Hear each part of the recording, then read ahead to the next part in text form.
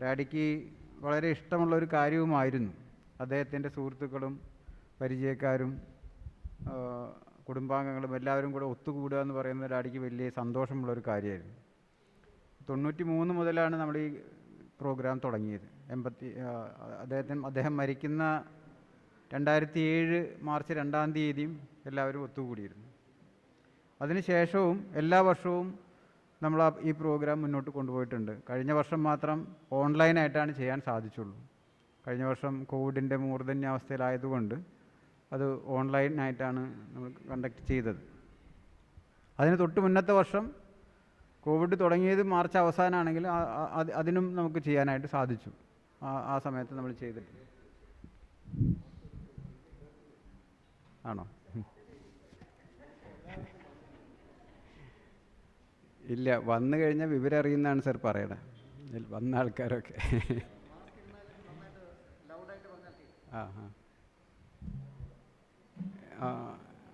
അതിനുശേഷം നമ്മളിപ്പോൾ കണ്ടിന്യൂസ് ആയിട്ട് ഈ പ്രോഗ്രാം ചെയ്യുന്നുണ്ടെന്ന് ഓർമ്മിപ്പിക്കാനും കൂടിയാണ് ഈ കാര്യങ്ങൾ പറഞ്ഞത്. അപ്പോൾ ഇന്നത്തെ നമ്മുടെ Elizabeth Baker and Laurie Baker സ്മൃതിയിൽ അവരെക്കുറിച്ച് ഓർക്കുന്നത് CDSലെ ഫെലോ ആയിരുന്ന അദ്ദേഹത്തിൻ്റെ കുടുംബവുമായി വളരെയധികം അടുത്ത ബന്ധമുള്ള ഡോക്ടർ ജോൺ കുര്യനാണ്. അദ്ദേഹത്തെ ഞാൻ വേദിയിലേക്ക് ക്ഷണിക്കുന്നു. ഇന്ന് സ്വാഗതമായിട്ടില്ല, സ്വാഗതം ഞാൻ പറയാം. ഇന്ന് ലോറി ബേക്കർ മെമ്മോറിയൽ ലെക്ചർ നടത്തുന്നത് ഡോക്ടർ KG താര. അവർ നമ്മുടെ ഡിസാസ്റ്റർ മാനേജ്മെൻറ്റ് ഇൻസ്റ്റിറ്റ്യൂഷൻ്റെ മേധാവിയായിട്ട് നേരത്തെ ഉണ്ടായിരുന്നതാണ് ഗവൺമെൻറ്റിൽ. അവരാണ് മെമ്മോറിയൽ ലെക്ചർ നടത്തുന്നത്. അവർ എത്തിക്കൊണ്ടിരിക്കുന്നതേ ഉള്ളൂ, ഉടനെ എത്തുമെന്ന് എത്തിയിട്ടുണ്ട്. വേദിയിലേക്ക് ക്ഷണിക്കുന്നു. ഞാൻ കണ്ടില്ല. ഇന്ന് നമ്മൾ ഈ പ്രോഗ്രാം ചെയ്യുന്നത് നേരിട്ടും ഓൺലൈനുമായിട്ടാണ്. ഓൺലൈനിലും സൂമിലും കാണാം ആൾക്കാർക്ക്. അതുകൂടാതെ യൂട്യൂബിലും അവൈലബിളാണ്. ഇപ്പോൾ കുറേ ആൾക്കാർ സൂമിലുണ്ട്. കാര്യങ്ങളെല്ലാം ലൈവ് സ്ട്രീമിംഗ് കൂടെ ചെയ്യുന്നുണ്ട്. അത് നടന്നുകൊണ്ടിരിക്കുകയാണ്. നമ്മളുടെ ഈ പ്രോഗ്രാമിൽ പങ്കെടുക്കാൻ എത്തിയിട്ടുള്ള ഒരുപാട് ഡാഡിയോട് അടുപ്പമുള്ള ഒരുപാട് ആളുകളുണ്ട്. ജോൺ കുര്യൻ സാറിൻ്റെ ഭാര്യയുണ്ട്, പത്മ ടീച്ചറുണ്ട്, ചേച്ചിയുണ്ട്, ശോഭ ചേച്ചിയുണ്ട്. ശർമാജിയായിട്ട് ഡാഡിക്ക് വളരെ അടുത്ത ബന്ധമുണ്ടായിരുന്നതാണ്. അദ്ദേഹത്തിന് 2 മക്കളും വന്നിട്ടുണ്ട്. നമ്മുടെ ആർട്ടിസ്റ്റ് ജോർജ് ഉണ്ട്, കേണൽ ജേക്കബ് ഉണ്ട്, നമ്മുടെ ചേച്ചിയുണ്ട്. ചേച്ചി എന്നേ വിളിക്കുന്നുള്ളൂ. എല്ലാവരും വന്നിട്ടുണ്ട്. എല്ലാവർക്കും സ്വാഗതം. അതുമാത്രമല്ല, നമ്മുടെ വേദിയിലിരിക്കുന്ന എല്ലാവർക്കും ഓരോരുത്തരുടെയും പേരെടുത്ത് പറയാനില്ല. എല്ലാവർക്കും ഒരിക്കൽ കൂടി സ്വാഗതം ആശംസിക്കുന്നു. അതുപോലെ തന്നെ നമ്മളുടെ ഈ വേദിയിലേക്ക് ക്ഷണിക്കേണ്ട 2 പേര് കൂടിയുണ്ട്. അതിൽ ഒരാൾ ഓൺലൈനിലാണ് കയറുന്നത്, അടുത്ത ആൾ ഇവിടെയുണ്ട്. നമ്മളിന്നൊരു പുസ്തകം റിലീസ് ചെയ്യുന്നുണ്ട്. ഗീതാഞ്ജലി കൃഷ്ണനാണ് ഡാഡീനെക്കുറിച്ച് മലയാളത്തിലുള്ള പുസ്തകം എഴുതിയത്. ഒരുപാട് യാത്ര ചെയ്ത് ഒരുപാട് ആൾക്കാരെ കണ്ട് ഒരുപാട് എഫേർട്ട് എടുത്തിട്ട് ഗീത തയ്യാറാക്കിയ പുസ്തകമാണ്. ഗീതേനെ കൂടെ വേദിയിലേക്ക് ക്ഷണിക്കുന്നു. ഇന്ന് നമ്മുടെ ഈ പരിപാടിക്ക് സ്വാഗതം പറയുന്നത് നമ്മുടെ കോസ്ഫോർഡിൻ്റെ അഡീഷണൽ ഡയറക്ടറും ഡയറക്ടർ ഇൻചാർജുമായിട്ടുള്ള ശ്രീ ചന്ദ്രബാബു സാറാണ്. അദ്ദേഹം ഓൺലൈനിലാണ് കയറിയിട്ടുള്ളത്. അദ്ദേഹത്തിനെ സ്വാഗതം പറയുന്നതിന് വേണ്ടിയിട്ട് ക്ഷണിക്കുന്നു.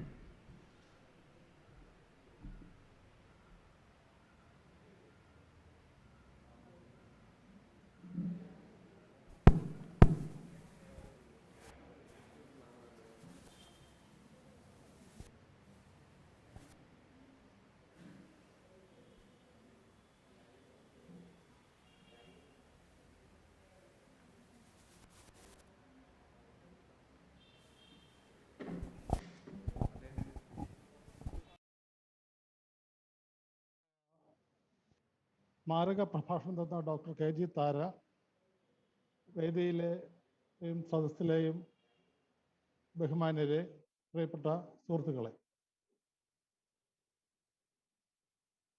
പ്രകൃതിക്ക് ഈ ഭൂമിയിലെ എല്ലാ ജീവജാലങ്ങളുടെയും ആവശ്യങ്ങൾ നിറവേറ്റാനുള്ള വിഭവങ്ങളുണ്ട്. എന്നാൽ സാർ ഒരു മിനിറ്റ് സാർ, ഓഡിയോ ഇഷ്യൂ ഉണ്ട്. ഒരു minute.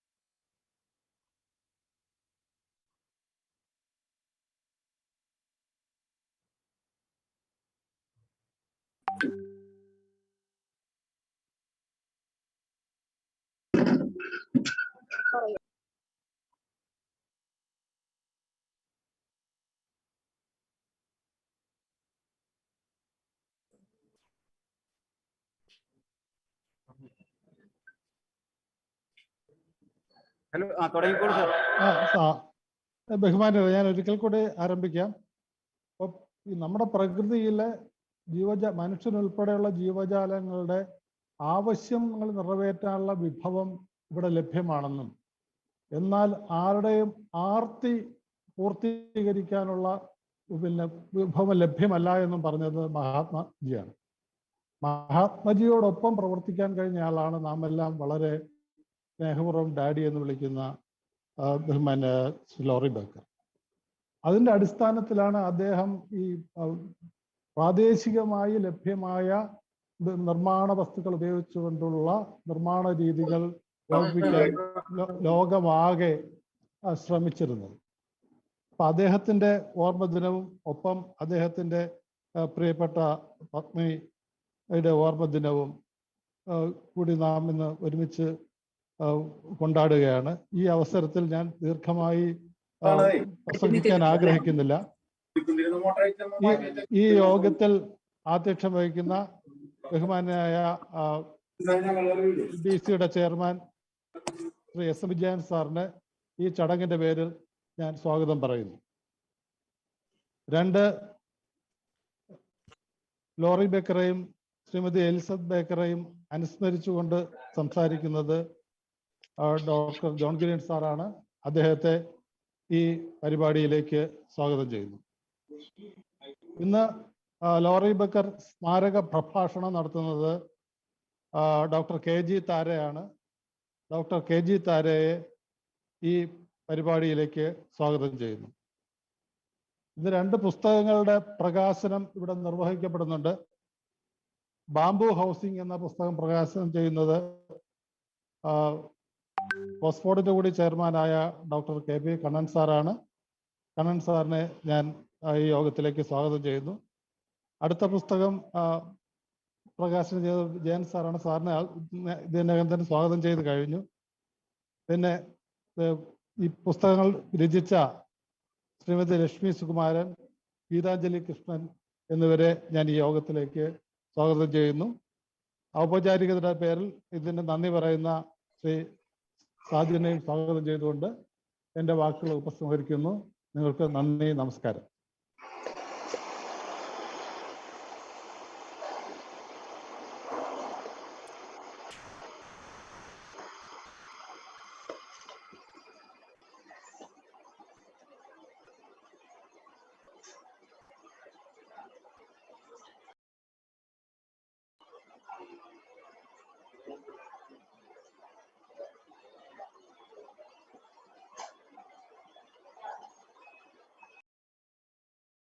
Sir, John Kurian sir, Geethanjali, Tara, വിശിഷ്ടാതിഥികളെ, എനിക്കൊന്ന് 93 ഒഴിച്ചിട്ട് ബാക്കി എല്ലാ വർഷവും ഈ ഫംഗ്ഷനിൽ അറ്റൻഡ് ചെയ്ത ഒരു വ്യക്തിയാണ്. അപ്പം ഇതൊരു സ്മൃതിയാണല്ലോ, രണ്ടുപേരെ പറ്റിയുള്ള ഒരു സ്മൃതിയാണ്. അപ്പോൾ ആദ്യം ലോറി ബേക്കർ സാറിനെ ഞാൻ കാണുന്നത്, ഞാൻ അട്ടപ്പാടിയിൽ അദ്ദേഹത്തിനെ വിളിച്ചുകൊണ്ട് പോയി 87-88 ആദിവാസികൾക്ക് വീട് ഡിസൈൻ ചെയ്യാൻ വേണ്ടി. അന്ന് അദ്ദേഹം തന്ന എനിക്കൊരു അഡ്വൈസ്, ഒരു ഡെസേർട്ടിൽ ഒരു സ്ലം ഉണ്ടാക്കരുത്, എല്ലാവരുടെയും വീട് ഇങ്ങനെ ഒന്നിച്ച് ഉണ്ടാക്കരുത്, ഒരു വലിയൊരു വില്ലേജ് ഡിസൈൻ ചെയ്യണം. അന്ന് അദ്ദേഹം ഒരു മനോഹരമായിട്ടുള്ള ഒരു ട്രൈബൽ ഹാബിറ്റാറ്റ് ഡിസൈഡ് ചെയ്തു. Probably the only such habitat ഈ ഡിസൈഡ്, ബാക്കിയെല്ലാം ഹൗസിംഗ് ആണ്. ഓഫ് കോഴ്സ് ചെറിയ ഇതും വരും. അൺഫോർച്ചുനേറ്റ്ലി ആ ഹാബിറ്റാറ്റ് ലോക്കൽ പ്രക്ഷോഭണം കൊണ്ട് നടക്കാതെ പോയി. ആരുടെ കുറ്റക്കാരെന്നൊക്കെ പറഞ്ഞാൽ അത് ഇന്ന് വലിയ കോൺട്രവേഴ്സി ആവും. അപ്പോൾ അതിലേക്ക് ഞാൻ കിടക്കുന്നില്ല. പിന്നെ കണ്ടത് കൊല്ലത്ത് കോസ്റ്റൽ ഏരിയയിൽ വീട് കത്തി നശിച്ച് ഡിസൈൻ ചെയ്തപ്പോഴാണ്. ഞാൻ പറഞ്ഞു വരുന്നത്, അട്ടപ്പാടിയിലും കൊല്ലവും ഫിഷർ ഫോക്കിലും ട്രൈബ്സിനുമായിട്ട് അദ്ദേഹത്തിൻ്റെ ഇൻ്ററാക്ഷനാണ്. ലാംഗ്വേജ് അറിയില്ല, പക്ഷേ പെർഫെക്റ്റ് കമ്മ്യൂണിക്കേഷൻ, പെർഫെക്റ്റ് അണ്ടർസ്റ്റാൻഡിങ്. അവരുടെ ആവശ്യങ്ങളും അവരുടെ സോഷ്യലായിട്ടുള്ള കൾച്ചറലായിട്ടുള്ള ആവശ്യങ്ങളും ഞാൻ മനസ്സിലാക്കുന്നതിനേക്കാളും എൻ്റെ ട്രാൻസ്ലേഷനൊന്നും ഇല്ലാതെ അദ്ദേഹം ഉൾക്കൊണ്ടു എന്നുള്ളതാണ് അദ്ദേഹത്തിൻ്റെ ഒരു അസാധാരണ കഴിവ്. You can communicate with people, understand people without even knowing the language എന്നുള്ള വേറൊരു ലാംഗ്വേജ് ഉണ്ട് മനുഷ്യർക്ക്, അത് അദ്ദേഹത്തിന് ഉണ്ടായിരുന്നു എന്നുള്ളതാണ് പറയുന്നത്. പിന്നെ ഞാൻ കൊല്ലം കളക്ടറായിരുന്നപ്പം പെരുമൺ ദുരന്തത്തിൽ കഴിഞ്ഞിട്ടൊരു 5 ലക്ഷം രൂപ പ്രധാനമന്ത്രി അനുവദിച്ചു for the good work done by the fisher folk. അത് ഒരു പ്രൈമറി ഹെൽത്ത് സെൻറ്റർ പണിയാൻ അദ്ദേഹത്തിനെ ഏൽപ്പിച്ചു. ആ ഡിസൈൻ ഒരു മാതൃകയാണ്. ഹി എൻവിസാജ്, ഫോർസ ഏത് രീതിയിലാണ് ഒരു മൂവ്മെൻറ്റ്സിന് ഹോസ്പിറ്റൽ വരുന്നത്, എന്താണ് ഒരു ഹോസ്പിറ്റലിൻ്റെ ഫങ്ഷൻസ് എന്നുള്ളത് നമ്മുടെ ബെസ്റ്റ് മാനുവൽസെക്കാളും എൻവിസേജ് ചെയ്ത് പണി ചെയ്തതാണ്. പിന്നെ ഞാനും അദ്ദേഹം കുറച്ചുകൂടി അടുത്തു. അപ്പോൾ പബ്ലിക് വർക്ക്സ് ഡിസൈൻ ചെയ്യണം എന്ന് ഞാൻ ഓരോ വർഷം ഇങ്ങനെ പറഞ്ഞു കൊടുക്കും. അങ്ങനെ അംഗൻവാടികൾ ഒരുപാട്, എനിക്കൊന്ന് 10-15 അംഗൻവാടിയുടെ മോഡലുണ്ടാക്കി, ഓപ്പറേഷൻ ബ്ലാക്ക് ബോർഡിൻ്റെ മോഡലുണ്ടാക്കി. പിന്നെ markets, village markets, fish market, അതിൻ്റെയൊക്കെ ഒരുപാട്, അതിപ്പോഴെല്ലാം കോസ്ഫോർഡിൻ്റെ കയ്യിലുണ്ട്. സോ ആ ഓരോന്നിലും അദ്ദേഹത്തിൻ്റെ ആ റെയർ ഇത് അന്ന് കണ്ടതാണ്. എൻ്റെ വിഷയം അതല്ല, അദ്ദേഹത്തിൻ്റെ ഗ്രേറ്റ്നെസ് നമുക്ക് എല്ലാവർക്കും അറിയാം. ആൻഡ് ഹിസ് വൈഫ്, അത് ഈ ബൈബിളിൽ പറയുന്നത് ആഡമിന് കൂടി ഈവ് ക്രിയേറ്റ് ചെയ്തത് ഹെൽപ്പ് മേറ്റ് എന്നാണ്. അത് ഒരു ഹെൽപ്പ് മേറ്റ് എന്ന് വെച്ചാൽ ഹെൽപ്പ് സൂട്ടബിൾ എന്നാണ്, മേറ്റ് എന്നുള്ള അർത്ഥത്തിലല്ല, പഴയ ഇംഗ്ലീഷാണ്. അപ്പോൾ അങ്ങനെയായിരുന്നു, പരസ്പര പൂരകമായിട്ട് സപ്പോർട്ട് ചെയ്ത് വന്ന ഒരു ക്രിയേറ്റിവിറ്റിയാണ്. അപ്പോൾ അതിന് മാഡത്തിന് എന്താണ്, ഡോക്ടർ എന്താണ് ചെയ്തതെന്ന് വെച്ചാൽ നമുക്ക് ഡിസ്റ്റിങ്വിഷ് ചെയ്യാൻ ഒക്കത്തില്ല. ആ ഒരു ബന്ധം എനിക്ക് അന്ന് മുതലേ കാണാൻ കഴിഞ്ഞിരുന്നു. പക്ഷേ ഒരു കാര്യം എന്നെ നമ്മൾ ജനകീയാസൂത്രണം തുടങ്ങിയപ്പോഴാണ് ഇത് കുറേ മെയിൻ സ്ട്രീം ചെയ്യാൻ തുടങ്ങിയത്, ഈ ആർക്കിടെക്ചർ. പക്ഷേ ഇന്ന് തിരിഞ്ഞു നോക്കുമ്പോൾ എനിക്ക് വലിയ പേടിയാണ്. നമ്മളിപ്പോൾ 25 വർഷമായി ജനകീയാസൂത്രണം തുടങ്ങിയിട്ട്. ഇപ്പം നമ്മൾ എവിടെ നിൽക്കുന്നു? എൻ്റെ ക്രിട്ടിക്കലായിട്ടുള്ള അപ്രൈസലിൽ ലോക്കൽ ഗവൺമെൻറ്റ്സിൻ്റെ ഇൻട്രസ്റ്റ് ഭയങ്കരമായിട്ട് കുറയുന്നു. കോസ്ഫോർഡ് എന്നല്ല, ഈ ഓൾട്ടർനേറ്റീവായിട്ടുള്ള ബിൽഡിംഗ്. ഇത് ആദ്യത്തെ കാലങ്ങളിൽ ജില്ലാ പഞ്ചായത്തുകൾ പോലെ, എങ്കിൽ 2 ജില്ലാ പഞ്ചായത്ത്, കൊല്ലവും ആലപ്പുഴയും, പിന്നെ കോഴിക്കോടും കുറേ ബിൽഡിങ്സ് എല്ലാം ഈ ടെക്നോളജി വെച്ചാണ് പണിതത്. ഇന്ന് ആർക്കും ഇൻട്രസ്റ്റ് ഇല്ല. അവർ കുറച്ചൊക്കെ നമ്മളെ ബ്ലെയിം ചെയ്യും, നമുക്ക് കുറ്റമുണ്ട്, ഇല്ലെന്ന് ഞാൻ പറയുന്നില്ല. ആ ഇൻട്രസ്റ്റ് ഇസ് ഡിക്ലൈനിങ്. അത് ഇച്ചിരി ഷോക്കിംഗ് ആണ്. പിന്നെ നമുക്ക് വേണ്ടി ഒരു ഫസ്റ്റ് ടൈം ഇൻസ്റ്റിറ്റ്യൂഷണലൈസേഷൻ വലിയൊരു സ്റ്റെപ്പായിരുന്നു. അതന്ന് പാലോലി സാറുടെ സപ്പോർട്ട് കൊണ്ടാണ് നടന്നത്, ഡോക്ടർ ഐസക്കിൻ്റെയും.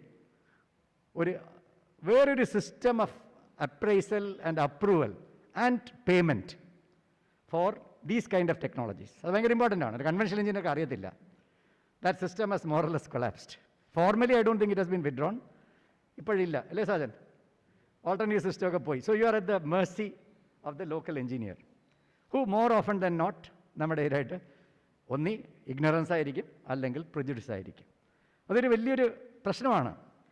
പിന്നെ വന്നത്, അത് വളരെ വിഷമമുള്ള കാര്യമാണ്, ദത്തമാസ്റ്റർക്ക് അതിനേക്കാളും വിഷമമുണ്ടായ കാര്യമാണ്, ലൈഫും പൊതുവിദ്യാഭ്യാസ സംരക്ഷണ യജ്ഞം രണ്ടിലും ഈ ഓൾട്ടർനേറ്റീവ് ടെക്നോളജീസ് കംപ്ലീറ്റ് ആയിട്ട് ഇഗ്നോർ ചെയ്തു. ബ്യൂറോക്രറ്റിക്കാണ്, പൊളിറ്റിക്കലാണെന്ന് എനിക്ക് തോന്നിയിട്ടില്ല. We are pushed outside the system. അല്ലെങ്കിൽ 150 വർഷമുള്ള സ്കൂളുകളെ, പുതിയ ബിൽഡിങ്ങിലെങ്കിലും പഴയ സ്കൂളുകളെ വളരെ മനോഹരമായിട്ട് നിലനിർത്താൻ ഒരു പക്ഷേ നമ്മളെപ്പോലെ ആൾക്കാർക്കേ പറ്റത്തുള്ളൂ. ഒരു കോൾ ബ്ലഡഡായിട്ട് പുറത്താക്കപ്പെട്ടു. അതൊരു ഇറ്റ്സ് വെരി ഓമിനസ് സൈൻ, ഇത് ഇങ്ങനെയുള്ള ഒരു കാര്യം. പിന്നെ ഈ ഒരു പിക്ചറിൽ 2018 PWDയിൽ ഒരു ബഡ്ജറ്റിലോ ഗവർണർ അഡ്രസ്സിലോ ഒരു ഉണ്ടായിരുന്നു, 2018 തോന്നുന്നു. ബിൽഡിങ്ങിൽ ഓൾട്ടർനേറ്റീവ് ടെക്നോളജീസ് മെയിൻ സ്ട്രീം ചെയ്യും. പക്ഷേ അത് ആ പ്രസംഗത്തിൽ ഒതുങ്ങിപ്പോയി.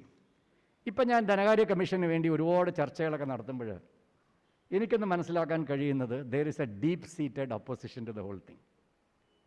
ബ്യൂറോക്രാറ്റിക്കാണ്, ടെക്നോക്രാറ്റിക്കാണ്, പൊളിറ്റിക്കലായിട്ട് ഇഗ്നറൻസുമാണ്. അപ്പോൾ ഇതൊരു വളരെ ഒരു ബ്ലീക്ക് സിനേറിയോ ആണ് നമുക്ക് നേരിടേണ്ടി വരുന്നത്. അതേസമയം ഇന്നത്തെ കോണ്ടെക്സ്റ്റ് നമ്മൾ തുടങ്ങിയതുപോലുള്ള കോണ്ടെക്സ്റ്റ് അല്ല. ഇന്ന് ഫ്ലഡ് വന്നു, സുസ്ഥിര വികസനം എന്ന് പറയുന്നു, കാർബൺ ഇംപ്രിൻറ്റിനെ പറ്റി പറയുന്നു, ക്ലൈമറ്റ് ചേഞ്ചിനെ പറ്റി പറയുന്നു, ഗ്രീൻ ബിൽഡിങ്സ് എന്നുള്ളത് അത് കമേഴ്ഷ്യലായിട്ട് പോയിക്കൊണ്ടിരിക്കുന്നു, more commercial than conventional buildings ആയി മാറുന്നു. അപ്പോൾ ഈ ഒരു കോണ്ടെക്സ്റ്റിൽ സോഷ്യൽ മീഡിയ വെച്ചിട്ട് ഇതെല്ലാം എളുപ്പം വലിയ ചിലവൊന്നുമില്ലാതെ പ്രചരിപ്പിക്കാൻ പറ്റും. ഇതൊക്കെ ഭയങ്കര പോസിറ്റീവ് കോണ്ടെക്സ്റ്റാണ്.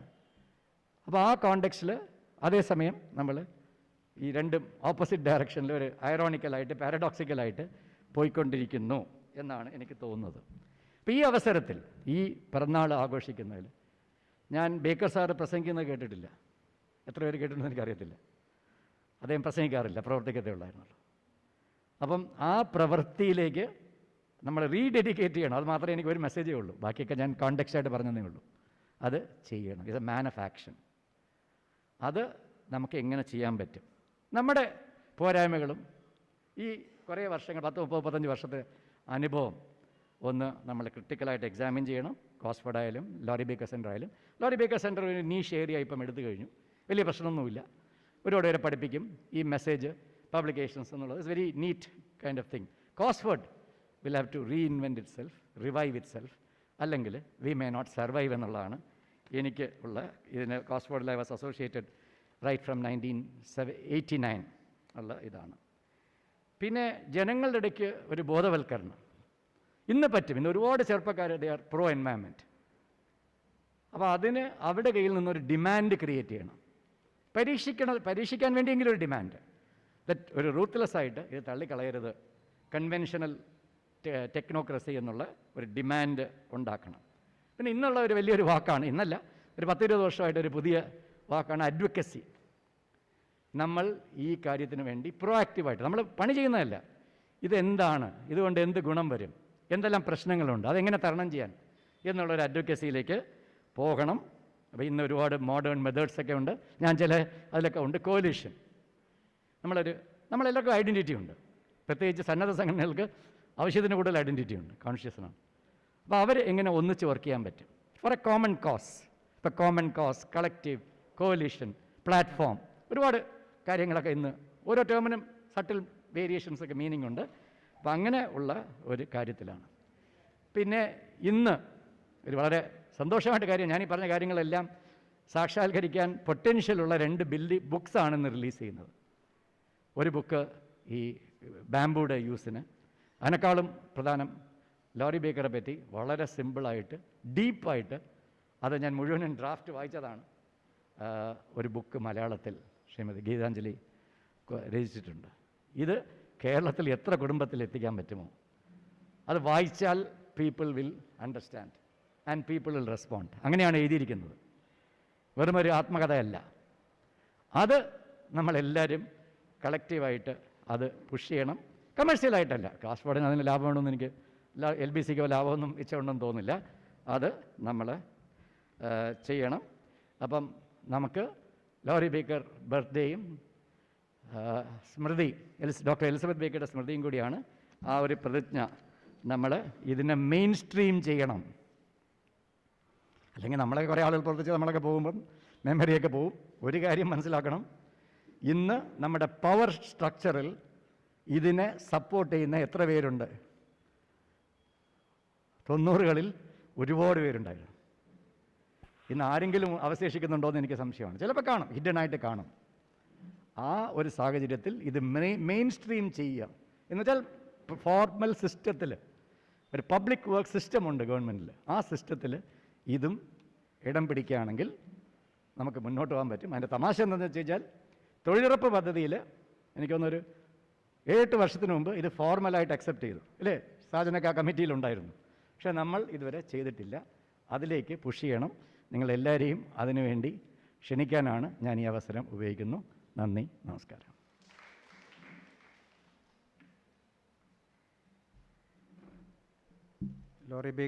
ലോറി ബേക്കറിനെ കുറിച്ച് അനുസ്മരണം നടത്തുന്നതിന് ഡോക്ടർ ജോൺ കുര്യനെ ക്ഷണിക്കുന്നു.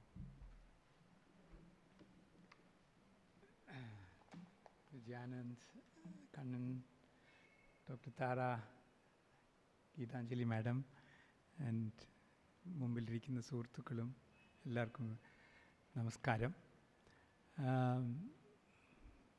സാജൻ എന്നെ അപ്രോച്ച് ചെയ്തപ്പം വളരെ സ്ട്രിക്റ്റായിട്ടൊരു എനിക്കൊരു താക്കീത് തന്നു. അതായത് ഓൺലി റിമെമ്പറൻസസ്, മറ്റ് കാര്യങ്ങളൊക്കെ മറ്റുള്ളവർ സംസാരിച്ചോളും. അതുകൊണ്ട് please keep your talk only to the remembrances.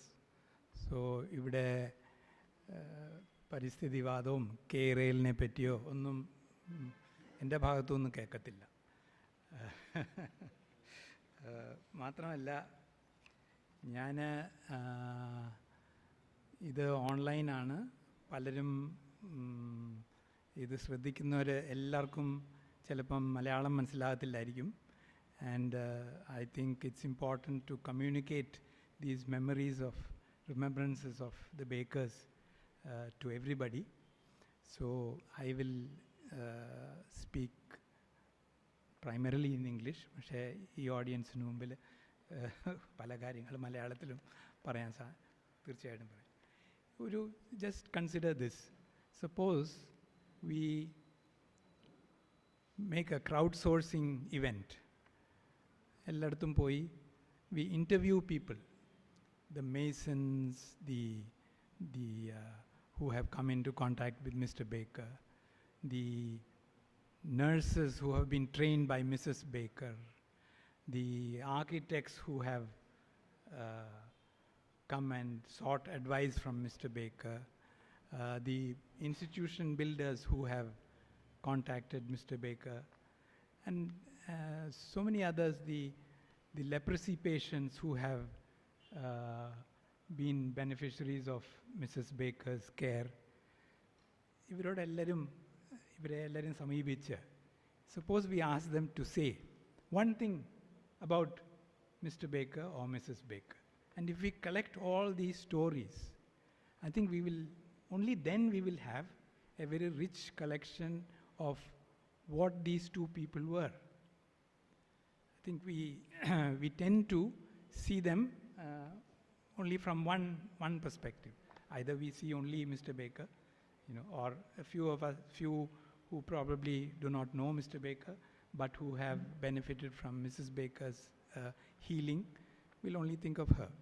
So I think this is something we could also do. Either mister ബേക്കറിൻ്റെയും മിസ്സസ് ബേക്കറിൻ്റെയും ജീവിതത്തിനെ സംബന്ധിച്ച് അവരുടെ മിഷൻ, ആൻഡ് നോട്ട് ഓൺലി ഈ കേരളത്തിൽ മാത്രമല്ല, they started in the hills in the Himalayas. Right from that collecting this wood be, I think, a great service that we do. അപ്പോൾ ഇതുപോലൊരു എന്താ പറയുക, kind of a baker Wikipedia sort of thing, where we gather all this. That is probably the only way we can fathom the true significance of this remarkable couple who have really, their lives, they have touched millions of people in Kerala and the rest of the country. So when I embark on my remembrances of Laurie and Elizabeth Baker, this is also just one story. This is my story. So it is obviously biased. This is my relationship with them. So I think we need to add so many other stories. And what I am trying to say to you today would be just the great sense of fondness and affection that I had for those two human beings. I think they were some of the finest human beings that this town and this state has known.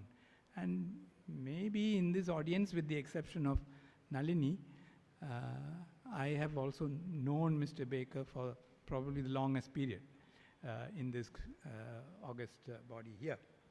So, you know, I was born and brought up outside this state, and in a way, you would call me a verillatha Malayali, kind of rootless Malayali. Not ruthless, but rootless. And, you know, I've always had difficulty to answer this question, veed evideya? The first question, which I think it's a difficult question for me to answer. Appam, when Sajan രണ്ടാഴ്ച മുമ്പ് എന്നെ വിളിച്ചപ്പം, and then I thought about it, what to say. Then it occurred to me that, in a way, see, I came to Kerala in 73. I was 22 years old then. Now I am 71. So that's almost 50 years. So in this last 50 years, my association with the Bakers, in a way, I think it sort of dawned on me that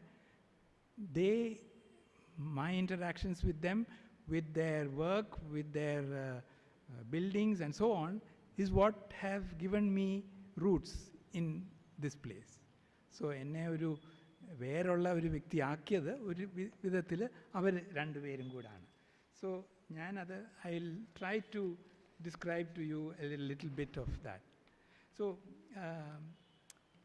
actually I got to know Mrs. Baker first, not Mr. Baker. So that may also be strange for many of you.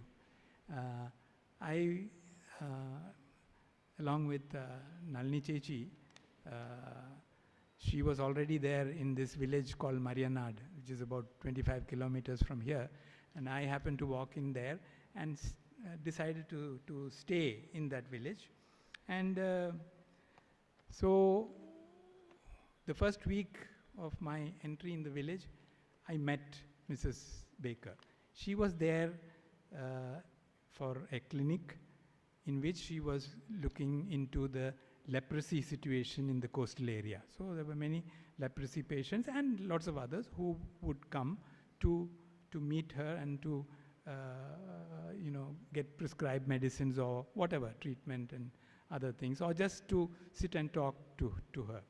And it so happened that the office of the cooperative where I was working and the clinic where she was doing her work were very close. So whenever she finished her work, she would come out and I would then accompany her to the place where we used to stay and then talk.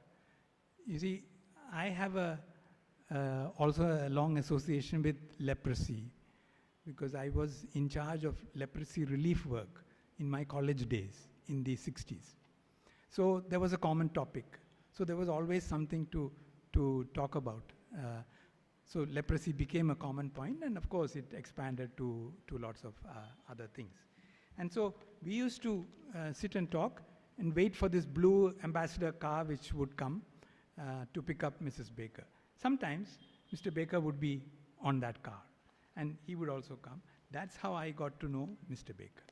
So of course we got talking and you know, I think they were fond of me. We got talking about fisheries, about lots of other things. And by 1975, he built a fish marketing center for the cooperative. So we had discussed this issue and he built this marketing center. I don't see this building in any of your publications. Probably you don't even know that it exists. It still exists. Probably only part of it. But that was one of the first things that he did for us in the village. And what happened then was that, you know, this then became my office, this marketing center. It was closer to the beach, and the fish used to be cleaned by the women of the village and packed and then taken on a mobile vehicle to Trivandrum for sale to consumers. So don't think that mobile sale of packed fish is a post-COVID phenomenon. It used to happen in 1975. We also used to supply it to some institutions, like, for example, Center for Development Studies. So I was a frequent visitor to sell fish to the Center for Development Studies. It also happened that at that time, my father, who had retired from a theological seminary in Bangalore and was in Calcutta, he was asked by the CSI Bishop Jesudasan, to come and help to upgrade the Kannamula seminary. I think some of you know this seminary in Kannamula. So my father, since the bishop had invited him, he had already retired, but he came and decided to upgrade this institution and affiliate it to the University of Serampore in West Bengal. All theological colleges are affiliated to Serampore University. So they wanted some buildings. So I introduced Mr. Baker to my father. They got along very well, I must say. And he built a library and other things for my father. And 1976, I was supplying fish to CDS for 1 year. Then I made my backdoor entry like that into CDS. And my first office was, of course, in a Baker building. And I also stayed in the hostel which Mr. Baker had built in 1973 at the time when there was a huge shortage of cement. So that hostel is a 3-storied building made of brick and surki. You can still see the difference in that. So I stayed in that hostel. So, again, the impact that his buildings and all that had on my life. So, but then I left CDS in a couple of years. But when I joined back in 1980, I was given an office in the ground floor below the seminar rooms. I'm talking like this because I think some of you know CDS. And this was in a very strategic place because it was between the canteen and the main CDS library and buildings. So, and this office had 2 big bay windows. So I could see everybody who was going past, including this lady who then became my wife after that. So and this room had so many corners, it was not a 4-corner room. So it's like that. So then Mr. Baker, he would go by, because by the time a little later we had the second phase of the constructions in CDS. So whenever he was feeling a little tired or he just wanted to have a conversation, he would drop by since he knew me. So we had lots of conversations with him, and I vividly remember one, again to highlight to you that he's not only an architect, he has so many other interests. So this whole question of the nuclear issue. So, as that he was a Quaker and a pacifist. So he was very much anti-nuclear. So I introduced him to a Japanese friend of mine, who was also, she was a great anti-nuclear activist in Japan. And I gave him an interview which she conducted with the TEPCO. TEPCO is the company which, it's called the Tokyo Electric Company. They are the ones who made the nuclear plant in Fukushima, which was destroyed by the tsunami. So this interview is between the manager of TEPCO and some journalists about the safety of these plants. And they were swearing that 100% safety, no problem, and all that sort of thing. Of course, now one realizes how prophetic this anti-nuclear activist was. She was challenging the managers on this. So some time after that, Mr. Baker then came with one of his cartoons where he drew a nuclear plant and a bamboo fence around the thing, and then underneath it said, "This is perfectly safe, we have put a fence around it." And then he said to me, "You know, can you arrange to put it on the notice board of CDS?" So you know, that's another instance. My wife Molly, she joined CDS in 1980. She was in Madurai, and then she came to CDS and joined this round library. And she stayed in the round CDS women's hostel, and she had a semicircular room. And I know she talks a lot about how nice the library was, or probably is still, and also about the room. So, you know, I think her curvature when she is sleeping these days is probably a result of that, those times. So in 1983, then by the time we were married, we were the first to shift to the Baker staff quarters. So we stayed in the staff quarters, and our eldest son, Amit and Anand, two of them, they enjoyed Mr. Baker's play space, the creche, and I remember their hide and seek place was the car park, which had coconut trees growing out of it, you know, very, very unique car park. So they used to play their hide and seek then. And my second son, Anand, is a great Baker fan. He collects all the books, plans, and photographs, and so on. And I believe he also shared some of it with Gitanjali ma'am. So this morning he sent me a photograph of the book saying, "I've already got the book." So I said, "Well, I haven't." so that shows their relationships. So then in 1988, we decided to build a house. So we approached Mr. Baker. We got a loan of 1.5 lakhs from the HDFC bank, and told Mr. Baker, "This is it." And he said, "You may need a little more." So we got you know, loans from relatives and so on. So he built this house for us. So I believe there are some pictures in this book of Gitanjali madam. So he completed this house in, it cost us 3 lakhs, 1,700 square foot home, 3 lakhs. Even in those days, it was cheap. I remember being called to the income tax office with the accounts. And the officer who was dealing with me said, "Idangana itra cheap aayittu ithram velliya veedu, please you bring the records." So I went. Fortunately, his boss had a Baker house. So she just overruled his objections. So that was the thing. So we named our house Tunnel, and our youngest son Ashwin was born there in 1991. Actually, today is his birthday also. So it was well timed. So, but then, you know, there was a very unfortunate incident when he built our house. He was there at a time when the headload workers were a bit militant and all that.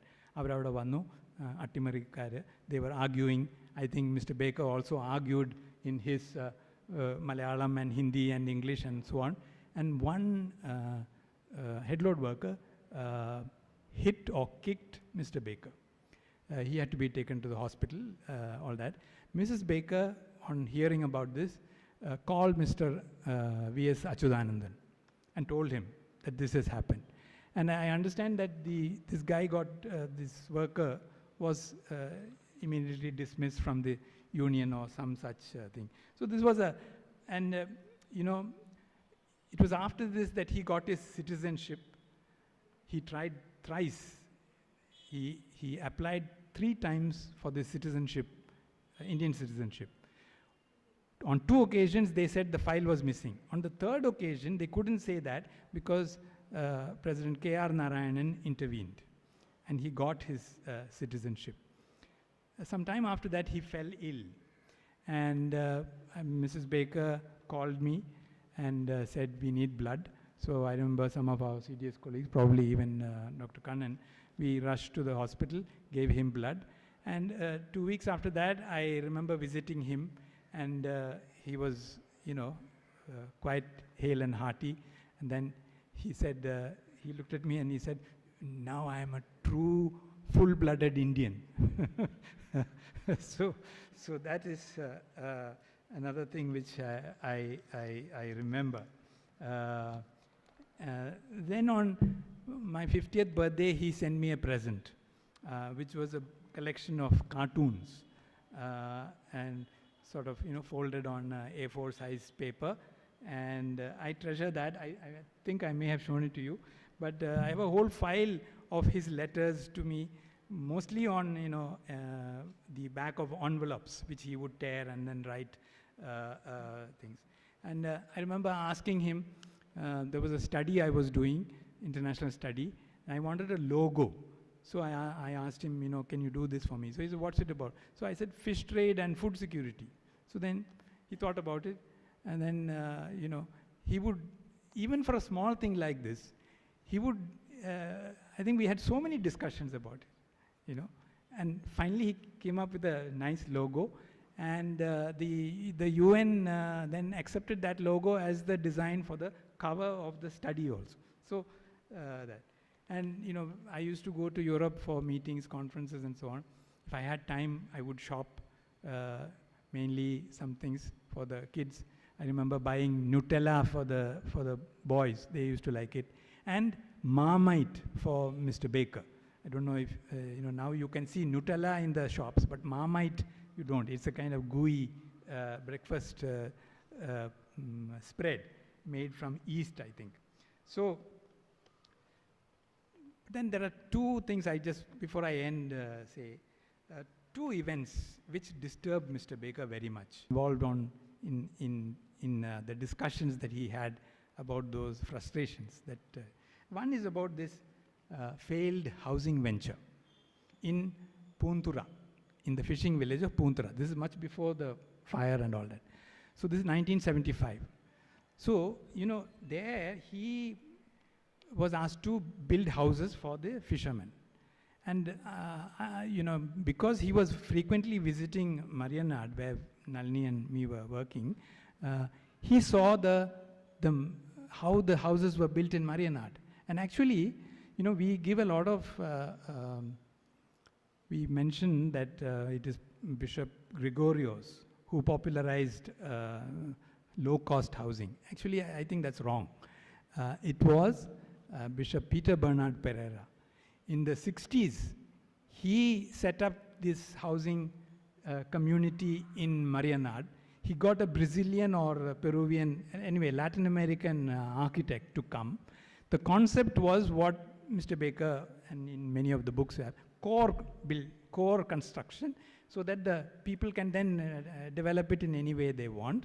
And these houses where we also lived in Marianad, kitchen had a smokeless chula. I'm talking about 60s.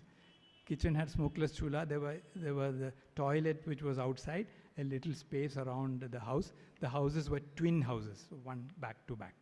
So I'm sure Mr. Baker's idea about housing for fishers, because he discussed this also with us, came from that. And that is what he wanted to implement in Puntura. And the important thing about housing in Marianad is that it is away from the beach. It is on the eastern side of the road, of the coastal road. So in the same pattern in Puntura, he did this. So he built the houses. But unfortunately, one of his most trusted supervisors failed him. This guy, he cheated on the materials and I think on the roofing and all that. It was a catastrophe. The fishermen would refuse to accept these houses. It was so poorly built. And I think that failure affected him very much. For me, I see this as it was a failure as a kind of vision that a good model for housing for fishing communities. If that had succeeded, the state would have accepted that, and we would have had, this kind of a pattern all over the state. This is my belief. Because even today, housing for fishers is a problem. We still end up making matchbox kind of things. So that concept of a community, as Vijayanand was saying, the concept of a community of houses, not just quarters with the community space and so on, was that was lost.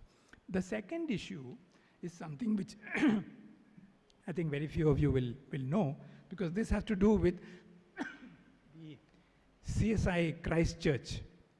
Is the church close to the cathedral, the Catholic cathedral. It is the oldest church in Trivandrum. So that church was extended by Mr. Baker, I think it was 69 or 70. Now, nobody knows this because it is not Bakerian. The building is 150 years old at that time. So he extended it and kept it in the same Gothic architecture style. So nobody would know that it was a Baker design. But if you look at the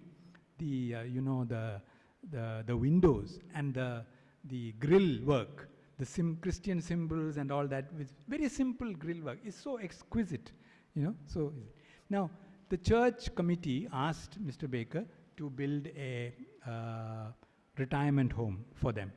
So the committee decided we'll have a retirement home. Mr. Baker was asked to do it. The budget was passed and everything, and he built the building. It was almost complete. That was the time when he got a doctorate in the UK. He went off there. I think Sarjan was in charge of the construction there. The committee took this opportunity of Mr. Baker going away to come and stop the work. I think he also was asked to leave, isn't it? And they took over. Now this was bad. In the church, this created a rift, and there was a difference of opinion about what happened.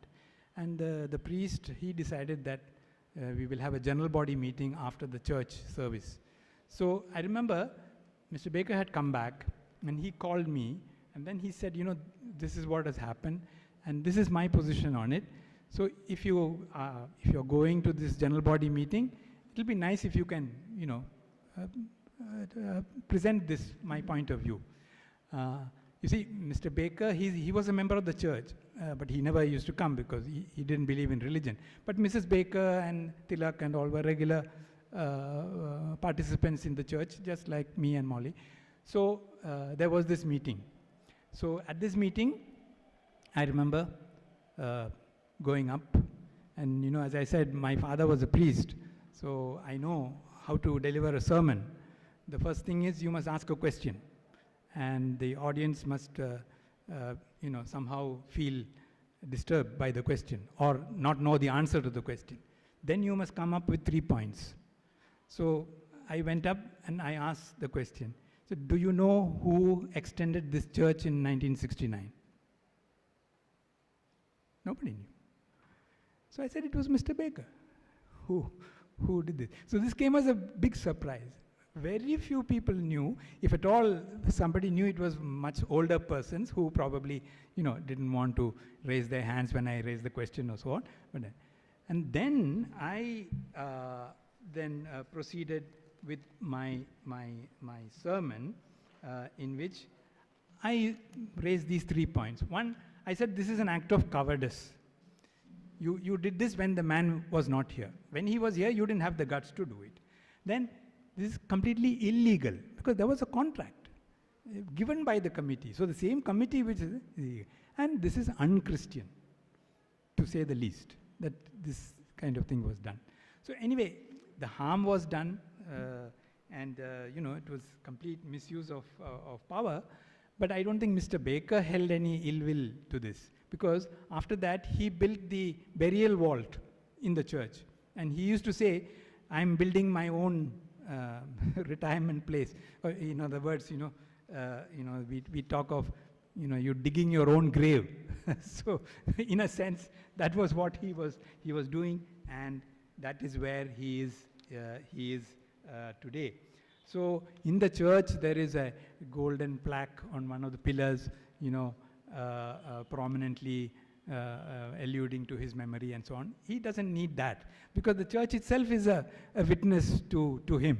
So he didn't need that. This. So then let me just conclude. The photograph which was there on your invitation, if you got the invitation, of Mr. Baker, Mrs. Baker, and me sitting in the middle, was a photograph taken by Molly. That was the time when Mr. Baker was in his mango drawing frenzy, drawing many mango shaped things, making designs and all that. And also he had lost vision tremendously, but that didn't prevent him from counting the number of cars that was going past below Hamlet. And I remember he said to me, do you know that 7 out of 10 cars in Trivandrum are white in color? So, there's this. So we had gone there to tell him that we will not be around for a while. I was going away to Indonesia for a couple of years, so that we will not be here. So on that April Fool's Day 2007, we were not here when Mr. Baker left us. So, I think now you are convinced that if I have roots here, a lot of it has to do with my relationship with Mr. and Mrs. Baker. In Azim Premji University, where I teach now, there is a course called Architecture for Non-Architects. Yeah, it's an open course. So, no grades, no assignment and all that. So the gallery is full.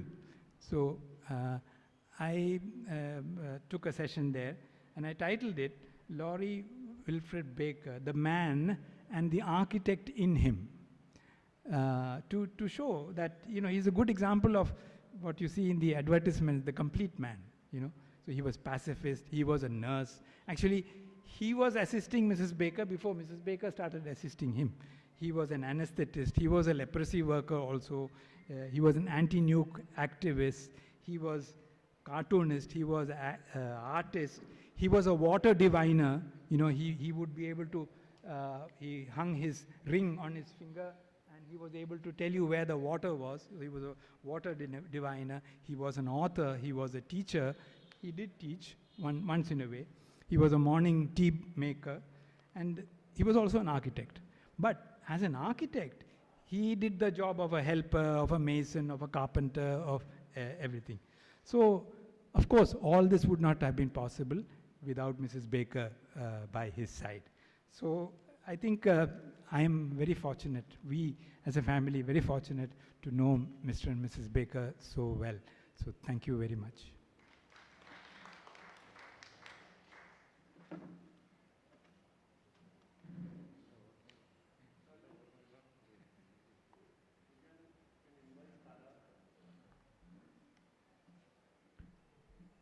Thank you Kurian sir. അടുത്തതായിട്ട് doctor താര lorry Baker memorial lecture നടത്തുകയാണ്.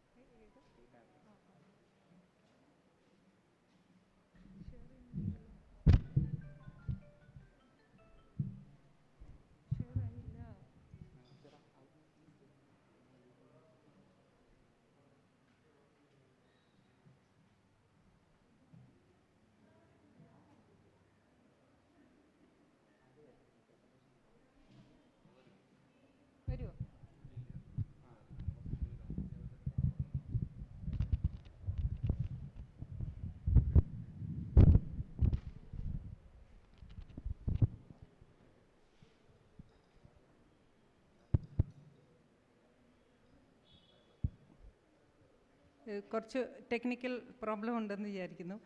ആദ്യം നന്ദിയാണ് എനിക്ക് പറയാനുള്ളത്. കാരണം എന്നെ ഇവിടെ ക്ഷണിച്ചതിന്, ഇത്രയും പ്രഗത്ഭരായ ഒരു സദസ്സിൻ്റെ മുമ്പിൽ ഇങ്ങനെ നിൽക്കാനൊരു അവസരം തന്നതിന്, പ്രത്യേകിച്ച് പലരും എൻ്റെ ഗുരുതുല്യരായിട്ടുള്ള ആളുകൾ, വിജയാനന്ദ് സാറിനെ പോലെയുള്ള ഗുരുവായിട്ട് തന്നെയാണ് സാറിനെ കാണുന്നത്.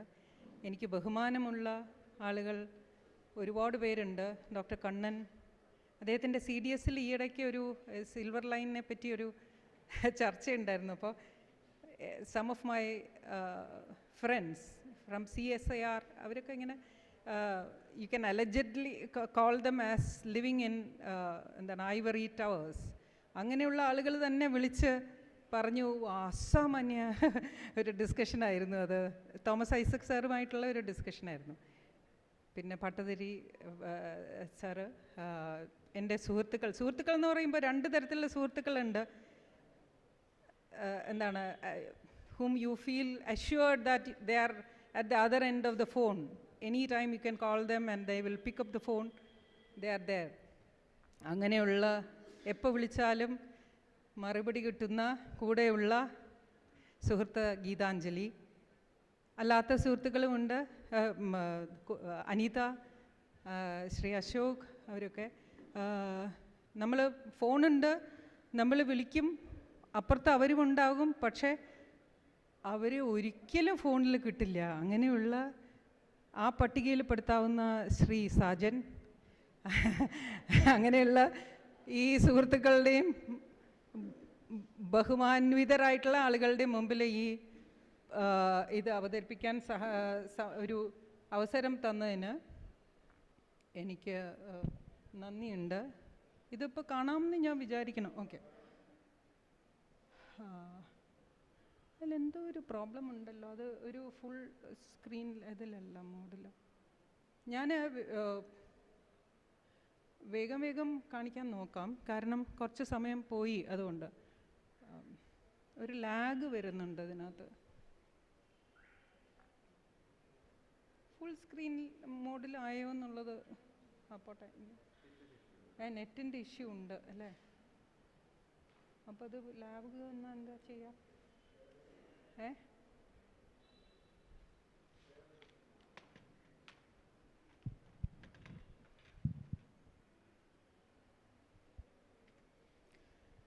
നമ്മൾ ഞാനിവിടെ കാണിക്കുമ്പോൾ അത് കുറച്ച് സമയം കഴിഞ്ഞിട്ടാണ് അവിടെ വരുന്നത് കേട്ടോ. അപ്പോൾ അത് ബുദ്ധിമുട്ടുണ്ട്. ഒരു മിനിറ്റ്, അത് ഞാനൊന്ന് നോക്കിക്കോട്ടെ എന്താ എൻ്റെ പ്രോബ്ലം എന്നുള്ളത്. ഇത് കുറച്ച് ലാഗ് വരുന്നുണ്ട്, അപ്പോൾ എന്താ ചെയ്യുക? വന്നിട്ടില്ലല്ലോ.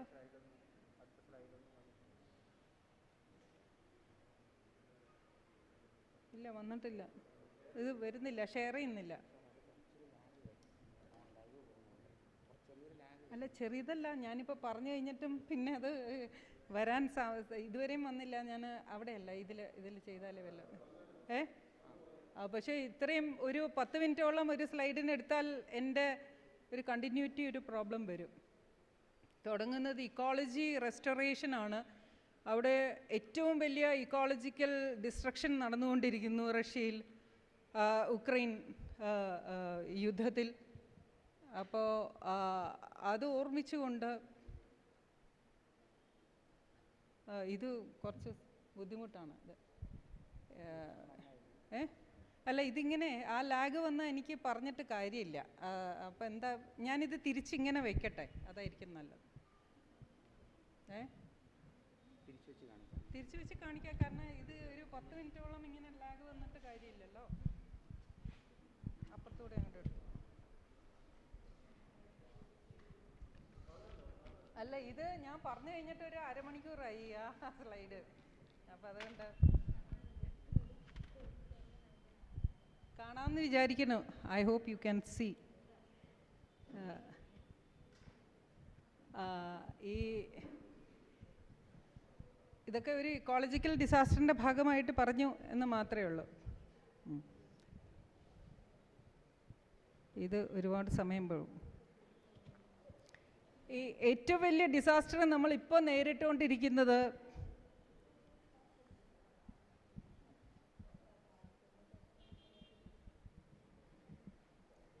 ഈ എന്താണ് മൾട്ടിറ്റ്യൂഡ്സ് ഓഫ് സൂം മീറ്റിംഗ്സ് ആണ്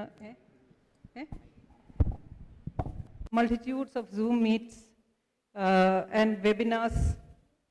അതാണ് ഇതിൽ കണ്ടാൽ മതി കേട്ടോ, അതിൽ നോക്കണ്ട. അതൊന്ന് ഓഫ് ചെയ്ത് വെക്കാമോ എന്നാലേ, കാരണം ഞാൻ പറയുന്നതും അതുമായിട്ട് യാതൊരു ബന്ധമില്ല. അത്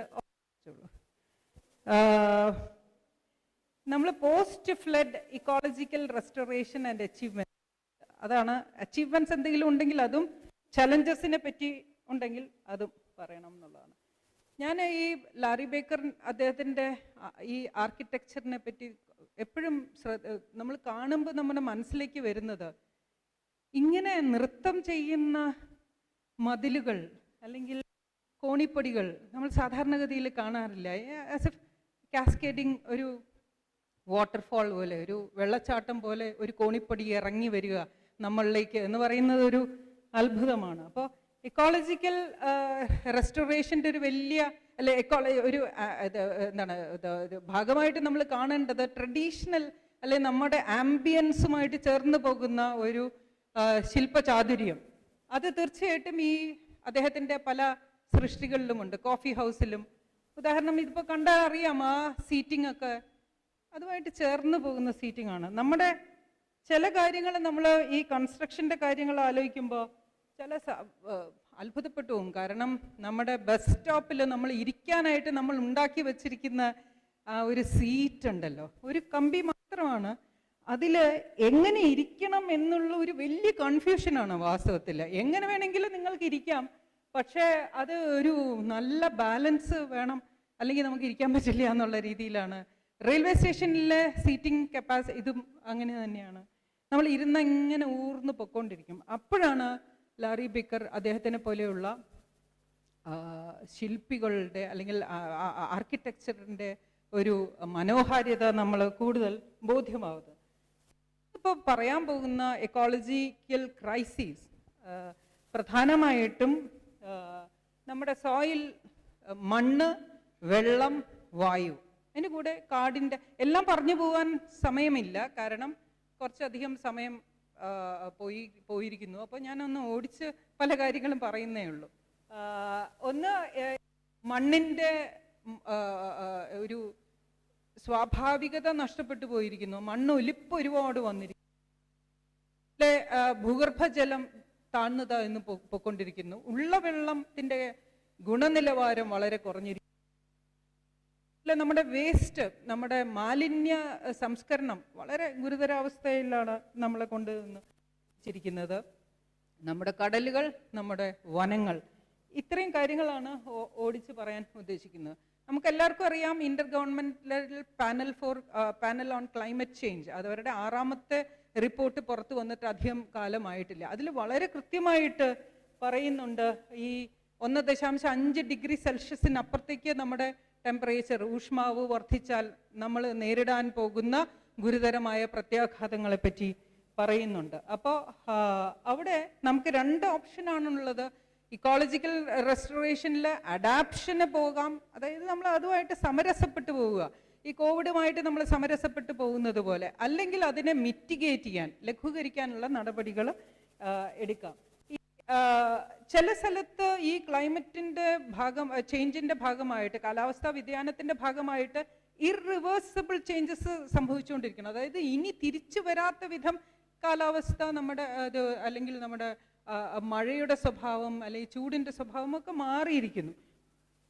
ഇപ്പോൾ റഷ്യയുടെ ഒരു ഉദാഹരണം തന്നെ പറയുകയാണ്. ഈ ഓമൈക്കോൺ എന്ന് പറയുന്ന റഷ്യൻ വില്ലേജിൽ തണുപ്പ് -62 ഡിഗ്രി സെൽഷ്യസ് വന്നിട്ട് കൺപീലികൾ വരെ തണുത്തുറഞ്ഞു പോകുന്ന ഒരു സ്ഥിതിവിശേഷം, അങ്ങനെ ഒരു ഇതുണ്ട്. സഹാറ ഡെസേർട്ട് നമ്മൾ എപ്പോഴും പറയുന്നത് മഴയില്ലാത്ത സ്ഥലം, പക്ഷെ അവിടെ മഴ 50 മില്ലിമീറ്റർ വരെ മഴ പെയ്യുന്നു. ഇങ്ങനെയുള്ള വ്യതിയാനങ്ങൾ ഇത് മനുഷ്യനെ വാസ്തവത്തിൽ ദുരിതത്തിലാക്കുകയാണ്. ഒരേ ഒരു അഡ്മിനിസ്ട്രേറ്റർ, ഭരണകർത്താവ് മാത്രമേ കാലാവസ്ഥാ വ്യതിയാനം വളരെ നന്നായി, അത് കൊള്ളാം, ഇറ്റ് ഈസ് ഫാബുലസ് എന്ന് പറഞ്ഞുള്ളൂ. ഇത് ഒരു ഒട്ടകം സഹാറ മരുഭൂമിയിൽ ഇങ്ങനെ മഞ്ഞൊക്കെ കൊണ്ട് നിൽക്കുകയാണ്. ഈ നമ്മുടെ മൂന്നാറിൽ പോലും മഞ്ഞിന്റെ സാന്നിധ്യം വന്നത് ഒരു വലിയ കൗതുക വാർത്തയായിട്ട് നിലനിൽക്കുന്നുണ്ട്. ക്ലൈമറ്റ് ചേഞ്ച് ഇസ് ഫാബുലസ് എന്ന് പറഞ്ഞ് ഒരേ ഒരാളെ നമുക്ക് ഒരേ ഒരു ഭരണകർത്താവേ ഉണ്ടായിട്ടുള്ളൂ. കാരണം അദ്ദേഹം പറഞ്ഞു ഇറ്റ് ഇസ് സോ ഫാബുലസ്. കാരണം നമ്മളുടെ ഇവിടെ കാണാത്ത പിന്നെ ചില വ്യതിയാനങ്ങൾ നമുക്ക് കാണാമല്ലോ. അങ്ങനെ സന്തോഷവാനായിട്ട് ഭരണകർത്താവ് മാത്രമേ.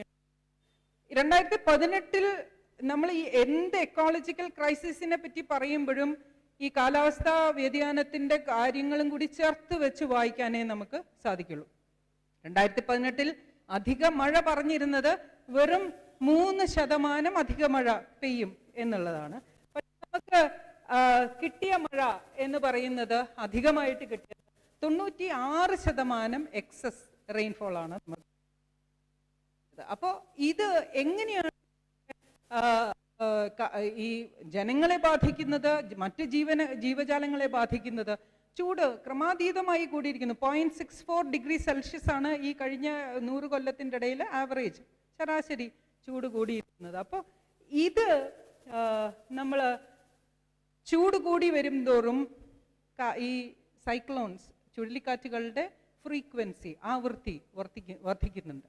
അപ്പോൾ ഇത് ഉണ്ടായ മാറ്റങ്ങൾ, കാലാവസ്ഥയിൽ ഉണ്ടായ മാറ്റങ്ങൾ, ചൂടിലുണ്ടായ മാറ്റങ്ങൾ, സൈക്ലോൺസ് കൂടുതലുണ്ടാക്കി, മഴ കൂടുതലുണ്ടാക്കി, ചെറിയ കാലയളവിൽ ഒരു. അപ്പോൾ ഏറ്റവും അടിസ്ഥാനമായിട്ട് നമ്മുടെ ഇക്കോളജിക്കൽ റെസ്റ്റോറേഷനെ പറ്റി നമ്മൾ പറയണമെന്നുണ്ടെങ്കിൽ the basic challenge is that we still do not have a land use policy.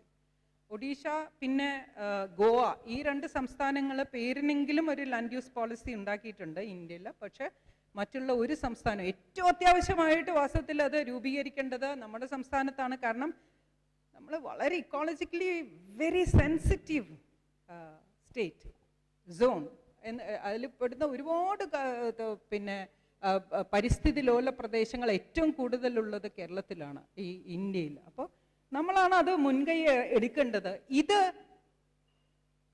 ഈ എക്കോളജിക്കൽ റെസ്റ്റോറേഷൻ ശരിയായിട്ട് നടന്നില്ലെങ്കിൽ നമ്മുടെ നിലനിൽപ്പ് തന്നെയാണ് ബാധിക്കാൻ പോകുന്നത്. കാരണം ഈ ചൂടിലുണ്ടാകുന്ന വ്യത്യാസം, മഴയിലുണ്ടാകുന്ന വ്യത്യാസം, ഒരു 1.5 ഡിഗ്രി സെൽഷ്യസ് ചൂട് കൂടിയാൽ 2 മില്ലിമീറ്റർ മഴയിൽ വ്യത്യാസം വന്നു കഴിഞ്ഞാൽ നമ്മുടെ ഈ നെല്ലിൻ്റെ ഉൽപാദനം കുറയും. അതുപോലെ ഈ ഏറ്റവും പ്രധാനം എന്ന് പറയുന്നത് ഈ മഴയെ ആശ്രയിച്ചിട്ടാണ് ഈ കൃഷി നിൽക്കുന്നത് എന്നുള്ളത് കൊണ്ട് മണ്ണിൻ്റെ സംരക്ഷണവും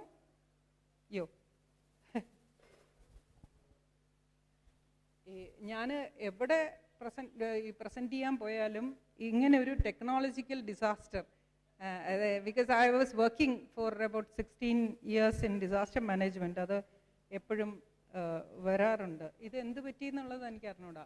എന്ത് പറ്റി ഇവിടെ? അപ്പോൾ ഈ നമ്മൾ എക്കോളജിക്കൽ റെസ്റ്റോറേഷനെ പറ്റി പറയുമ്പോൾ നമ്മൾ ആലോചിക്കേണ്ടത് നമ്മൾ നമ്മുടെ കൃഷിയെയും കൂടി ചേർത്ത് വെച്ചിട്ട് വേണം മണ്ണിൻ്റെ റെസ്റ്റോറേഷൻ, വായുവിൻ്റെ, വെള്ളത്തിൻ്റെ, ഇത്രയും 3 കാര്യങ്ങളുടെയും ക്വാളിറ്റി അഷ്വർ ചെയ്യണമെന്നുണ്ടെങ്കിൽ, ഗുണനിലവാരം മെച്ചപ്പെടുത്തിയാൽ മാത്രമേ നമ്മുടെ ജീവിതം സാധ്യമാകൂ, കൃഷിയും നമുക്ക് അതിനനുസരിച്ചിട്ടുള്ള വിളകളും സാധ്യമാകുള്ളൂ. അപ്പോൾ പല രാജ്യങ്ങളിലും ഫ്ലഡ് റെസിസ്റ്റൻ്റ് ആയിട്ടുള്ള, വെള്ളപ്പൊക്കത്തിനെ തടയാൻ പറ്റുന്ന അല്ലെങ്കിൽ അതിനെ നേരിടാൻ പറ്റുന്ന രീതിയിലുള്ള കൃഷി സമ്പ്രദായങ്ങൾ കൊണ്ടുവന്നിട്ടുണ്ട്. അപ്പോൾ ഇവിടുത്തെ നമ്മളുടെ അച്ചീവ്മെൻറ്റ്സിനെ പറ്റിയും കൂടി പറയണം എന്നുള്ളത് കൊണ്ടാണ് നമ്മൾ പൊക്കാളി എന്ന് പറയുന്ന നെല്ലിനം ഈ ഫ്ലഡിനെ നല്ലോണം റെസിസ്റ്റ് ചെയ്യാൻ പറ്റുന്നതാണ്. മുട്ടപ്പം വെള്ളത്തിലാണ് അവർ നിന്ന് ആ നെല്ല് നടുന്നത്.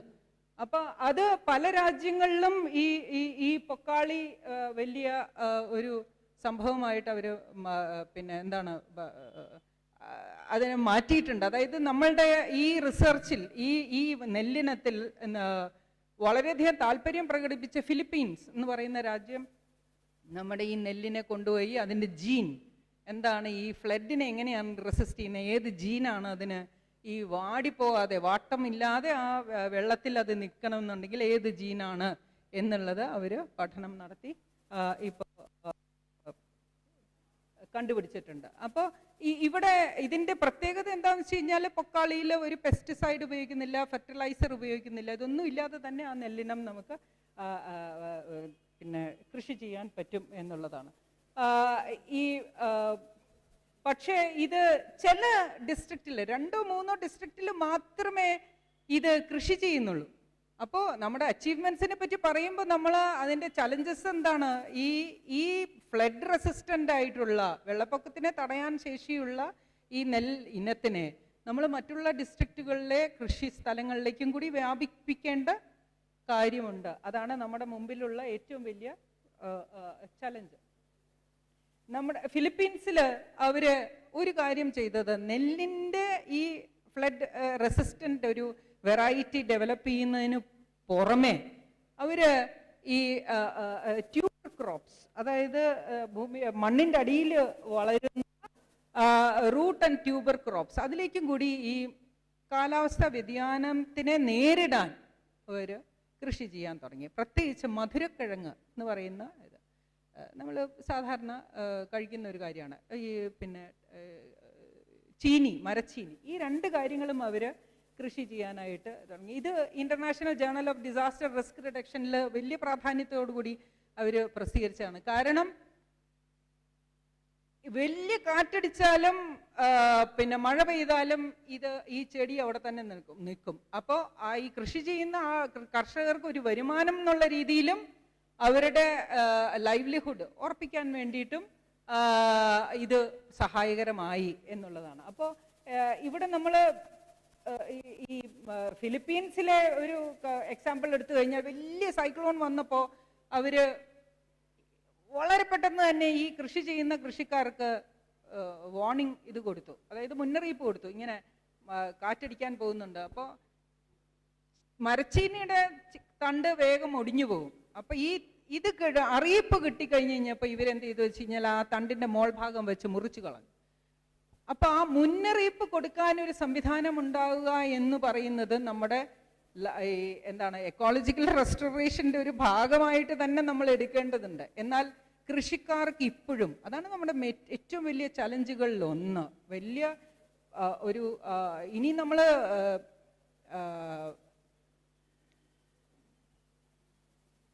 അടിയന്തരമായിട്ട് പരിഹരിക്കേണ്ട ഒരു കാര്യം എന്ന് പറയുന്നത്, കർഷകർക്ക് ഈ ദുരന്തങ്ങൾ വരുമ്പോൾ ഉടനടി അവരുടെ മൊബൈൽ ഫോണിലോ അല്ലെങ്കിൽ വേറെ എന്തെങ്കിലും അവരെ ഈ മെസ്സേജ് അയച്ചു കൊടുക്കാനായിട്ട്, ഇത്തരം മുന്നറിയിപ്പുകൾ കൊടുക്കാൻ നമുക്ക് സംവിധാനമില്ല.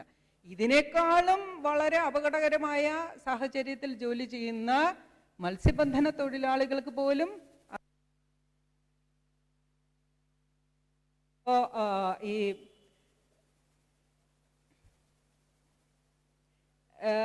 അവർക്ക് എൻ്റെ നേതൃത്വത്തിൽ ഒരു ഉപകരണം കൊടുത്തിട്ടുണ്ട് ഈ മത്സ്യബന്ധന തൊഴിലാളികൾക്ക്. അത് ബോട്ടിൽ വെച്ച് കൊണ്ടുപോകാം.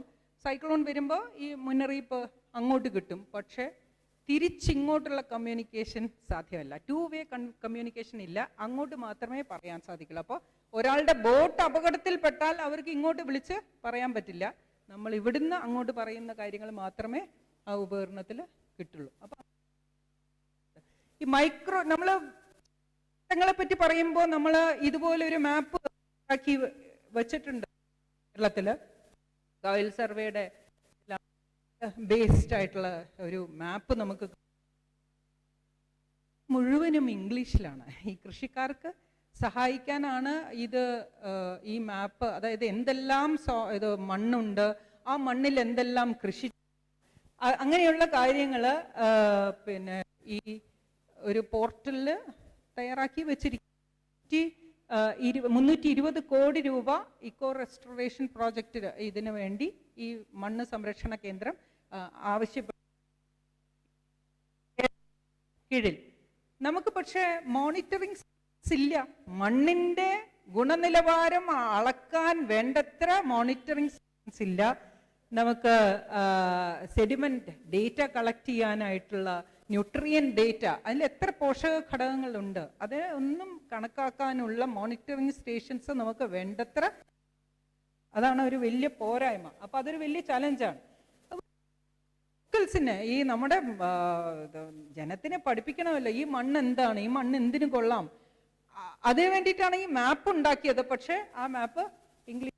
ഇതാണ് അതിൻ്റെ കൂട്ടത്തിലൊരു, ആ മാപ്പിൻ്റെ കൂടെ തന്നെ ആ സൈറ്റിൽ പോയാൽ ഒരു ഡിസ്ക്ലെയിമർ കൊടുത്തിട്ടുണ്ട്. ഡിസ്ക്ലെയിമർ ആ ഡിപ്പാർട്ട്മെൻറ്റ് തന്നെ കൊടുത്തിരിക്കുന്നതാണ്. അതായത് department does not warrant that the data is error free.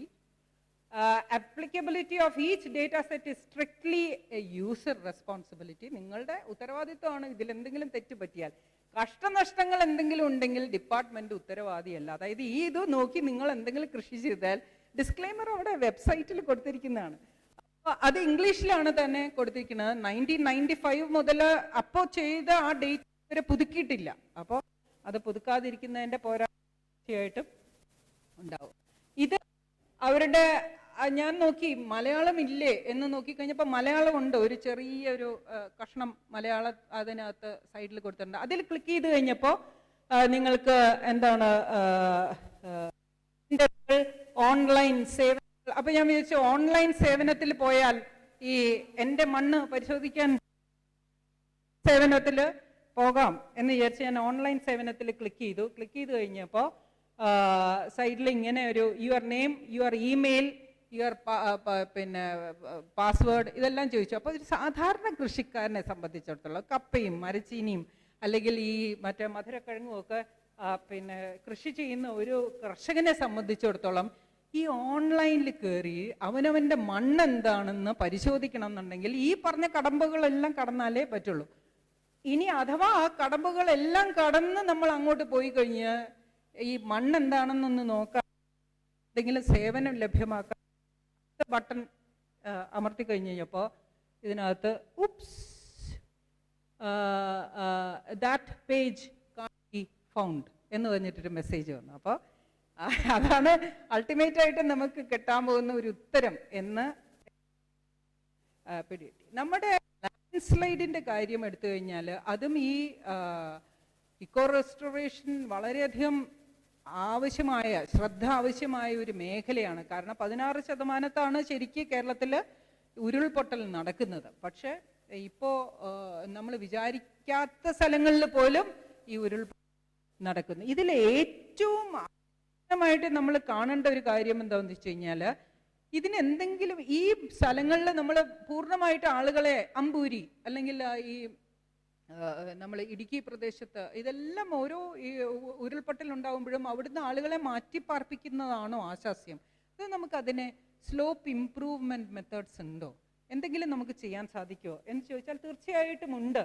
അത് ആദ്യം നമ്മൾ ചെയ്യേണ്ടത് ലാൻഡ് സ്ലൈഡ് എവിടെയൊക്കെ നടക്കുന്നു എന്നുള്ളതിൻ്റെ ഒരു ഇൻവെൻറ്ററിയാണ്. ഇപ്പോൾ ഇൻവെൻറ്ററി ഇല്ലേന്ന് ചോദിച്ചാൽ ഇൻവെൻറ്ററി തീർച്ചയായിട്ടും ഉണ്ട്. പക്ഷേ നമുക്കതിൻ്റെ മാപ്പുകൾ ലഭ്യമല്ല. മാപ്പുകൾ ലഭ്യമാണ്, പക്ഷേ വേണ്ടത്ര അളവിലുള്ള ഒരു സ്കെയിലിലല്ല അത് പ്രിപ്പയർ ചെയ്തിരിക്കുന്നത്. ഇപ്പോൾ ഉദാഹരണമായിട്ട് ഈ നമ്മളുടെ ദുരന്ത നിവാരണ പ്ലാനിൽ കൊടുത്തിട്ടുള്ള ഒരു മാപ്പാണ്. ലാൻഡ് സ്ലൈഡ് എവിടെയൊക്കെ സംഭവിക്കാൻ സാധ്യതയുണ്ടെന്ന് പറയുന്ന 1:50,000 സ്കെയിലുള്ള ഒരു മാപ്പാണ്. 1:50,000 എന്ന് പറഞ്ഞാൽ അവസാനത്തെ 2 പൂജ്യം മാറ്റുക. അപ്പോൾ 1:500. 500 മീറ്ററിൽ എന്തെല്ലാം ഉണ്ടോ, 1/2 കിലോമീറ്ററിൽ എന്തെല്ലാം ഉണ്ടോ അതെല്ലാം ഈ മാപ്പിൽ ഒരു പോയിന്റിലാണ് രേഖപ്പെടുത്തി വയ്ക്കുന്നത്. അപ്പോൾ ഇപ്പോൾ ഉദാഹരണമായിട്ട് സെക്രട്ടേറിയറ്റിൻ്റെ 1/2 കിലോമീറ്റർ ചുറ്റളവിൽ ട്രഷറി ഉണ്ട്, മറ്റ് പഴയ GPO ഉണ്ട്, AG's ഓഫീസ് ഉണ്ട്, പോലീസ് സ്റ്റേഷൻ ഉണ്ട്, കന്റോൺമെൻറ്റ് സ്റ്റേഷൻ ഉണ്ട്, ഇതെല്ലാം ഉണ്ട്. ദുരന്ത നിവാരണ പ്ലാൻ ഇപ്പോൾ ഫയർ ഹസാർഡ് മാപ്പ്, തീ പിടിക്കാനുള്ള സാധ്യത 1:50,000 സ്കെയിലിൽ പ്രിപ്പയർ ചെയ്ത് വെച്ചാൽ AG's ഓഫീസും പോസ്റ്റ് ഓഫീസും പോലീസ് സ്റ്റേഷനും സെക്രട്ടേറിയറ്റും എല്ലാം കൂടി ഒറ്റ പോയിന്റിലായിട്ടേ കാണിക്കാൻ പറ്റുള്ളൂ. അപ്പോൾ പ്രത്യേകം നമുക്കൊരു തീരുമാനമെടുക്കാൻ സാധിക്കില്ല. അപ്പോൾ എന്ത് ചെയ്യണം? 1:50,000 എന്നുള്ളത് കുറച്ച് 1:10,000 അല്ലെങ്കിൽ 5,000 എന്നാക്കണം. അപ്പോൾ അവസാനത്തെ 2 പൂജ്യം മാറ്റിക്കഴിഞ്ഞാൽ 1:50,000 എന്ന് പറഞ്ഞാൽ 5 മീറ്ററിലുള്ള ഒരു കാര്യം ഈ മാപ്പിൽ നമ്മൾക്ക് രേഖപ്പെടുത്താനായിട്ട് സാധിക്കും. ഇപ്പോൾ തയ്യാറാക്കി വെച്ചിരിക്കുന്ന ഒരു മാപ്പും, ഇക്കോളജിക്കൽ റെസ്റ്റോറേഷൻ ഏറ്റവും പ്രധാനം എന്ന് പറയുന്നത് മാപ്പുകൾ തയ്യാറാക്കുകയാണ്. മാപ്പ് റീഡബിൾ ആയിട്ടുള്ള അല്ലെങ്കിൽ പ്രാക്ടിക്കലി നമുക്ക് പ്രായോഗിക തലത്തിൽ ഉപയോഗിക്കാൻ പറ്റുന്ന മാപ്പുകൾ ഉണ്ടാക്കുക എന്നുള്ളതാണ് ഇക്കോളജിക്കൽ റെസ്റ്റോറേഷൻ്റെ ആദ്യത്തെ പടി എന്ന് പറയുന്നത്. അത് നമുക്കിപ്പോൾ ലഭ്യമല്ല. അത് 1:50,000 എന്ന് പറയുന്ന വലിയ സ്കെയിലിൽ തയ്യാറാക്കിയിട്ടുള്ള മാപ്പാണ്. അതിൽ മാത്രമല്ല അത് ജിയോ റെഫറൻസ്ഡ് അല്ല. ജിയോ റെഫറൻസ്ഡ് എന്ന് പറഞ്ഞു കഴിഞ്ഞാൽ നമ്മളിപ്പോൾ ഒരു അതിർത്തി തർക്കം, ഞാനും എൻ്റെ അടുത്ത വീട്ടിലെ ആളുമായിട്ട് അതിർത്തി തർക്കം, എവിടെയാണ് നിങ്ങളുടെ വസ്തുവിൻ്റെ അതിര് വരുന്നത്, അളക്കാതെ അത് പറ്റില്ലല്ലോ, അളന്നിട്ടല്ലേ തീരുമാനിക്കുന്നത്. അപ്പോൾ ആ അളക്കാതെ ഒരു മാപ്പ് ഉണ്ടാക്കിയാൽ എന്തെല്ലാം പ്രശ്നങ്ങൾ ഉണ്ടാകുമോ സ്കെയിലിലല്ലാതെ, ആ പ്രശ്നങ്ങളെല്ലാം നമ്മൾ തയ്യാറാക്കിയ എല്ലാ മാപ്പിലും ഉണ്ട്. ഫ്ലഡ് മാപ്പ്, ലാൻഡ്സ്ലൈഡ് മാപ്പ്, ഈ സോയിൽ മാപ്പ്, എല്ലാത്തിലും പഞ്ചായത്ത് തലത്തിൽ തയ്യാറാക്കിയിട്ടുണ്ട്. പക്ഷെ അത് ഇംഗ്ലീഷിലാണ്. കർഷകർക്ക് പ്രയോജനം ചോദിച്ചാൽ അറിയില്ല. ഇത് ഈ അത്ര ക്ലാരിറ്റി ഇല്ല. പക്ഷെ external boundaries have not been referenced എന്ന് ആ ചുമന്ന ആ കോളത്തിനകത്ത് എല്ലാ മാപ്പിലും കൊടുത്തിട്ടുണ്ട്. അപ്പോൾ ജിയോ റെഫറൻസ്ഡ് അല്ലാത്ത ഒരു മാപ്പ് പ്രയോജനപ്രദമല്ല എന്നുള്ളത് തന്നെയാണ് ഇത്. അപ്പോൾ ഇതിൻ്റെ പുറത്ത് സാധാരണഗതിയിൽ ശരിക്കും സ്കെയിലിൽ പ്രിപ്പയർ ചെയ്തിട്ടുള്ളൊരു മാപ്പാണെങ്കിൽ ലാൻഡ് സ്ലൈഡ് എവിടെയൊക്കെ ഉണ്ട്, ഇപ്പോൾ ആ മഞ്ഞ നിറം കാണിച്ചിട്ടുള്ള സ്ഥലത്തെല്ലാം ലാൻഡ് സ്ലൈഡ് ഉണ്ട് എന്ന് പറഞ്ഞാൽ അതിൻ്റെ പുറത്തൊരു വില്ലേജ് മാപ്പിൻ്റെ ബൗണ്ടറി ഉള്ള ഒരു മാപ്പ് മുകളിൽ വെറുതെ എടുത്ത് വെച്ചാൽ നമുക്ക് ഇന്ന വില്ലേജിൽ ഇന്ന വാർഡിൽ ലാൻഡ് സ്ലൈഡ് ഉണ്ടെന്ന് നമുക്ക് മനസ്സിലാക്കാം. അപ്പോൾ അവിടെ നമുക്കത് സോയിൽ കൺസർവേഷൻ അല്ലെങ്കിൽ ആ സ്ലോപ്പ് കൺസർവേഷൻ അങ്ങനെയൊക്കെയുള്ള കാര്യങ്ങൾ ഈ മാപ്പിലും ഇതേ പ്രശ്നം തന്നെയാണ്. ജിയോ റെഫറൻസ്ഡ് അല്ല.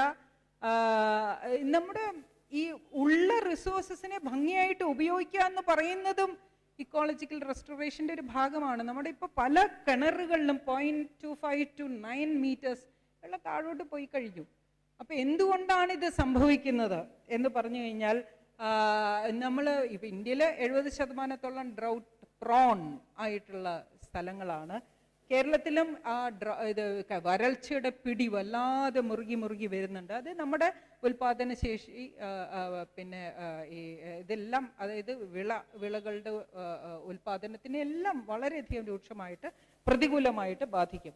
വെള്ളത്തിൻ്റെ അവൈലബിലിറ്റിയുടെ വാട്ടർ സ്ട്രെസ്സിൻ്റെ ഒരു 2040 എന്തായിരിക്കും ചിത്രം എന്നുള്ളതാണ് ഈ മാപ്പിൽ കാണിക്കുന്നത്. ഇത് ആ ചുമന്ന നിറത്തിൽ കൊടുത്തിട്ടുള്ള പ്രദേശങ്ങളെല്ലാം അസാമാന്യമായിട്ടുള്ള വെള്ളത്തിൻ്റെ ദാരിദ്ര്യം 2040 ആകുമ്പോഴേക്കും, ഇനി ഒരു 20 അല്ല 15 കൊല്ലത്തിനുള്ളിൽ നമ്മൾ അനുഭവിക്കാൻ പോകുന്ന ഒരു കാര്യമാണ്. അതായത് കുടിക്കാനോ കുളിക്കാനോ നനയ്ക്കാനോ വെള്ളമില്ലാത്ത ഒരു സ്ഥിതിയിലേക്ക് നമ്മൾ പോകും. അപ്പോൾ എന്താണ് നമ്മൾ ചെയ്യേണ്ടത്? 1700 ക്യൂബിക് മീറ്ററിന് താഴെ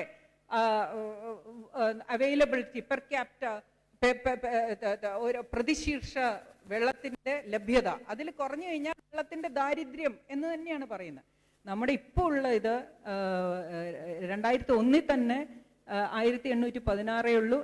2025 ആകുമ്പോഴേക്കും 1340 ക്യൂബിക് മീറ്റർ ആയിട്ട് കുറയുന്നു എന്നാണ്. അപ്പോൾ വളരെ ബുദ്ധിമുട്ടുള്ള ഒരു കാലത്തിലേക്കാണ് നമ്മൾ പോകുന്നത്. തമിഴ്നാട് ഇത് പിന്നെ മുൻകൂട്ടി കണ്ടുകൊണ്ട് ഒരുപാട് കാര്യങ്ങൾ ചെയ്യുന്നുണ്ട്. നമ്മുടെ സ്റ്റേറ്റിലും അതുപോലെ ചെയ്യാവുന്നതേ ഉള്ളൂ. ഇപ്പോൾ ഉള്ള ശുദ്ധജലങ്ങൾ അല്ലാതെ നമ്മുടെ വെള്ളത്തിൻ്റെ സാന്നിധ്യമുള്ള എവിടെയും നമ്മൾ നോക്കിക്കഴിഞ്ഞാൽ ഈ കുളവാഴ ഭയങ്കരമായിട്ട് വാട്ടർ ഹയസിൻത് എന്ന് പറയുന്നത്, അതിന് വാസ്തവത്തിൽ ഇത് ഉണ്ട് ജർമ്മൻ വീഡ് എന്നാണ് ബംഗ്ലാദേശിൽ പറയുന്നത്. ഈ ഫ്ലോറിഡ ഡെവിൾ എന്ന് ഇതേ സാധനത്തിന് തന്നെയാണ് സൗത്ത് ആഫ്രിക്കയിൽ പറയുന്നുണ്ട്. പിന്നെ ടെറർ ഓഫ് ബംഗാൾ എന്നാണ് പിന്നെ ഇന്ത്യയിൽ പറയുന്നത്. ഇങ്ങനെ പല പേരിൽ അറിയുന്ന ജാപ്പനീസ് ട്രബിൾ എന്ന് ശ്രീലങ്കയിൽ. ഇത് പറയുന്ന എല്ലാം ഒരേ കാര്യത്തിനെ പറ്റിയാണ്, ഈ കുളവാഴയെ പറ്റി. അപ്പോൾ പല രാജ്യങ്ങളിൽ ഈ കുളവാഴ എങ്ങനെ നീക്കം ചെയ്യണം, എന്താണ് അതിനെ കൊണ്ടുള്ള ഉപയോഗം എന്നുള്ളതിനെ പറ്റി വലിയ ഗവേഷണങ്ങൾ നടക്കും. അവര് ഈ കുളവാഴയെല്ലാം ശേഖരിച്ച് അവര് യോഗ മാറ്റ്, തൊപ്പി, മറ്റേ ബാഗ് ഇതെല്ലാം ഉണ്ടാക്കുന്നുണ്ട്. അപ്പോൾ അവരുടെ ഇന്റർനാഷണൽ യോഗ ഡേക്ക് അവർ ഈ ഉപയോഗിച്ച മാറ്റെല്ലാം ഇതുപോലെ കുളവാഴയിൽ നിന്ന് ഉണ്ടാക്കിയതാണ് എന്ന് പറഞ്ഞ് പേപ്പറിൽ റിപ്പോർട്ട് ഉണ്ടായിരുന്നു. അതുപോലെ നമ്മുടെ ആക്കുളം ലേക്കിൻ്റെ ഇക്കോ റെസ്റ്റോറേഷൻ വേണ്ടി ഈ കുഞ്ഞൊരു ലേക്ക്, അത് ഒരു വലിയ അതിന് എത്ര കോടി രൂപയാണ്? 25.26 കോടി രൂപയാണ്. സെൻട്രൽ ഗവൺമെൻറ്റിൻ്റെ 17 കോടി, സംസ്ഥാന സർക്കാരിൻ്റെ ഏകദേശം 7 കോടി. 7 അത്രയും കോടി രൂപ അതിനകത്ത് മുടക്കിയിട്ടും ആ പായലും ആ കുളവാഴയും എല്ലാം അവിടെ തന്നെയുണ്ട്. ആ കുളവും അല്ല ആ ലേക്കും അതുപോലെ തന്നെ പിന്നെ പരിതാപകരമായിട്ട് തുടരുന്നു. അപ്പോൾ 4.26 കോടി രൂപ നമ്മൾ തിരിച്ച് ഇനിയിപ്പോൾ കൊടുക്കണം. കാരണം അത് അൺസ്പെൻഡ് ബാലൻസ് ആണ്. നമ്മൾക്കത് വെച്ചാൽ എല്ലാം കഴിഞ്ഞു, നമ്മളെ ഒരുവിധം എല്ലാം ലേക്കിൻ്റെ കാര്യം ഒരുവിധം നമ്മൾ ശരിയാക്കി. അപ്പോൾ 4.26 കോടി രൂപ ബാക്കിയും വന്നു. അത് തിരിച്ചിനിയും നമ്മൾ കൊടുക്കണം. അപ്പോൾ ഇത് കേരളത്തിലെ ഒരു എക്സാമ്പിളാണ് ഈ കൊടുക്കണം. മറ്റത് ആസാമിലെയാണ്, പ്ലേറ്റ് നമ്മൾ ഉണ്ടാക്കുന്നതല്ല. ഈ കുളവാഴയിൽ നിന്ന് ഈ പാവപ്പെട്ട സ്ത്രീകൾ ഉണ്ടാക്കുന്ന സംരംഭം പ്രൈവറ്റ് എൻ്റർപ്രൈസസ് ആണ്. സർക്കാരിൻ്റെ നേതൃത്വത്തിലുള്ള ഒരു സ്ഥാപനം ഞാൻ ഇതുവരെ കണ്ടെത്താൻ കഴിഞ്ഞിട്ടില്ല. അപ്പോൾ ഇത് വാസ്തവത്തിൽ ഒന്നില്ലെങ്കിൽ ഇങ്ങനെയെങ്കിലും നമുക്ക് ആലോചിക്കാം. Eco restoration of the water bodies അത് വളരെ പ്രാധാന്യമായിട്ട് നമ്മൾ ചെയ്യേണ്ടതല്ലേ. അപ്പോൾ അതുപോലെ ഈ കുട്ടികൾ, മലപ്പുറത്തുള്ള ഈ സ്കൂളിലെ കുട്ടികൾ ഈ കുളവാഴിൽ നിന്ന് ഇക്കോ ഫ്രണ്ട്ലി ആയിട്ടുള്ള സാനിറ്ററി നാപ്കിൻസ് അതുണ്ടാക്കി ശൈലജ ടീച്ചറിൻ്റെ സമയത്ത് ആരോഗ്യമന്ത്രിക്ക് ഇത് കൊണ്ട് കൊടുത്തു. സാനിറ്ററി നാപ്കിൻസ് ഇങ്ങനെ ഉണ്ടാക്കാമെന്നുള്ളത്. ഞാൻ അവരുടെ സൈറ്റിൽ പോയി നോക്കി, ഇനി അവർക്ക് എന്തെങ്കിലും കൂടുതൽ വല്ല സഹായം കിട്ടിയിട്ടുണ്ടോ? ഒന്നും കിട്ടിയതായിട്ട് അവർ പറയുന്നില്ല. അപ്പോൾ കിട്ടി കാണില്ല എന്നുള്ള ഊഹം. ഇതിലെനിക്ക് സന്തോഷം തോന്നിയത് ഈ 2 പെൺകുട്ടികളുടെ കൂടെ ഒരു ആൺകുട്ടിയും കൂടിയുണ്ട്. സാധാരണ സാനിറ്ററി നാപ്കിൻ്റെ കാര്യം വരുമ്പോൾ നമ്മൾ ആൺകുട്ടികളെ കൂട്ടാൻ ഒന്ന് മടിക്കും. പക്ഷെ ആ സ്കൂൾ അത് ചെയ്തു. അപ്പോൾ അതും ഒരു പ്രൈവറ്റ് സ്കൂളാണ്, ഗവൺമെൻറ് സ്കൂളല്ല. ഇത് നമ്മൾ ഡ്രോൺ ഇപ്പോൾ നമ്മൾ ഈ മലയുടെ ഇടുക്കിൽ കുടുങ്ങിപ്പോയ ബാബുവിന് ഭക്ഷണം കൊടുക്കാനോ അല്ലെങ്കിൽ ബാബുവിൻ്റെ ചിത്രങ്ങൾ എടുക്കാനോ ഒക്കെ നമ്മൾ ഡ്രോൺ ഉപയോഗിക്കുന്നുണ്ട്. പക്ഷേ ഈ ഹൈദരാബാദിൽ കുളവാഴ നിർമ്മാർജ്ജനം ചെയ്യാനായിട്ട് ഇക്കോ ഫ്രണ്ട്ലി ആയിട്ടുള്ള ഒരു ബയോ എൻസൈം ഈ ഡ്രോൺ ഉപയോഗിച്ച് ഒരു ദിവസം കൊണ്ട് തന്നെ 500 ഹെക്ടറൊക്കെ കവർ ചെയ്യാം എന്നാണ് ഇതിനകത്ത് അവർ പറയുന്നത്. അപ്പോൾ ആയിട്ട് ഈ കൊതുകിൻ്റെ ശല്യം കുറഞ്ഞു. ഈ കുളവാഴ അത്ര അങ്ങോട്ട് കൺട്രോൾ ചെയ്യാൻ പറ്റിയില്ല, അത്ര ഇഫക്റ്റീവ് ആയിരുന്നില്ല. പക്ഷെ കൊതുകിനെ തീർച്ചയായിട്ടും അവർക്ക് കൺട്രോൾ ചെയ്യാൻ പറ്റി. നമ്മുടെ വെള്ളത്തിൻ്റെ ഇക്കോ റെസ്റ്റോറേഷൻ എന്ന് പറയുമ്പോൾ വെള്ളം തന്നെയാണ് ഏറ്റവും പ്രധാനം. അതിൽ 260 മില്യൺ ആണ് ഓരോ പെരിയാറിലേക്ക് മാത്രം ഒഴുക്കി വിടുന്ന ഈ മാലിന്യങ്ങൾ. ഇവിടെ എന്താണ് പ്രശ്നം? ഏറ്റവും വലിയ ചലഞ്ച് എന്താണെന്ന് വെച്ച് കഴിഞ്ഞാൽ ഓരോ ഫാക്ടറികളുടെയും അകത്തെ സുരക്ഷയ്ക്ക് വേണ്ടി ഒരു ഓൺ സൈറ്റ് പ്ലാൻ, അതായത് അകത്തെ സുരക്ഷ എങ്ങനെ വേണം, അവിടെ എന്തെങ്കിലും പ്രശ്നം വന്നാൽ, തീപിടുത്തം ഉണ്ടായാൽ, അല്ലെങ്കിൽ ഒരു ഇടി വീണാൽ, അല്ലെങ്കിൽ സൈക്ലോൺ വന്നാൽ എന്ത് ചെയ്യണം, ഫ്ലഡ് വന്നാൽ എന്ത് ചെയ്യണം എന്നുള്ള ഓൺ സൈറ്റ് പ്ലാനുകൾ ലഭ്യമാണ്, തയ്യാറാക്കി വെച്ചിട്ടുണ്ട്. പക്ഷെ ഓഫ് സൈറ്റ് പ്ലാൻ, അതായത് അതിൻ്റെ ചുറ്റുമുള്ള ഒരു 10 കിലോമീറ്റർ അല്ലെങ്കിൽ 15 കിലോമീറ്റർ ചുറ്റളവിൽ താമസിക്കുന്ന ആളുകളുടെയും ഈ പ്രകൃതി വിഭവങ്ങളുടെയും സംരക്ഷണത്തിന് വേണ്ടിയിട്ടുള്ള ഒരു പ്ലാനാണ് ഓഫ് സൈറ്റ് പ്ലാൻ. ഇന്ന് വരെ കേരളത്തിൽ ഒരു ഇൻഡസ്ട്രിയിലും ഈ ഓഫ് സൈറ്റ് പ്ലാനുകൾ തയ്യാറാക്കിയിട്ടില്ല. അപ്പോൾ അത് കുറേ പ്രാവശ്യം കത്തൊക്കെ കൊടുത്തിട്ടുണ്ട് ഞാൻ സർവീസിലുണ്ടായിരുന്ന സമയത്ത്. പക്ഷേ നമ്മൾ അത് സർക്കാർ തന്നെ അത് ഒരു പൊളിറ്റിക്കൽ വില്ലുണ്ടെങ്കിൽ മാത്രമേ ഇത്തരം കാര്യങ്ങൾ നടക്കുള്ളൂ. ഇതിപ്പോൾ രാത്രി ഈ വ്യവസായശാലകൾ ഇതിനകത്തേക്ക് ഇങ്ങനെ ഒഴുക്കി വിടും. അപ്പോൾ അതിനകത്ത് ഓഫ് സൈറ്റ് എമർജൻസി പ്ലാൻ ഇല്ല. ഡിസാസ്റ്റർ മാനേജ്മെൻറ്റ് ആക്ട് ആണെങ്കിലോ ശരിക്കും അത് വായിച്ചാൽ നമ്മൾ അന്നത്തെ രാത്രി നമ്മൾ ഉറങ്ങില്ല. 2005 ഉണ്ടാക്കി വെച്ച ഇതാണ്. ചാപ്റ്റർ 10 പറയുന്നത്, നിങ്ങൾ എന്തെങ്കിലും തരത്തിൽ നിങ്ങൾ ദുരന്തങ്ങൾ ഉണ്ടാക്കാൻ കാരണമാകുന്നുണ്ടെങ്കിൽ ഏത് ഉദ്യോഗസ്ഥനാണെങ്കിലും അവർക്ക് 6 മാസം തടവ് ശിക്ഷ 50,000 രൂപ പിഴ, അങ്ങനെ ഒരുപാട് കാര്യങ്ങൾ എഴുതി വെച്ചിട്ടുണ്ട്. പക്ഷേ ഈ എഫ്ലുവൻസ് പുറത്തേക്ക് വിടുന്ന ഈ വ്യവസായശാലകൾക്ക് എതിരെ വാസ്തവത്തിൽ ഡിസാസ്റ്റർ മാനേജ്മെൻറ്റ് ആക്ട് 2005 പ്രകാരം നമുക്ക് നല്ലോണം പേടിപ്പിക്കാൻ പറ്റുന്ന പ്രൊവിഷൻസ് അതിനകത്തുണ്ട്. ആ പേടിപ്പിക്കലിൻ്റെ ബേസിസിലാണ് ഇവിടെ ഓപ്പറേഷൻ അനന്ത നടത്തിക്കൊണ്ടുപോയത്. അതായത് ഈ ഓടകൾ കയ്യേറി നിർമ്മിതികൾ വന്നത് എല്ലാം ഒഴിപ്പിച്ച് കൊണ്ടുപോയത്. അത് പക്ഷെ ഒരു ഹോട്ടലിൻ്റെ മുമ്പിൽ എത്തി പോയി കഴിഞ്ഞപ്പോഴത്തേക്കും നിന്നുപോയി. അത് പിന്നെ അത്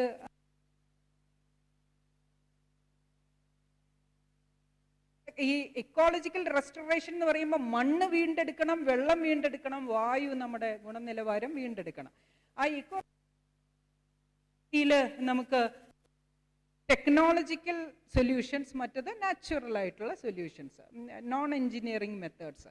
ഇപ്പോൾ ഇൻഷുറൻസ് ഏർപ്പെടുത്തുക എന്ന് പറയുന്നത് ഒരു ഏറ്റവും ദുർബലമായിട്ടുള്ള മേഖലയിൽ അല്ല ദുർബലം എന്ന് പറഞ്ഞാൽ പരിസ്ഥിതി ലോലം അല്ലെങ്കിൽ ഏറ്റവും കൂടുതൽ ഹസാഡസ് ആയിട്ടുള്ള അപകട സാധ്യതയുള്ള മേഖലയിൽ താമസിക്കുന്നവർക്ക് ഒരു ഇൻഷുറൻസ് ഏർപ്പെടുത്തുന്നത് ഒരു നോൺ സ്ട്രക്ചറൽ മെത്തേഡാണ്. അതിന് നിർമ്മിതിയില്ല, അതൊരു പോളിസി, ഒരു തീരുമാനം മാത്രം മതി. അതുകൊണ്ട് പക്ഷെ അവരുടെ ജീവിതം ഒരു പക്ഷെ തിരിച്ചു പിടിക്കാനായിട്ട് പലപ്പോഴും സാധിച്ചു എന്ന് വരാം. അപ്പോൾ ടെക്നോളജിക്കൽ സൊല്യൂഷൻസിൻ്റെ അതിൽ ഒരു പ്ലാനിങ് ഉണ്ടാകണം, പോളിസി ഇൻ്റർവെൻഷൻസും വേണം. പ്ലാനിങ് എന്ന് പറയുമ്പോൾ എനിക്ക് ഈ ആളുകളുടെ ബിൽഡിങ്ങും വേണം, ഇങ്ങനെയുള്ള അവയർനെസ് ജനറേഷൻ, അതൊക്കെ അതിൻ്റെ ഭാഗമായിട്ട് വരുന്നതാണ്. ഈ നമ്മൾ ടെക്നോളജിക്കൽ സൊല്യൂഷൻ എന്ന് പറയുമ്പോൾ ഇത് നമുക്ക് ഒരു പക്ഷേ നമുക്കിത് ആശാസ്യമായിട്ട് എടുക്കാൻ പറ്റില്ല. പക്ഷേ തമിഴ്നാട് വേറെ ഇതിൻ്റെ ഒരു ചെറിയ വെർഷനായിട്ട് ചെയ്തിട്ടുണ്ട്. അതായത് ഭൂമിക്കടിയിൽ വലിയ ഈ കുടങ്ങൾ വച്ചിട്ട് അതിനകത്തേക്ക് വെള്ളം ഇങ്ങനെ എക്സസ് ഓഫ് വെള്ളം, അതായത് ഭൂമിക്കടിയിലേക്ക് താഴുന്ന വെള്ളം ശേഖരിച്ച് വെച്ചിട്ട് അവർ ഭൂഗർഭജലത്തിനെ അങ്ങനെ പരിപോഷിപ്പിക്കുന്നുണ്ട്. ഇത് ജപ്പാനിലെ ഒരു മാതൃകയാണ്. ജപ്പാനിൻ്റെ അടിയിൽ ഒരു സ്പേസ് ഷട്ടിൽ ഇറക്കി വെക്കാൻ പറ്റുന്ന രീതിയിൽ വലിയ റിസർവോയേഴ്സ് താഴെ ഭൂമിക്കടിയിൽ ഭൂഗർഭ അറകൾ ഉണ്ടാക്കി 70 മീറ്റർ ഹൈറ്റ്, 30 മീറ്റർ വീതി. അതിനകത്തേക്ക് ഈ നദിയിൽ വെള്ളം പൊങ്ങുമ്പോൾ ആ വെള്ളം മുഴുവനും ഡൈവേർട്ട് ചെയ്ത് ഭൂമിക്കടിയിലേക്ക് സംഭരിച്ചു വയ്ക്കുക. ഭൂമിയിലെ വലിയ അറകളിൽ നദിയിൽ വെള്ളം കുറയുമ്പോൾ ഈ വെള്ളം കനാലുകളിൽ കൂടി തിരിച്ചങ്ങോട്ട് വിട്ടുകൊടുക്കുക. GCANS പ്രോജക്റ്റ് എന്നാണ് പറയുന്നത്. എൻജിനീയറിംഗ് മാർവൽ എന്നാണ് പറയുന്നത്. ലോകത്തിലെ ഒരു എൻജിനീയറിംഗ് മഹാത്ഭുതങ്ങളിലൊന്ന് എന്നാണ് ഇതിനെ പറയുന്നത്. ഓരോ ഈ തൂണിൻ്റെയും പിന്നെ ഭാരം എന്ന് പറയുന്നത് 500 ടണ്ണാണ്. അങ്ങനെ ഒരുപാട് പില്ലേഴ്സ് ഉണ്ട്, 59 പില്ലറുണ്ട് ഒരു റിസർവോയറിനകത്ത് തന്നെ. ആ മനുഷ്യൻ താഴെ നിൽക്കുന്നതിൻ്റെ സൈസ് നോക്കിയാൽ തന്നെ എത്ര വലിയ സ്ട്രക്ചറാണെന്നുള്ള എൻജിനീയറിംഗ് മാർവൽ എന്നാണ് അതിനെ പറയുന്നത്. പക്ഷേ നമ്മളെ കവച്ച് വയ്ക്കാൻ ആരെങ്കിലും ഉണ്ടായിട്ടുണ്ടോ എന്ന് ചോദിച്ചാൽ തീർച്ചയായിട്ടും ഇല്ല. നമ്മൾ എല്ലാ വെള്ളപ്പൊക്കത്തിലും ഇതുപോലൊരു മാർവൽ നമുക്ക് വേറെ ഒരു രാജ്യത്തിലും കാണാൻ പറ്റില്ല. കാരണം ഇത്രയും വെള്ളത്തിൽ കൂടി പോകുന്ന ഒരു വണ്ടിയും നമുക്ക് KSRTCക്ക് അതിന് പ്രത്യേക പുരസ്കാരം വാസ്തവത്തിൽ കൊടുക്കേണ്ടതാണ്. അതാണ് നമ്മുടെ ഒരു മോഡൽ നമ്മൾ ലോകത്തിന് കൊടുക്കാൻ ആഗ്രഹിക്കുന്നത്.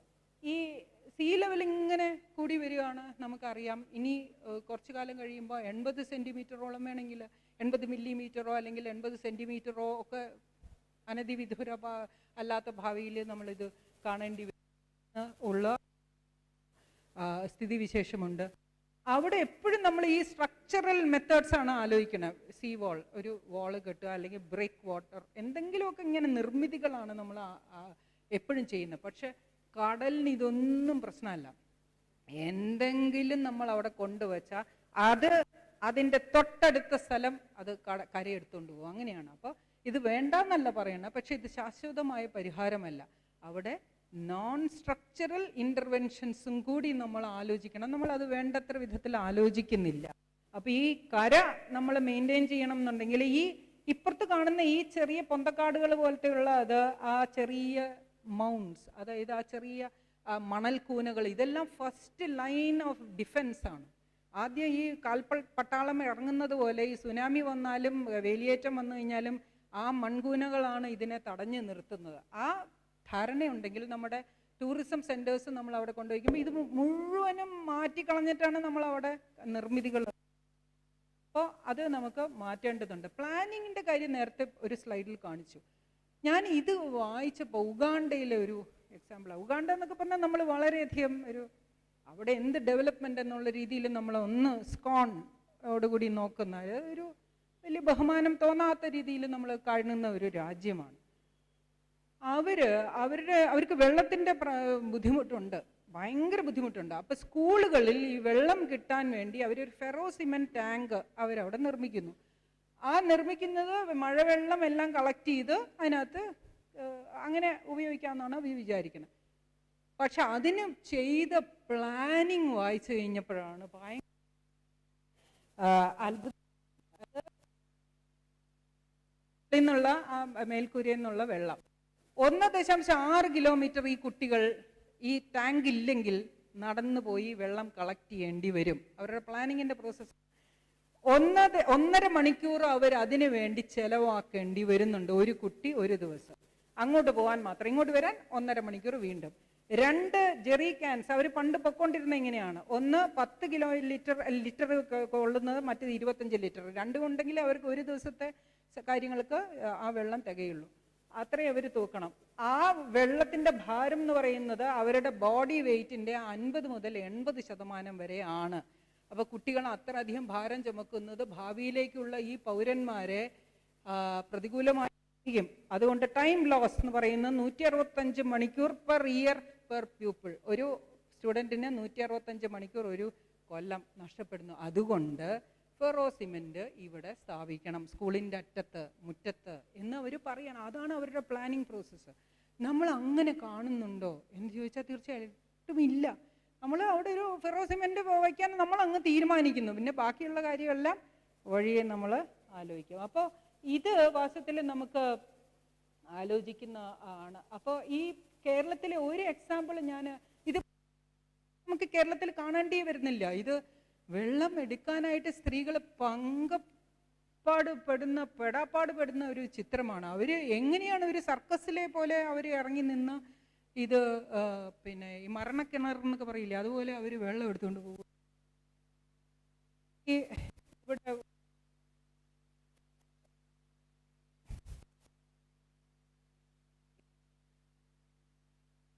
എന്ന് പറഞ്ഞു കഴിഞ്ഞാൽ തമിഴ്നാട്ടിൽ ഞാൻ പറഞ്ഞു ഭൂഗർഭജലം ഒരുപാട് അവർ പരിപോഷിപ്പിച്ച് അവരെടുത്തിട്ടുണ്ട്. മഴക്കുഴികൾ, ശാസ്ത്രീയമായിട്ട് മഴക്കുഴികൾ ധാരാളം നിർമ്മിച്ചിട്ട് അതിൻ്റെ അടിയിൽ കൂടി ഈ വെള്ളം കളക്ട് ചെയ്തിട്ടുണ്ട്. നമ്മളും മോശക്കാരൊന്നുമല്ല കേട്ടോ. ഈ നമ്മളും പിന്നെ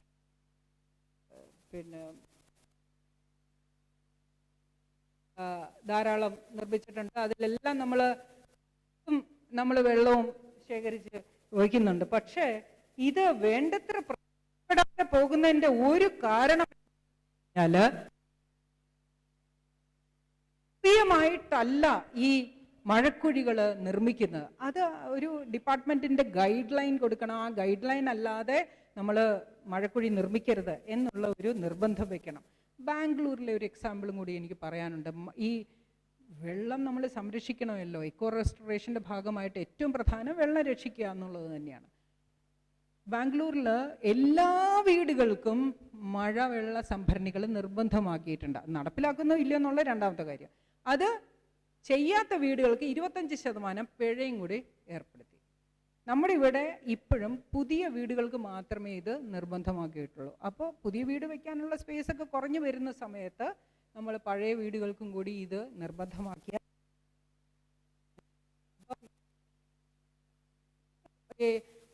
ഒന്ന് രണ്ട് ചില കണ്ണിപ്പെട്ട കാര്യങ്ങൾ പറയാം. നമ്മൾ നല്ല സർഗാത്മക ശേഷിയുള്ള ആളുകളാണ്. ഇപ്പോൾ കോവിഡിൻ്റെ സമയത്ത് പൊറാട്ട നമ്മുടെ ദേശീയ കേരളത്തിൻ്റെ വിഭവമാണ് ആഹാരം, പൊറോട്ട. അതിന് ഈ മാസ്കിൻ്റെ ഷേപ്പിലുള്ള പൊറോട്ടയൊക്കെ ഉണ്ടാക്കി നമ്മുടെ സർഗാത്മകത തെളിയിച്ച ആളുകളാണ്.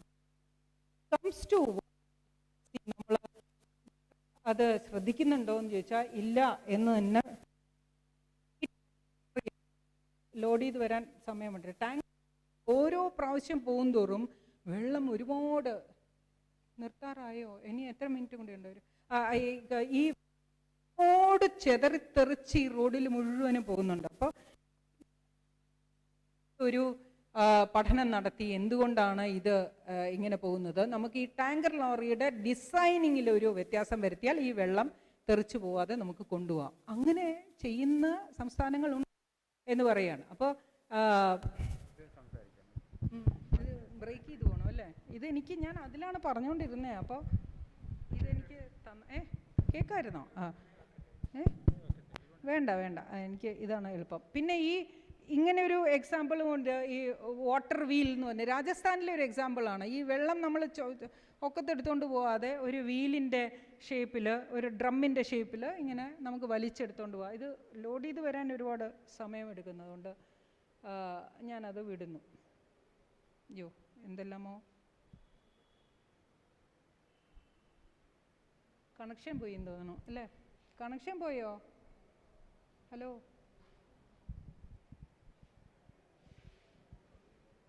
കണക്റ്റിംഗ് എന്ന് പറഞ്ഞ് കാണിക്കുന്നുണ്ട്. ഇനി അധികം സ്ലൈഡ്സ് ഇല്ല, അതുകൊണ്ട് വേഗം തീർക്കാൻ. അക്ഷയ് രവി.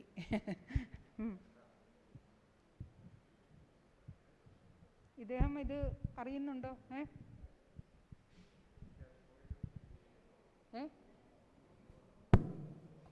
ഒന്നുകൂടെ കാണിക്കണോ?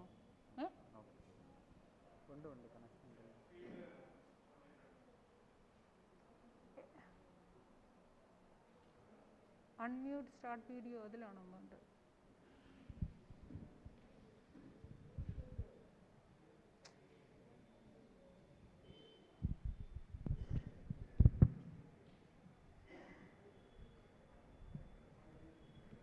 അഞ്ച് മിനിറ്റ് കൂടിയേ ഉള്ളൂ കേട്ടോ, 5-10 മിനിറ്റ് അതിനുള്ളിൽ തീർക്കാം.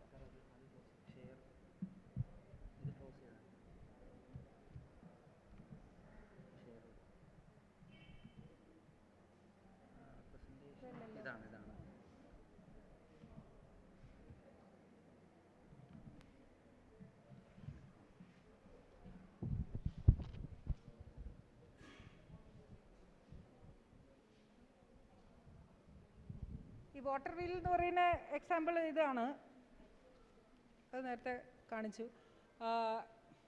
ഈ ടാങ്കർ ലോറിയിൽ 20,000 ലിറ്റർ വെള്ളം ഇങ്ങനെ റോഡിൽ കൂടെ പോകുമ്പോൾ കളഞ്ഞു പോകുന്നു എന്നുള്ളൊരു പഠനം നടത്താനുള്ള ഒരു മനസ്ഥിതി ഹൈദരാബാദിന് ഉണ്ടായി എന്ന് പറയുന്നത് തന്നെയാണ് അവരുടെ ഒരു നന്മയായിട്ട് കാണേണ്ടത്, അല്ലെങ്കിൽ ശരിയായിട്ടുള്ള ദിശയിലേക്ക്. നമ്മൾ ഇതിനൊരു പൊളിറ്റിക്കൽ വില്ല് വേണം എന്നുള്ളതിൽ തന്നെയാണ് നമ്മൾ തിരിച്ച് വരുന്നത്. ആ രാഷ്ട്രീയ തീരുമാനത്തിൽ തന്നെയാണ് ഇത്തരം കാര്യങ്ങൾ ബന്ധപ്പെട്ടിരിക്കുന്നത്. ഓരോ മരവും അതിൻ്റെ ശരീരഭാരത്തിൻ്റെ 96 ഇരട്ടി വെള്ളം മണ്ണിൽ പിടിച്ചു നിർത്തും. അപ്പോൾ അത്രയും വെള്ളം കുറച്ച് റോഡിലേക്ക് ഒഴുകി പോവുള്ളൂ, അത്രയും കുറച്ച് വെള്ളപ്പൊക്കം ഉണ്ടാവുള്ളൂ. ആ ധാരണ ഉണ്ടെങ്കിൽ നമ്മൾ മരങ്ങൾ വെച്ച് പിടിപ്പിക്കും. ഇത് ചൈനയിലെ ഒരു എക്സാമ്പിളാണ്. ഈ ഫോറസ്റ്റ് സിറ്റീസ് ഇൻ ചൈന. അവിടെ ഇത് കിട്ടണ എല്ലാ സ്പേസിലും അവർ വനങ്ങൾ ഉണ്ടാക്കുകയാണ്, സിറ്റികളിൽ കാടുകൾ ഉണ്ടാക്കുന്നു. നമ്മൾ കാടുകളിൽ സിറ്റികൾ ഉണ്ടാക്കുന്നു. അപ്പോൾ ആ വ്യത്യാസമുണ്ട്. അപ്പോൾ ഇത് അവരുടെ ഒരു മെത്തേഡാണ്. അതുപോലെ എനിക്ക് എപ്പോഴും തോന്നിയിട്ടുണ്ട്, ഈ തൊഴിലുറപ്പ് പദ്ധതിയിൽ വാസ്തവത്തിൽ ഈ സ്ത്രീകൾക്ക് നമ്മൾ തൊഴിൽ കൊടുക്കാൻ വേണ്ടി ഈ കനാലിൻ്റെ ഡ്രെയിനേജിൻ്റെ സൈഡിലുള്ള എല്ലാ ചെടികളും അവർ പിഴുത് അല്ലെങ്കിൽ അത് വെട്ടി മാറ്റി അങ്ങനെ ഒരു പദ്ധതി നമ്മൾ തൊഴിലുറപ്പിൻ്റെ ഭാഗമായിട്ട് വാസ്തവത്തിൽ ഒരു വലിയ ഒരു ദ്രോഹമാണ് നമ്മൾ ചെയ്യുന്നത്. അവർക്ക് കാശ് കിട്ടുന്നതിനോട് നമുക്ക് യോജിപ്പാണുള്ളത്. പക്ഷേ ഈ നമ്മുടെ ബയോഡൈവേഴ്സിറ്റി ലോസ്, ഒരുപാട് ജൈവ വൈവിധ്യം അതിനകത്തുനിന്ന് സസ്യങ്ങളുടെ നഷ്ടപ്പെട്ടു പോകുന്നുണ്ട്. വെള്ളപ്പൊക്കത്തിൻ്റെ ആധിക്യവും അതുകൊണ്ട് തന്നെ കൂടുന്നുണ്ട്. പക്ഷേ ഏറ്റവും ഒരു സമാധാനം എന്ന് പറഞ്ഞു കഴിഞ്ഞാൽ കേന്ദ്ര സർക്കാർ ഇതൊക്കെ മനസ്സിലാക്കിയത് കൊണ്ടായിരിക്കണം. അത് ഇപ്പോൾ തൊഴിലുറപ്പ് പദ്ധതിക്കുള്ള പൈസ വിഹിതം കുറച്ചിട്ടുണ്ട്, 20% കട്ട് ചെയ്തു. അപ്പോൾ അതുകൊണ്ട് ഇക്കോളജിക്കൽ റെസ്റ്റോറേഷൻ ആ വഴി നമുക്കൊന്ന് സാധിച്ചെടുക്കാൻ പറ്റുന്നുണ്ട്. പിന്നെ ഈ നമ്മുടെ ഈ കേരള സർക്കാരിൻ്റെ ചില തീരുമാനങ്ങൾ ഏറ്റവും പ്രധാനമായിട്ട് പറയേണ്ടത് ഈ നെൽവയൽ നീർത്തട സംരക്ഷണ നിയമത്തിൽ വരുത്തിയിട്ടുള്ള വെള്ളം ചേർക്കൽ. ആ വെള്ളം ചേർക്കലോടുകൂടി 500 രൂപയുണ്ടെങ്കിൽ നിങ്ങൾക്ക് ആ നെൽവയൽ നികത്താം. പബ്ലിക് പർപ്പസിനാണെങ്കിൽ നെൽവയൽ നികത്താം. ആ രീതിയിലേക്ക് മാറിയിരിക്കുന്നു കാര്യങ്ങൾ. അത് വാസ്തവത്തിൽ അടിയന്തരമായിട്ട് പുനഃപരിശോധിക്കേണ്ടതാണ്, തെറ്റ് തിരുത്തേണ്ടത്. പുനഃപരിശോധനയല്ല, തെറ്റ് തിരുത്തേണ്ടതാണെന്നുള്ള വാക്കാണ് പറയേണ്ടത്. ഒരു ഹെക്ടർ നെൽവയൽ 20,000 വെള്ളം അത് പിടിച്ചു നിർത്തും. അപ്പോൾ അത്രയും കുറച്ച് വെള്ളപ്പൊക്കമേ ഉണ്ടാവുള്ളൂ. ആ രീതിയിൽ നമ്മൾ അതിനെ കാണാനായിട്ട് പഠിക്കണം എന്നുള്ളതാണ്. അതിൽ ഇതിനോട് ചേർത്ത് വായിക്കേണ്ട ഒരു കാര്യമാണ് നമ്മുടെ വായുവിൻ്റെ ഗുണനിലവാരം. തിരുവനന്തപുരം, കൊച്ചി, കോഴിക്കോട് ഈ 3 നഗരങ്ങളിലും വായു വളരെ അപകടകരമാം വിധം മലിനീകരിക്കപ്പെട്ടുകൊണ്ടിരിക്കുന്നു എന്നുള്ള റിപ്പോർട്ടുകളാണ്. അത് പലതും പബ്ലിഷ് ചെയ്യുന്നില്ല, പക്ഷേ അല്ലാതെയുള്ള ഇവരുടെ മോണിറ്ററിങ് ഡേറ്റ നമുക്ക് ആക്സസിബിൾ ആയിട്ടുള്ള വെച്ച് നോക്കുമ്പോൾ വളരെ ഗുരുതരമായ ഒരു സ്ഥിതിവിശേഷത്തിലേക്കാണ് നമ്മൾ പോകുന്നത്. ഡൽഹിയിലെ ഏറ്റവും പൊല്യൂട്ടഡ്, ലോകത്തിലെ ഏറ്റവും മലിനീകരിക്കപ്പെട്ട വായു ഉള്ള നഗരങ്ങൾ ഇന്ത്യയിലാണ്. അവിടെ ഡൽഹിയിൽ മാത്രം 15,000 കുട്ടികൾ പൂർണ്ണ വളർച്ചയെത്താതെ മരിച്ചുകൊണ്ടിരിക്കുന്നു എന്ന് പറഞ്ഞാൽ ഈ മലിനീകരണത്തിൻ്റെ തോതുകൊണ്ട് അപ്പോൾ ഇത് എയർ പൊല്യൂഷൻ എന്ന് പറയുന്നത് 7th biggest killer in the world. ഏറ്റവും കൂടുതൽ ആളുകൾ മരിക്കുന്നത് വെള്ളപ്പൊക്കത്തിലോ ഭൂകമ്പത്തിലോ ഒക്കെയാണ്. പക്ഷേ 7ാമത്തെ കൊലയാളി എന്ന് പറയുന്നത് വായുമലിനീകരണമാണ്. അപ്പോൾ അവിടെ ഈ നമ്മുടെ പാറക്വാറികളും വായുമലിനീകരണവുമായിട്ടും ബന്ധമുണ്ട്. പാറക്വാറികൾ എവിടെയുണ്ടോ അതിൻ്റെ അടുത്ത് താമസിക്കുന്ന ആളുകൾക്ക് ഈ വായുമലിനീകരണം കൊണ്ട് പാറയുടെ പൊടി ശ്വസിച്ചിട്ട് സിലിക്കോസിസ് എന്ന് പറയുന്ന ഗുരുതരമായ ശ്വാസകോശ രോഗം ഉണ്ടാകുന്നു. അത് പിന്നെ ക്യാൻസറായിട്ടും ലങ് ക്യാൻസറായിട്ടും മാറുന്നു. അപ്പോൾ നമുക്ക് വേണ്ടത് ഇക്കോളജിക്കൽ റെസ്റ്റോറേഷൻ്റെ ഭാഗമായിട്ട് ശരിയായിട്ടുള്ള പോളിസി എടുക്കണം എന്നുണ്ടെങ്കിൽ എപ്പിഡമിയോളജിക്കൽ ഒരു ഡേറ്റ നമ്മൾ ശേഖരിച്ച് വയ്ക്കണം. എല്ലാ ഹോസ്പിറ്റലുകളിലും ലങ് ഡിസീസായിട്ട് വരുന്ന ഒരാൾ നിങ്ങൾ എവിടെ നിന്ന് വരുന്നു, നിങ്ങളുടെ അടുത്ത് ഏതെങ്കിലും പാറക്വാറി ഉണ്ടോ, അല്ലെങ്കിൽ മലിനീകരിക്കപ്പെട്ട എന്തെങ്കിലും തോട് പോകുന്നുണ്ടോ, നദി പോകുന്നുണ്ടോ, ഇത്തരം കാര്യങ്ങളും കൂടി ശേഖരിച്ച് വെച്ചാലേ നമുക്ക് ശരിയായിട്ടുള്ളൊരു പോളിസിയിലേക്ക് നമുക്ക് പോകാൻ പറ്റുള്ളൂ. ഇതേ പ്രശ്നം, ഈ വായുമലിനീകരണത്തിൻ്റെ പ്രശ്നം ഈ ചൈനയിലും വളരെ രൂക്ഷമായ പ്രശ്നമുണ്ട്. ഈ നമ്മുടെ പക്ഷേ കേരള സർക്കാർ വളരെ നിർഭാഗ്യകരമായിട്ട് ജനവാസ കേന്ദ്രത്തിൽ നിന്ന് പാറക്വാറികളുടെ ദൂരപരിധി എന്ന് പറയുന്ന 100 മീറ്ററിൽ നിന്ന് 50 മീറ്ററായിട്ട് കുറച്ചു. വാസ്തവത്തിൽ അത് കൂട്ടുകയാണ് വേണ്ടത്, അത് കുറയ്ക്കുകയാണ് ചെയ്തത്. ചൈനയിൽ ഈ വായുമലിനീകരണം ഇതേപോലെ വലിയ പ്രശ്നമായിട്ടുണ്ട്. അവിടെ അവർ ലോകത്തിലെ ഏറ്റവും വലിയ പൊക്കമുള്ള ഒരു എയർ പ്യൂരിഫയർ നിർമ്മിച്ച് ലോകത്തിന് മാതൃകയായി. അവർ ഈ ഏകദേശം 300 കിലോമീറ്റർ സ്ഥലം ചുറ്റളവിലുള്ള വായു ശുദ്ധീകരിക്കാൻ ഈ ടവറിന്, ഇവിടെ നോക്കിയാൽ മതി, അവിടെ കാണുന്നില്ല, അപ്പോൾ ഈ ടവറിന് സാധിക്കും എന്നാണ് പറയുന്നത്. അപ്പോൾ ഏറ്റവും പൊക്കമുള്ള എയർ പ്യൂരിഫയർ പണിത് ചൈന ഒരു മാതൃകയായി കഴിഞ്ഞപ്പോൾ നമ്മൾ വിട്ടുകൊടുത്തില്ല. ഇന്ത്യക്കാരെ അങ്ങനെ തോൽപ്പിക്കാൻ പറ്റില്ല. നമ്മൾ ഏറ്റവും പൊക്കമുള്ള ഒരു സ്റ്റാച്യു ഉണ്ടാക്കി നമ്മൾ അവർക്കൊരു മറുപടി കൊടുത്തു. 3000 കോടി രൂപ അത്രയേ ആയിട്ടുള്ളൂ. സർദാർ പട്ടേലിൻ്റെ വില. പിന്നെയും അക്ഷയ് രവി കയറി വരുന്നുണ്ട്. അപ്പോൾ നമ്മൾ ഈ വായുമലിനീകരണവും ഈ എന്താണ് ജലമലിനീകരണം, മണ്ണിൽ ഇപ്പം നമ്മൾ നോക്കുകയാണെങ്കിൽ ഈ ഒരുപാട് ഈ എന്താണ് പൊല്യൂട്ടൻസ് ഒരുപാട് കൂടുതൽ ആയിട്ട് വരുന്നുണ്ട്. നമ്മുടെ വേസ്റ്റ് മാനേജ്മെൻറ്റിലുള്ള പ്രശ്നങ്ങൾ തന്നെയാണ് ഈ വലിയൊരു ഇഷ്യൂ. ഈ നമ്മൾ കളക്ട് ചെയ്യുന്ന വേസ്റ്റിനെ വേർതിരിച്ച് എവിടെയോ കൊണ്ടുപോയി കളയുന്നു. എവിടെയാണെന്ന് നമ്മുടെ റെസ്പോൺസിബിലിറ്റിയിൽ വരാത്തിടത്തോളം കാലം നമ്മൾ അതിൻ്റെ ഉപയോഗത്തിൽ യാതൊരു മാറ്റവും വരുത്താൻ പോകുന്നില്ല. അതുകൊണ്ട് പ്രൊഡ്യൂസർ റെസ്പോൺസിബിലിറ്റി, പിന്നെ ഒരു എന്താണ് ഒരു ഇൻസെൻറ്റീവ്, നമ്മൾ കുറച്ച് ഉപയോഗിച്ചാൽ നമുക്ക് ഒരു ഇൻസെൻറ്റീവും കൂടി കിട്ടിയാൽ വാസ്തവത്തിൽ ഇതിൽ ഒരുപാട് പിന്നെ മാറ്റങ്ങൾ വരുത്താനായിട്ട് സാധിക്കും. നമ്മൾ ഈ 3000 കോടി രൂപ മുടക്കിയപ്പോൾ ഞാൻ പറയാൻ ആഗ്രഹിച്ചത്, നമ്മൾ ഈ ഹങ്കർ ഇൻഡെക്സിൽ 119 രാജ്യങ്ങളിലുള്ളതിൽ 103ാമതായിട്ട് കിടക്കുകയാണ് ഇപ്പോഴും. അപ്പോൾ അതൊന്ന് ഒരു ഓർമ്മപ്പെടുത്തൽ നമ്മൾ ഇനി ഈ വർഷത്തോടെ വേറെ മത്സരമൊന്നും ഇല്ല എന്നുള്ളതും നമ്മൾ ആലോചിക്കണം. നമ്മൾ വീട് വയ്ക്കുമ്പോൾ ഒരു ഇക്കോളജിക്കൽ റെസ്റ്റോറേഷൻ്റെ ഭാഗമായിട്ട് ഭൂമി എന്ന് പറയുന്ന, ലാൻഡ് എന്ന് പറയുന്ന ഒരു റിസോഴ്സാണ്. അത് ആവശ്യമില്ലാതെ നമ്മൾ ഉപയോഗിക്കാൻ പാടില്ല. ഒരു ആൾക്ക് 200 ചതുരശ്ര അടി അത്രയും കണക്കാക്കിക്കൊണ്ട് വീടിൻ്റെ സ്ഥലപരിമിതി സ്ഥിരപ്പെടുത്തണം. അതിലപ്പുറമുള്ള വീടുകൾ ആവശ്യമില്ല എന്നുള്ള നിയമം തന്നെ കൊണ്ടുവരണം. 33% ഇന്ത്യക്കാരും താമസിക്കുന്ന US പ്രിസണിനേക്കാളും പരിതാപകരമായിട്ടുള്ള ഇതിലാണ്. ഇത് ജയിലിലെ സൗകര്യങ്ങളാണ് ഇപ്പുറത്ത് കാണിച്ചിരിക്കുന്നത്. എല്ലാം TV ഉണ്ട്, ലൈബ്രറി ഉണ്ട്, വായിക്കണമെങ്കിൽ വായിക്കാം, എല്ലാം ഉണ്ട് സൗകര്യത്തിൽ. നമ്മുടെ ഇവിടുത്തെ ഒരു വലിയ ഇഷ്യൂ, നമ്മൾ ഇനി ആർക്കിടെക്ചറിനെ സംബന്ധിച്ചിടത്തോളം, എൻജിനീയർമാരെ സംബന്ധിച്ചിടത്തോളം വലിയൊരു ഇഷ്യൂ ഉള്ളത് ഹാബിറ്റാറ്റിൻ്റെ സംരക്ഷണം. അതായത് നമ്മൾ താമസിക്കുന്ന വാസസ്ഥലം നമ്മൾ സംരക്ഷിക്കണമല്ലോ. എല്ലാ ദുരന്തങ്ങളിലും വീടുകൾ നഷ്ടപ്പെട്ടു പോകുന്നുണ്ട്, നശിച്ചു പോകുന്നുണ്ട്. റീബിൽഡ് കേരളയിൽ നമ്മൾ നോക്കിക്കഴിഞ്ഞാൽ ഇതെല്ലാം പുനർനിർമ്മിക്കാനുള്ള പദ്ധതികളും അതിനകത്ത് കാണുന്നുണ്ട്. പക്ഷെ അതിനകത്ത് നമ്മൾ ഒരു കാര്യം ശ്രദ്ധിക്കേണ്ടത്, ഈ സൈക്ലോൺ റെസിസ്റ്റ് ചെയ്യാനായിട്ടുള്ള അല്ലെങ്കിൽ സൈക്ലോണിനെ നമ്മൾ പ്രതിരോധിക്കാനുള്ള ഒരു കെട്ടിട നിർമ്മാണ ചട്ടം 15498 എന്നാണ് അതിൻ്റെ നമ്പർ. 2004 തന്നെ ഉണ്ടാക്കി വെച്ചിട്ടുണ്ട്, കേന്ദ്ര സർക്കാർ ഉണ്ടാക്കി വെച്ചിട്ടുണ്ട്. അതുപോലെ തന്നെ ഫ്ലഡിനെ റെസിസ്റ്റ് ചെയ്യാനായിട്ട് നമ്മുടെ മനസ്സിലുള്ളൊരു ചിത്രം എന്ന് പറയുന്നത് ഇതുപോലെ പില്ലറിൻ്റെ പുറത്ത് വീട് വെച്ചാൽ വെള്ളം വരില്ല എന്നുള്ളത്. പക്ഷേ പില്ലറിൻ്റെ പുറത്ത് വയ്ക്കുന്ന എല്ലാ വീടുകളും ഈ ഭൂകമ്പ സാധ്യതാ മാപ്പാണ് ഈ കൊടുത്തിരിക്കുന്നത്. ആ മഞ്ഞ നിറം കൊടുത്തിട്ടുള്ള എല്ലാ പ്രദേശങ്ങളിലും സാമാന്യം ഭംഗിയായിട്ട് നല്ല ശക്തിയോടുകൂടി ഭൂകമ്പം ഉണ്ടാകാൻ സാധ്യതയുള്ള മൂന്നാമത്തെ മേഖല, തേർഡ് സോൺ 3 എന്നാണ് പറയുന്നത്.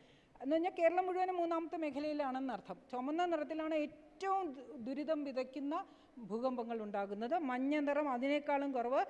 മഞ്ഞ എന്ന് പറഞ്ഞാൽ ആ കടും മഞ്ഞ, ഈ ലൈറ്റ് യെല്ലോ എന്ന് പറയുന്ന അത് മൂന്നാമത്തെ മേഖലയാണ്. അപ്പോൾ 5, 4, 3 സോൺ.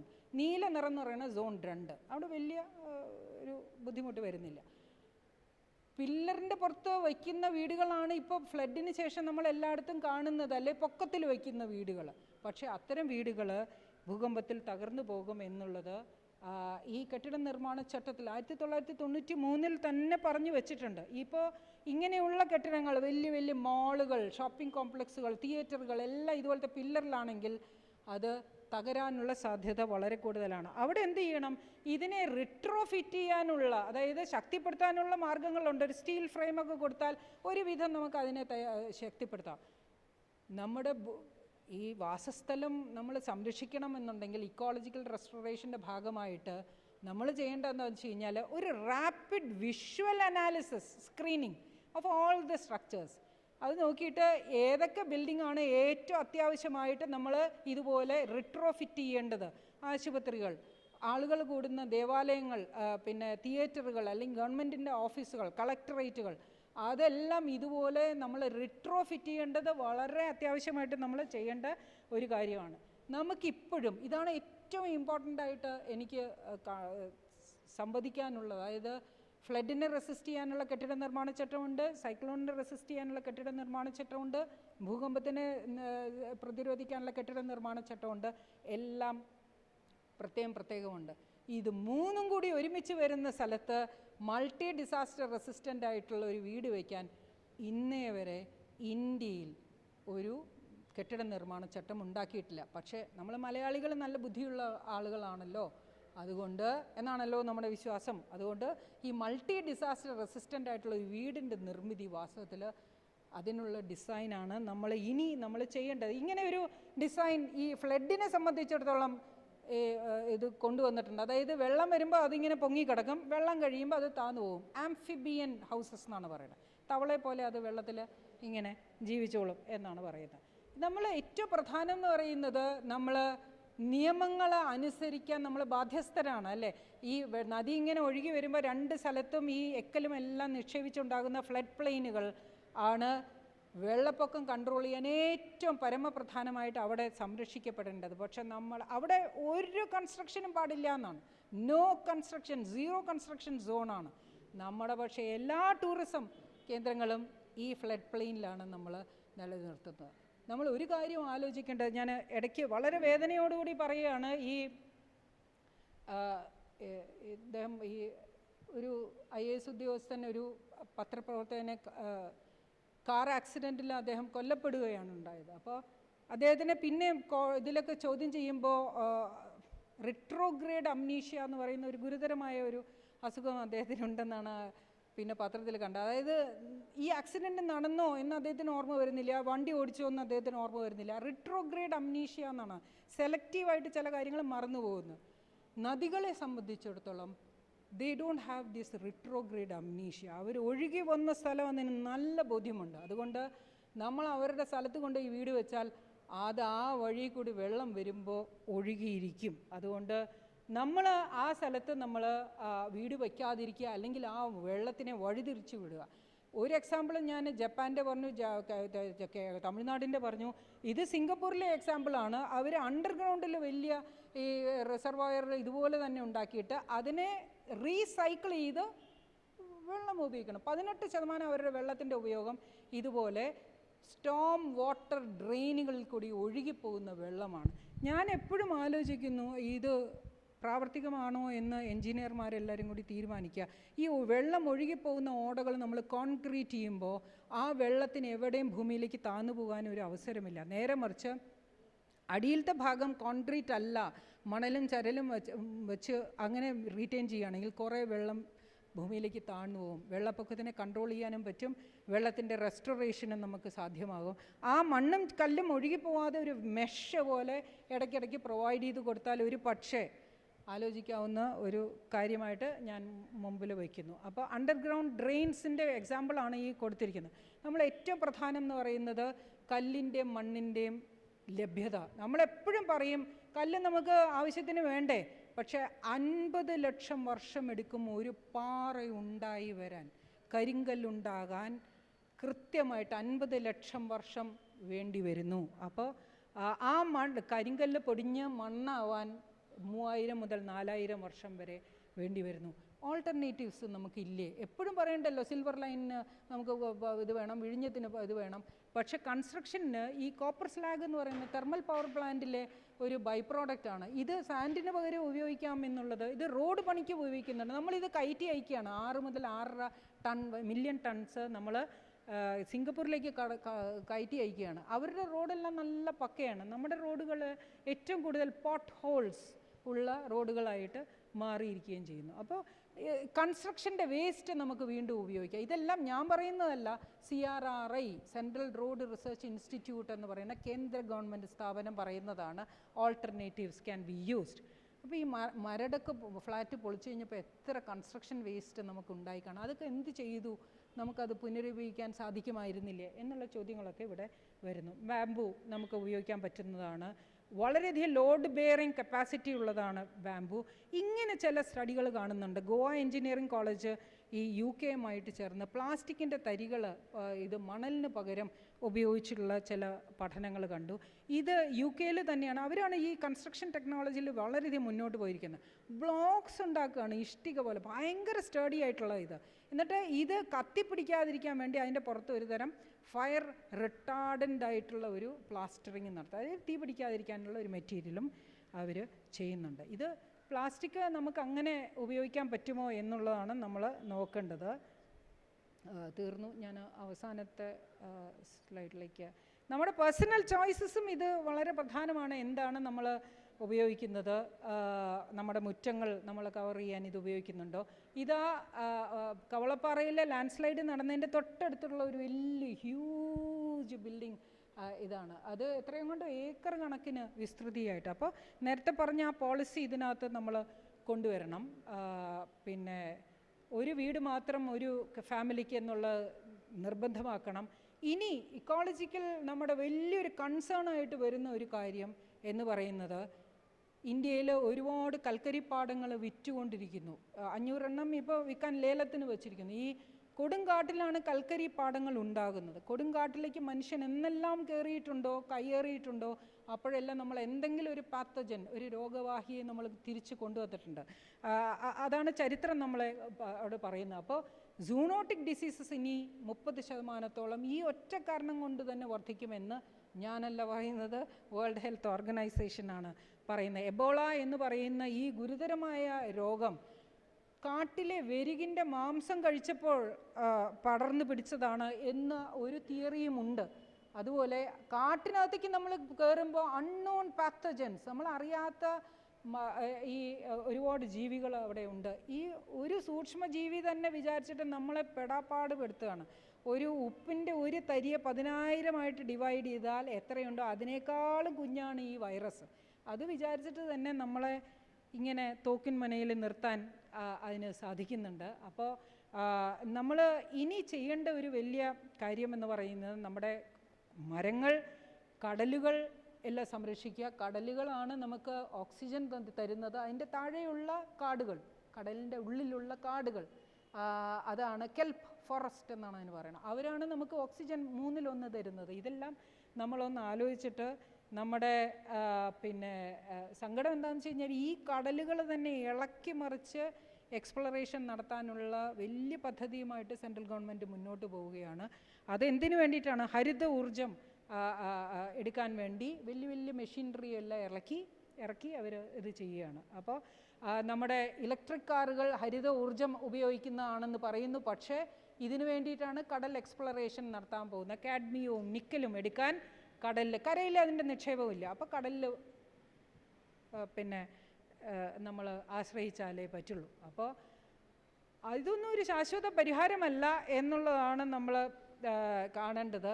അവസാനത്തെ സ്ലൈഡിലേക്ക് വരികയാണ്. ഈ നമ്മൾ ഇക്കോളജി എന്ന് പറയുമ്പോൾ മണ്ണ്, വായു, വെള്ളം, ഈ 3 കാര്യങ്ങൾ പറഞ്ഞു. പക്ഷേ നമ്മൾ കാണാത്ത ഒരു ഡയമെൻഷനും കൂടിയുണ്ട്. നമ്മൾ ഈ ഉപയോഗിക്കുന്ന ഇലക്ട്രോണിക് മീഡിയ, വാട്സാപ്പ് മെസ്സേജസ്, അല്ലെങ്കിൽ നമ്മൾ ഫേസ്ബുക്കിൽ നമ്മൾ കയറുമ്പോൾ രാവിലെ എണീറ്റ് ഒരു ഗുഡ് മോർണിംഗ്, ഉച്ചയ്ക്ക് ഒരു ഗുഡ് ആഫ്റ്റർനൂൺ, രാത്രി കിടക്കാൻ നേരത്തെ നിർബന്ധമായിട്ട് ഒരു ഗുഡ് നൈറ്റ്, പിന്നെ കുറേ ചിത്രങ്ങൾ, വിഷു ആണെങ്കിലും ഓണമാണെങ്കിലും, ഇതെല്ലാം ചെയ്യുമ്പോൾ നമ്മൾ എടുക്കുന്ന ഒരു സ്പേസ് നമ്മൾ തീർച്ചയായിട്ടും നമ്മൾ എടുക്കുന്നുണ്ട്. ഈ ഓരോ മെസ്സേജും എവിടെയോ സംഭരിച്ച് ശേഖരിച്ച് വയ്ക്കപ്പെടുന്നുണ്ട്.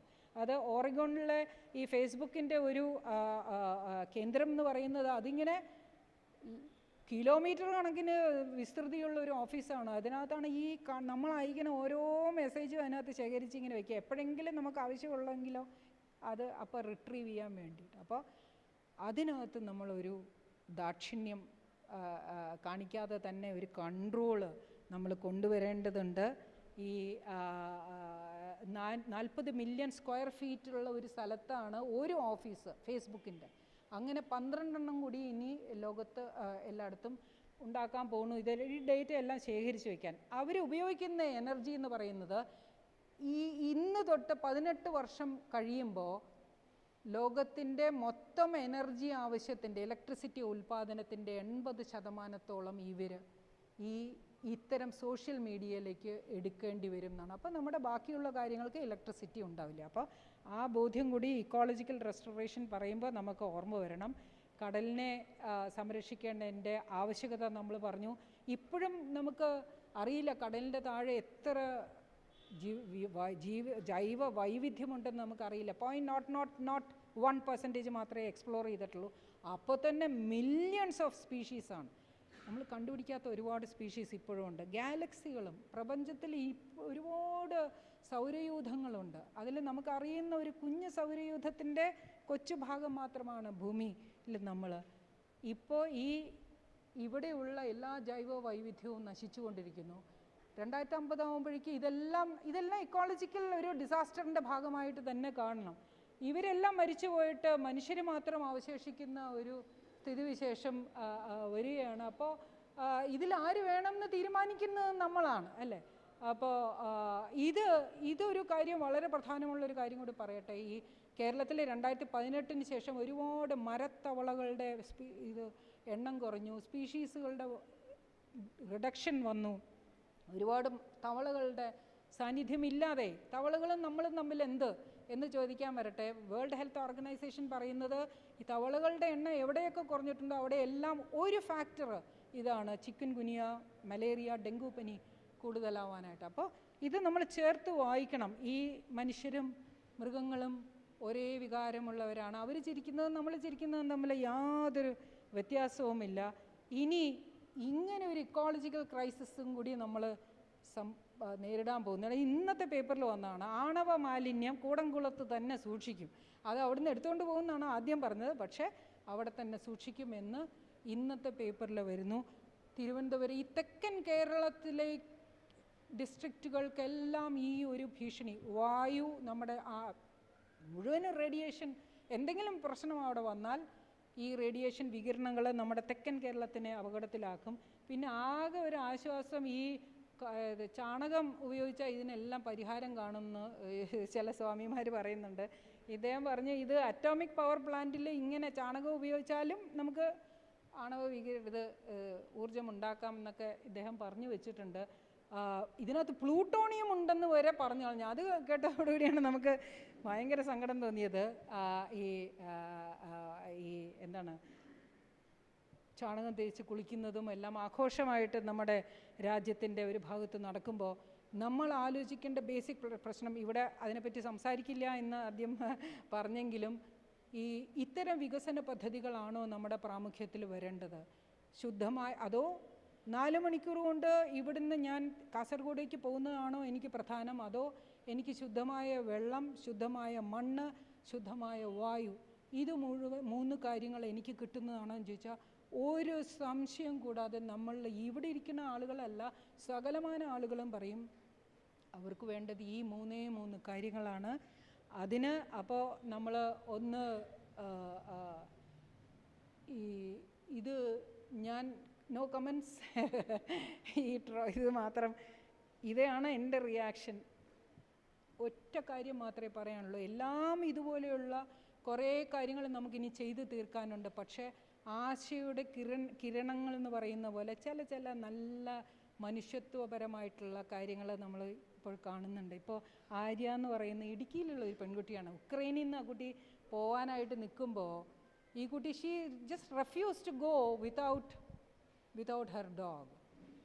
ഒരു ഏറ്റവും വലിയ നന്മയുടെ ഒരു പാഠമാണ് അത് കാണുന്ന. ഈ കുട്ടിയും അതെ, ഈ കുട്ടിയും ആ വളർത്തുനായില്ലാതെ വിമാനത്തിൽ കയറില്ല എന്നൊരു മനുഷ്യൻ പറയണമെങ്കിൽ അവിടെയാണ് നന്മയുടെ പാഠം നമ്മൾ കാണേണ്ടത്. ഈ കുട്ടികൾ ഉള്ളിടത്തോളം കാലം, അല്ലെങ്കിൽ ഇങ്ങനെയുള്ള ഒരു തലമുറ ഉള്ളിടത്തോളം കാലം തീർച്ചയായിട്ടും നമുക്ക് പ്രതീക്ഷിക്കാൻ ഒരുപാടുണ്ട്. Hats off to them. ഇത് കേട്ടിരുന്ന നിങ്ങൾക്കും ഒരുപാട് നന്ദി. ടെക്നോളജിക്കൽ കുറച്ച് ഹിച്ചസ് ഉണ്ടായിരുന്നു, സോറി അബൌട്ട് ദാറ്റ്. കൂടുതലെടുത്തു.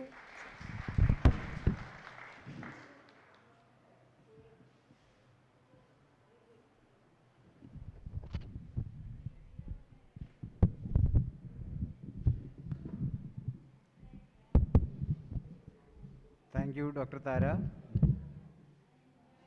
ഇനി അടുത്തത് പുസ്തക പ്രകാശനമാണ്. 2 പുസ്തകം നമ്മൾ ഇന്ന് പ്രകാശനം ചെയ്യുന്നുണ്ട്. ആദ്യം ബാംബു ഹൗസിംഗ് എന്ന് പറയുന്ന പുസ്തകമാണ് ആദ്യം പ്രകാശനം ചെയ്യുന്നത്. അത് പ്രകാശനം ചെയ്യുന്നത് ഡോക്ടർ കണ്ണനാണ്. ആ പ്രകാശനത്തിന് ശേഷം ആ പുസ്തകത്തിനെ കുറിച്ച് അദ്ദേഹം പറയും. അതെ, രണ്ടാമത്തെ പുസ്തകം പ്രകാശനം ചെയ്യുന്നത് SM വിജയാനന്ദാണ്. അത് ഡാഡീനെ കുറിച്ചിട്ടുള്ള മലയാളത്തിലുള്ള പുസ്തകം. എല്ലാവരും ഇവിടേക്ക് ഇരിക്കാം. ലക്ഷ്മി ഓൺലൈനിൽ വരുന്നുണ്ട്. ആദ്യത്തെ പുസ്തകം ഈ ലക്ഷ്മി സുകുമാരൻ എന്ന് പറയുന്ന ഡോക്ടർ ലക്ഷ്മി സുകുമാരൻ എന്ന് പറയുന്ന IIT-യിൽ ബാംബുവിനെ കുറിച്ച് റിസർച്ച് ചെയ്ത ലേഡിയാണ്. അവർ ഓൺലൈനിലാണ് സംസാരിക്കുന്നത്.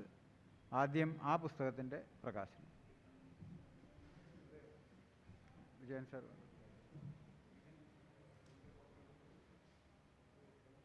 അല്ല, ആദ്യത്തെ പുസ്തകം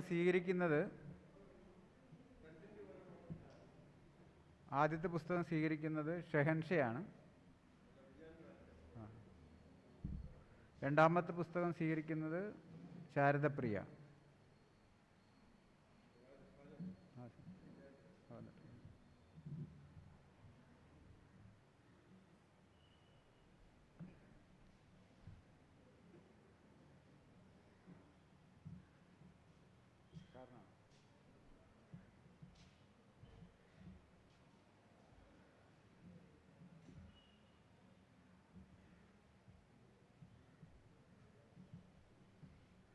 അത് റെഡിയാണോ?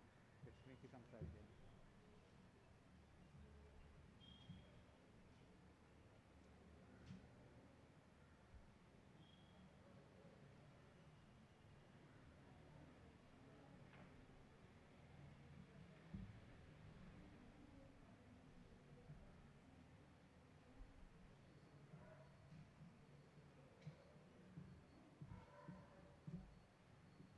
ലക്ഷ്മി കേൾക്കാമോ? ലക്ഷ്മി കേൾക്കാമോ?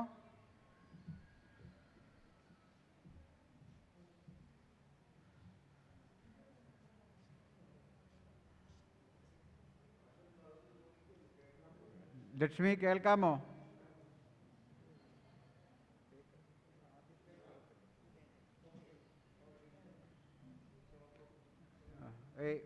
ആശംസ്.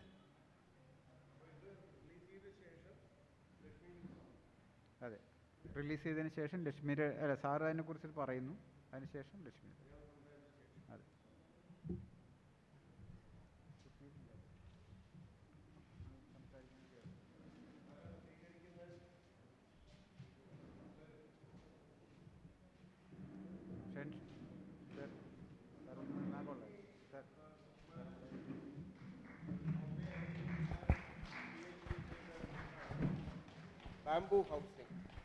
ബാംബു ഹൗസിങ്ങിനെ കുറിച്ച് ഡോക്ടർ ലക്ഷ്മി സുകുമാരൻ ചെയ്ത ഒരു PhD തീസിസാണ്. അവരുടെ PhD സൂപ്പർവൈസർ ആയിരുന്നു ഡോക്ടർ NC നാരായണൻ, നമുക്കെല്ലാവർക്കും അറിയുന്ന. അപ്പോൾ അദ്ദേഹം റെക്കമെൻഡ് ചെയ്തു ഇത് വളരെ വാല്യുബിൾ ആയിട്ടുള്ള ബാംബു എങ്ങനെ നമ്മുടെ വീട് നിർമ്മാണത്തിന് ഉപയോഗിക്കാം, അതിൻ്റെ സയൻറ്റിഫിക് ബേസിസ് എന്താണ്, അതിൻ്റെ എൻജിനീയറിങ് എന്താണ്, എങ്ങനെയൊക്കെ, അത് എക്സാമ്പിളോട് കൂടി. അവരുടെ എക്സാമ്പിൾ മുഴുവൻ കേരളത്തിൽ നിന്ന് എടുത്തതാണ് മിക്കതും. അപ്പോൾ അതിൻ്റെ വളരെ ഡീറ്റെയിൽ ആയിട്ടുള്ള ഒരു what would I say, both technical and economic evaluation ആണ് ഈ ബുക്ക്. സ്റ്റുഡൻസിന് പ്രത്യേകിച്ച് എൻവയൺമെൻ്റലി സസ്റ്റൈനബിൾ ആർക്കിടെക്ചർ എന്ന സബ്ജക്റ്റിൽ താല്പര്യമുള്ള എല്ലാ വിദ്യാർത്ഥികൾക്കും അധ്യാപകർക്കും ഇത് ഉപയോഗിക്കും. അല്ലാതെ തന്നെ ബാംബുവിൻ്റെ ആധുനിക രീതിയിലുള്ള വീടുകൾ ഉണ്ടാക്കുന്നതിന് അതെങ്ങനെ ഉപയോഗിക്കാം എന്നതിനെക്കുറിച്ചുള്ള എക്സാമ്പിളോട് കൂടിയിട്ട്, സാജൻ്റെയും ശൈലജയുടെയും വീടിൻ്റെ എക്സാമ്പിൾ കൂടിയുണ്ട് അല്ലേ ഇതിൽ. അതിൻ്റെ ടെക്നിക്കൽ ഡീറ്റെയിൽസ് അവരുടെ ഫീൽഡ് വർക്കിൻ്റെ ഭാഗമായിട്ട് ചെയ്തതാണ്. അപ്പോൾ അത് LBCയും ഓക്സ്ഫോർഡും ചേർന്ന് അത് പ്രസിദ്ധീകരിക്കാം എന്ന് വിചാരിച്ചു.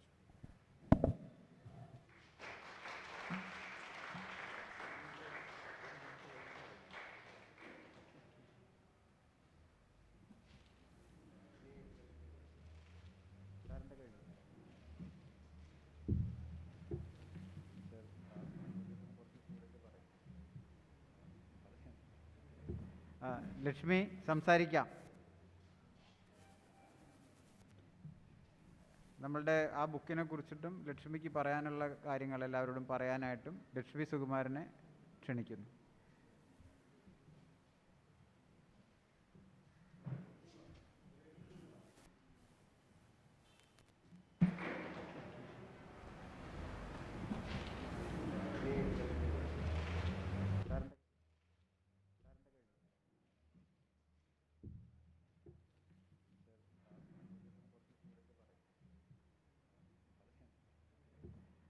ലക്ഷ്മി സംസാരിക്കാം.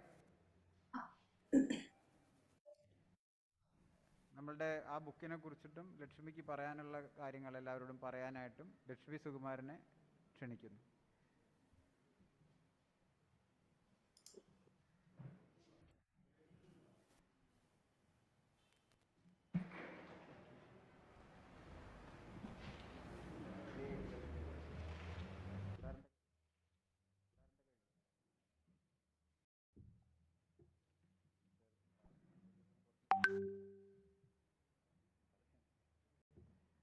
ലക്ഷ്മി സംസാരിക്കാം.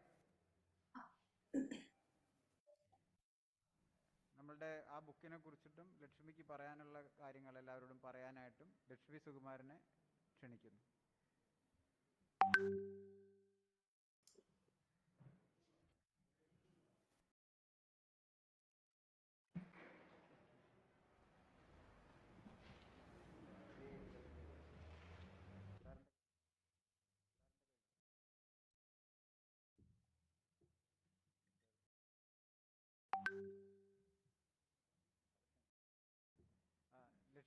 എനിക്ക് ഒരുപാട് സന്തോഷമുണ്ട്. ഇംഗ്ലീഷിൽ എഴുതിയ ബാംബു ഹൗസിംഗ് എന്ന ഈ പുസ്തകം കേരളത്തിലെ ഗൃഹനിർമ്മാണ മേഖലയിൽ ബാംബുവിന് വഹിക്കാവുന്ന പങ്കിന്റെ ഒരു അവലോകനമാണ് എന്ന് ചുരുക്കി പറയാം.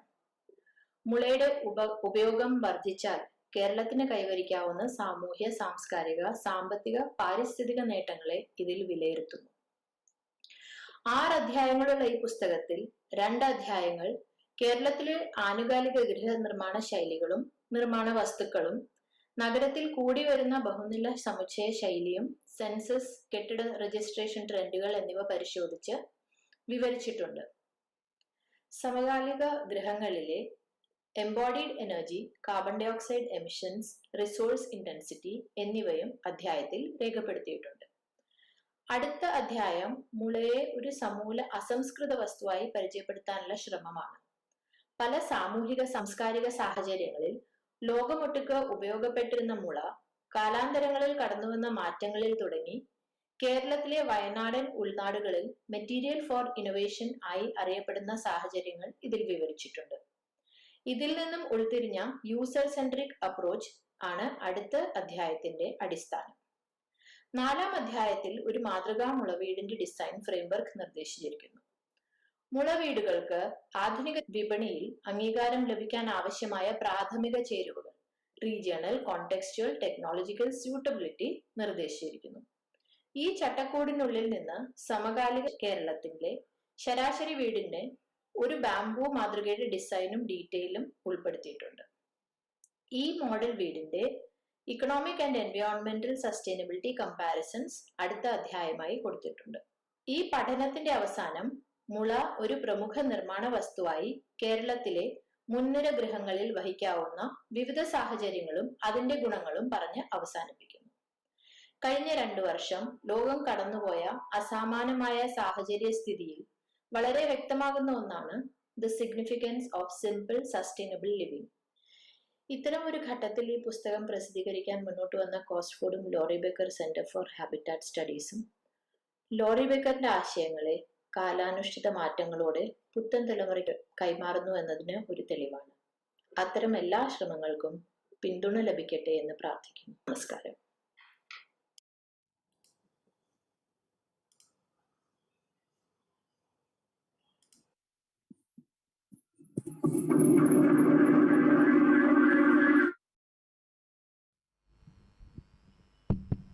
Thank you Lakshmi.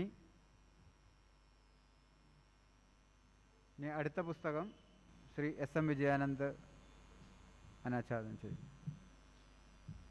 അത് വാങ്ങിക്കാനായിട്ട് ശാരദപ്രിയ.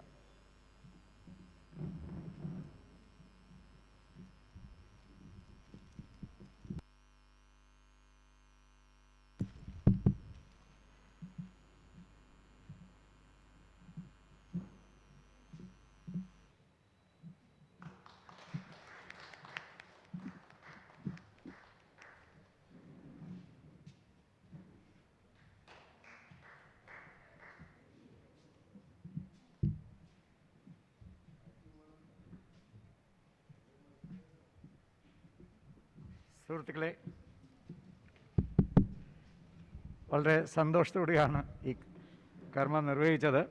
ഞാൻ നേരത്തെ ബേക്കർ സാറിനെ പറ്റി വളരെ ഡീറ്റെയിൽ ആയിട്ട് പറഞ്ഞു കഴിഞ്ഞു. അതിൻ്റെ എല്ലാ വശങ്ങളും ഒരു റൗണ്ടഡ് പിക്ചർ ഈ പുസ്തകത്തിൽ കാണും. ഒരുപക്ഷെ എൻ്റെ ജീവിതത്തിൽ ഞാൻ ഒരു ഡ്രാഫ്റ്റ് മാത്രമേ വായിച്ചിട്ടുള്ളൂ ബുക്കിൻ്റെ. അത് ഈ ബുക്കാണ്. അത് worth reading from page to page. അപ്പോൾ നമ്മൾ ഈ കാലത്ത് ഗവൺമെൻറ് ചലഞ്ച് മനുഷ്യർക്ക് വിടുന്നുണ്ട്, പൊളിറ്റിക്കൽ പാർട്ടീസ് ചലഞ്ചൊക്കെ വിടുന്നുണ്ട്. ഇപ്പോൾ കോസ്ഫോർഡിന് എനിക്കൊരു ചലഞ്ച് ഉള്ളതിൽ എത്ര മലയാളി കുടുംബത്തിൽ ഈ ബുക്ക് എത്തിക്കുമെന്നുള്ളത് നമ്മുടെ ഒരു ചലഞ്ചാണ്. It's a must read for every Keralite. അപ്പോൾ ആ രീതിയിൽ നമ്മളെല്ലാവരും നീങ്ങണം. ഞാൻ ഗീതാഞ്ജലിയെ എല്ലാ അനുമോദനങ്ങളും അർപ്പിക്കുന്നു. ഇനി 2 വാക്ക് പറയാൻ ക്ഷണിക്കുന്നു.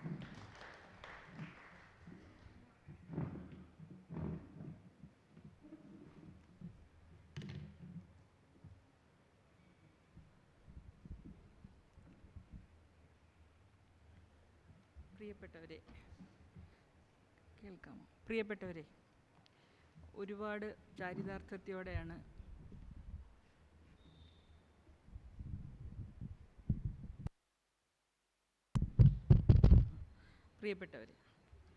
എല്ലാവർക്കും എൻ്റെ നമസ്കാരം.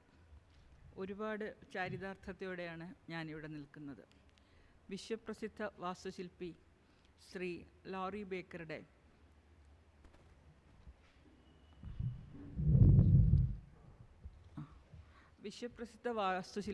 ലോറി ബേക്കറെ കുറിച്ചുള്ള മലയാള ഭാഷയിലെ ആദ്യത്തെ പുസ്തകം ഇവിടെ അങ്ങനെ വെളിച്ചം കണ്ടിരിക്കുകയാണ്. അദ്ദേഹത്തിൻ്റെ ജന്മദിനത്തിൽ തന്നെ അത് വെളിച്ചം കാണാൻ സാധിച്ചത് എനിക്ക് വളരെയധികം സന്തോഷമുണ്ട്. അദ്ദേഹത്തിൻ്റെ ജീവിതത്തിനോട് എനിക്കുള്ള ശ്രദ്ധാഞ്ജലിയായി ഈ പുസ്തകം ഞാൻ സമർപ്പിക്കുന്നു. കോസ്ഫോർഡ് തിരുവനന്തപുരത്ത് വെച്ച 2ാമത്തെ വീടാണ് എൻ്റേത്. 1993. അതിൻ്റെ ഡിസൈൻ ആയിട്ട് ബന്ധപ്പെട്ട് ഡാഡിയുടെ ഇടപെടലുകളും ചർച്ചയും ഒക്കെ ഉണ്ടായിരുന്നു. അന്നു മുതൽ കോസ്ഫോർഡും ലോറി ബേക്കറും എലിസബത്ത് ബേക്കറുമായിട്ട് എനിക്ക് ബന്ധമുണ്ട്. അങ്ങനെ ഒരു നീണ്ട കാലത്തെ ബന്ധം. ലോറി ബേക്കറുടെ സാജൻ ഇവിടെ പറഞ്ഞു 1993 മുതൽ അദ്ദേഹത്തിൻ്റെ പിറന്നാളുകൾ ആഘോഷിക്കാൻ തുടങ്ങി. അന്നു മുതൽ ഇന്നുവരെ എല്ലാ പിറന്നാളിനും കോസ്ഫോർഡിൻ്റെ കുടുംബത്തോടൊപ്പം ഞാനും എൻ്റെ ഹസ്ബൻഡ് ഷാജിയും ഞങ്ങൾ പങ്കെടുക്കാറുണ്ട്. 2017 മുതൽ 2018 വരെ ലോറി ബേക്കറിൻ്റെ സെൻറ്റിനറി 17 തിരുവനന്തപുരം എഞ്ചിനീയറിംഗ് കോളേജിൽ വെച്ചും 18 കനകക്കുന്നിൽ വെച്ചും ആഘോഷിക്കപ്പെട്ടപ്പോഴാണ് എനിക്ക് ഒരു കാര്യം ശ്രദ്ധയിൽപ്പെട്ടത്. ലോറി ബേക്കറെക്കുറിച്ച് മലയാളത്തിൽ ഇതുവരെ ഒരു പുസ്തകമോ ന്യൂസ് പേപ്പറിലുള്ള ആ ചെറിയ ചെറിയ വാർത്തകളല്ലാതെ ഒന്നും തന്നെ ഉണ്ടായിട്ടില്ല. 40 വർഷം നമ്മൾ മലയാളികളുടെ ഇടയിൽ ജീവിച്ച ഒരാളാണ്. അപ്പോൾ അതൊരു വലിയ പോരായ്മയായി എനിക്ക് തോന്നി. എന്തുകൊണ്ട് ഞാൻ തന്നെ അതിന് മുന്നിട്ടിറങ്ങിക്കൂടാ എന്ന് എനിക്ക് തോന്നി. അപ്പോൾ ഞാൻ അതായിട്ട് ആ ഒരു ചർച്ചയുമായി ബന്ധപ്പെട്ട് ആണ് എനിക്ക് ഇതിലേക്ക് ഞാൻ എത്തപ്പെട്ടത്. അപ്പോൾ ഇതിനു മുൻപ് വേറൊരു കാര്യം കൂടി ഉണ്ടായിരുന്നു. നമ്മൾ മലയാളികൾ തന്നെയാണ് അദ്ദേഹത്തിനെ പാവങ്ങളുടെ പെരുന്തച്ഛൻ എന്ന് വിളിച്ചത്.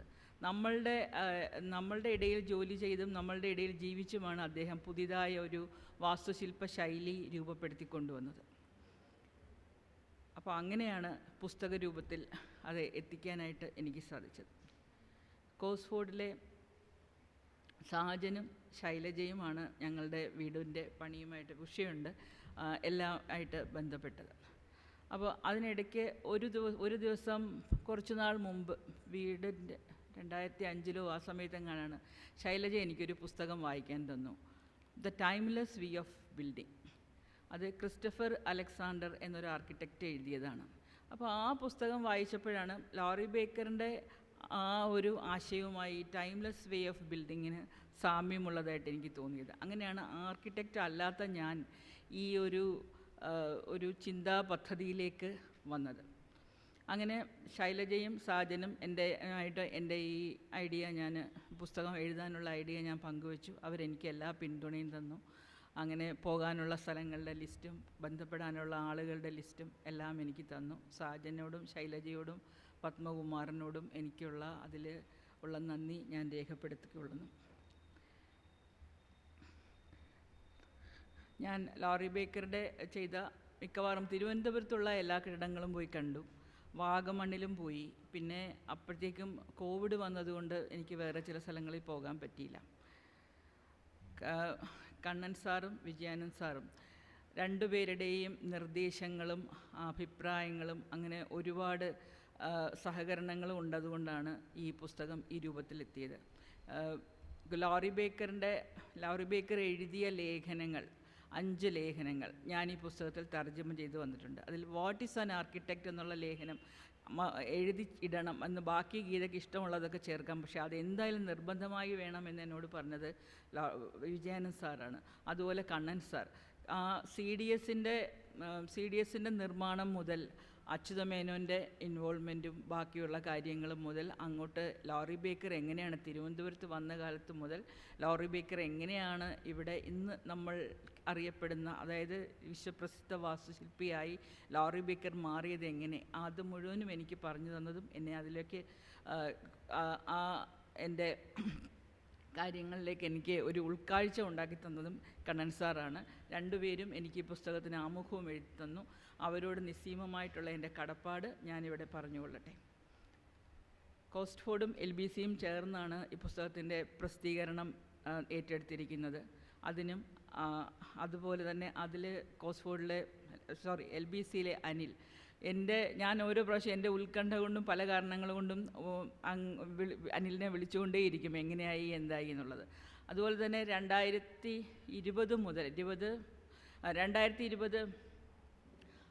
ഓഗസ്റ്റ് മുതൽ 2021 മാർച്ച് വരെ കലാകൗമുദിയിൽ പ്രസിദ്ധീകരിച്ച് വന്നിരുന്നു ഈ ലോറി ബേക്കറിൻ്റെ ജീവചരിത്രം. അപ്പോൾ അതുകൊണ്ട് കലാകൗമുദിയോടും എനിക്ക് നന്ദിയുണ്ട്. അനിലിനെ ഞാൻ എപ്പോഴും വിളിച്ചത്, അത് കഴിഞ്ഞപ്പോഴാണ് ഇതിൻ്റെ പ്രസിദ്ധീകരണം പുസ്തകമാക്കുന്നതിലേക്ക് വന്നത്. അനിലിനെ എപ്പോഴും വിളിച്ച് ബുദ്ധിമുട്ടിച്ചുകൊണ്ടിരിക്കും, ഒരു മുഷിവും കൂടാതെ എല്ലാ പ്രാവശ്യവും എപ്പോൾ വിളിച്ചാലും വല്ല എന്നോട് മറുപടി പറയുകയും എന്നോട് ഞാനുമായി സഹകരിക്കുകയും ചെയ്തു. ഈ പുസ്തകം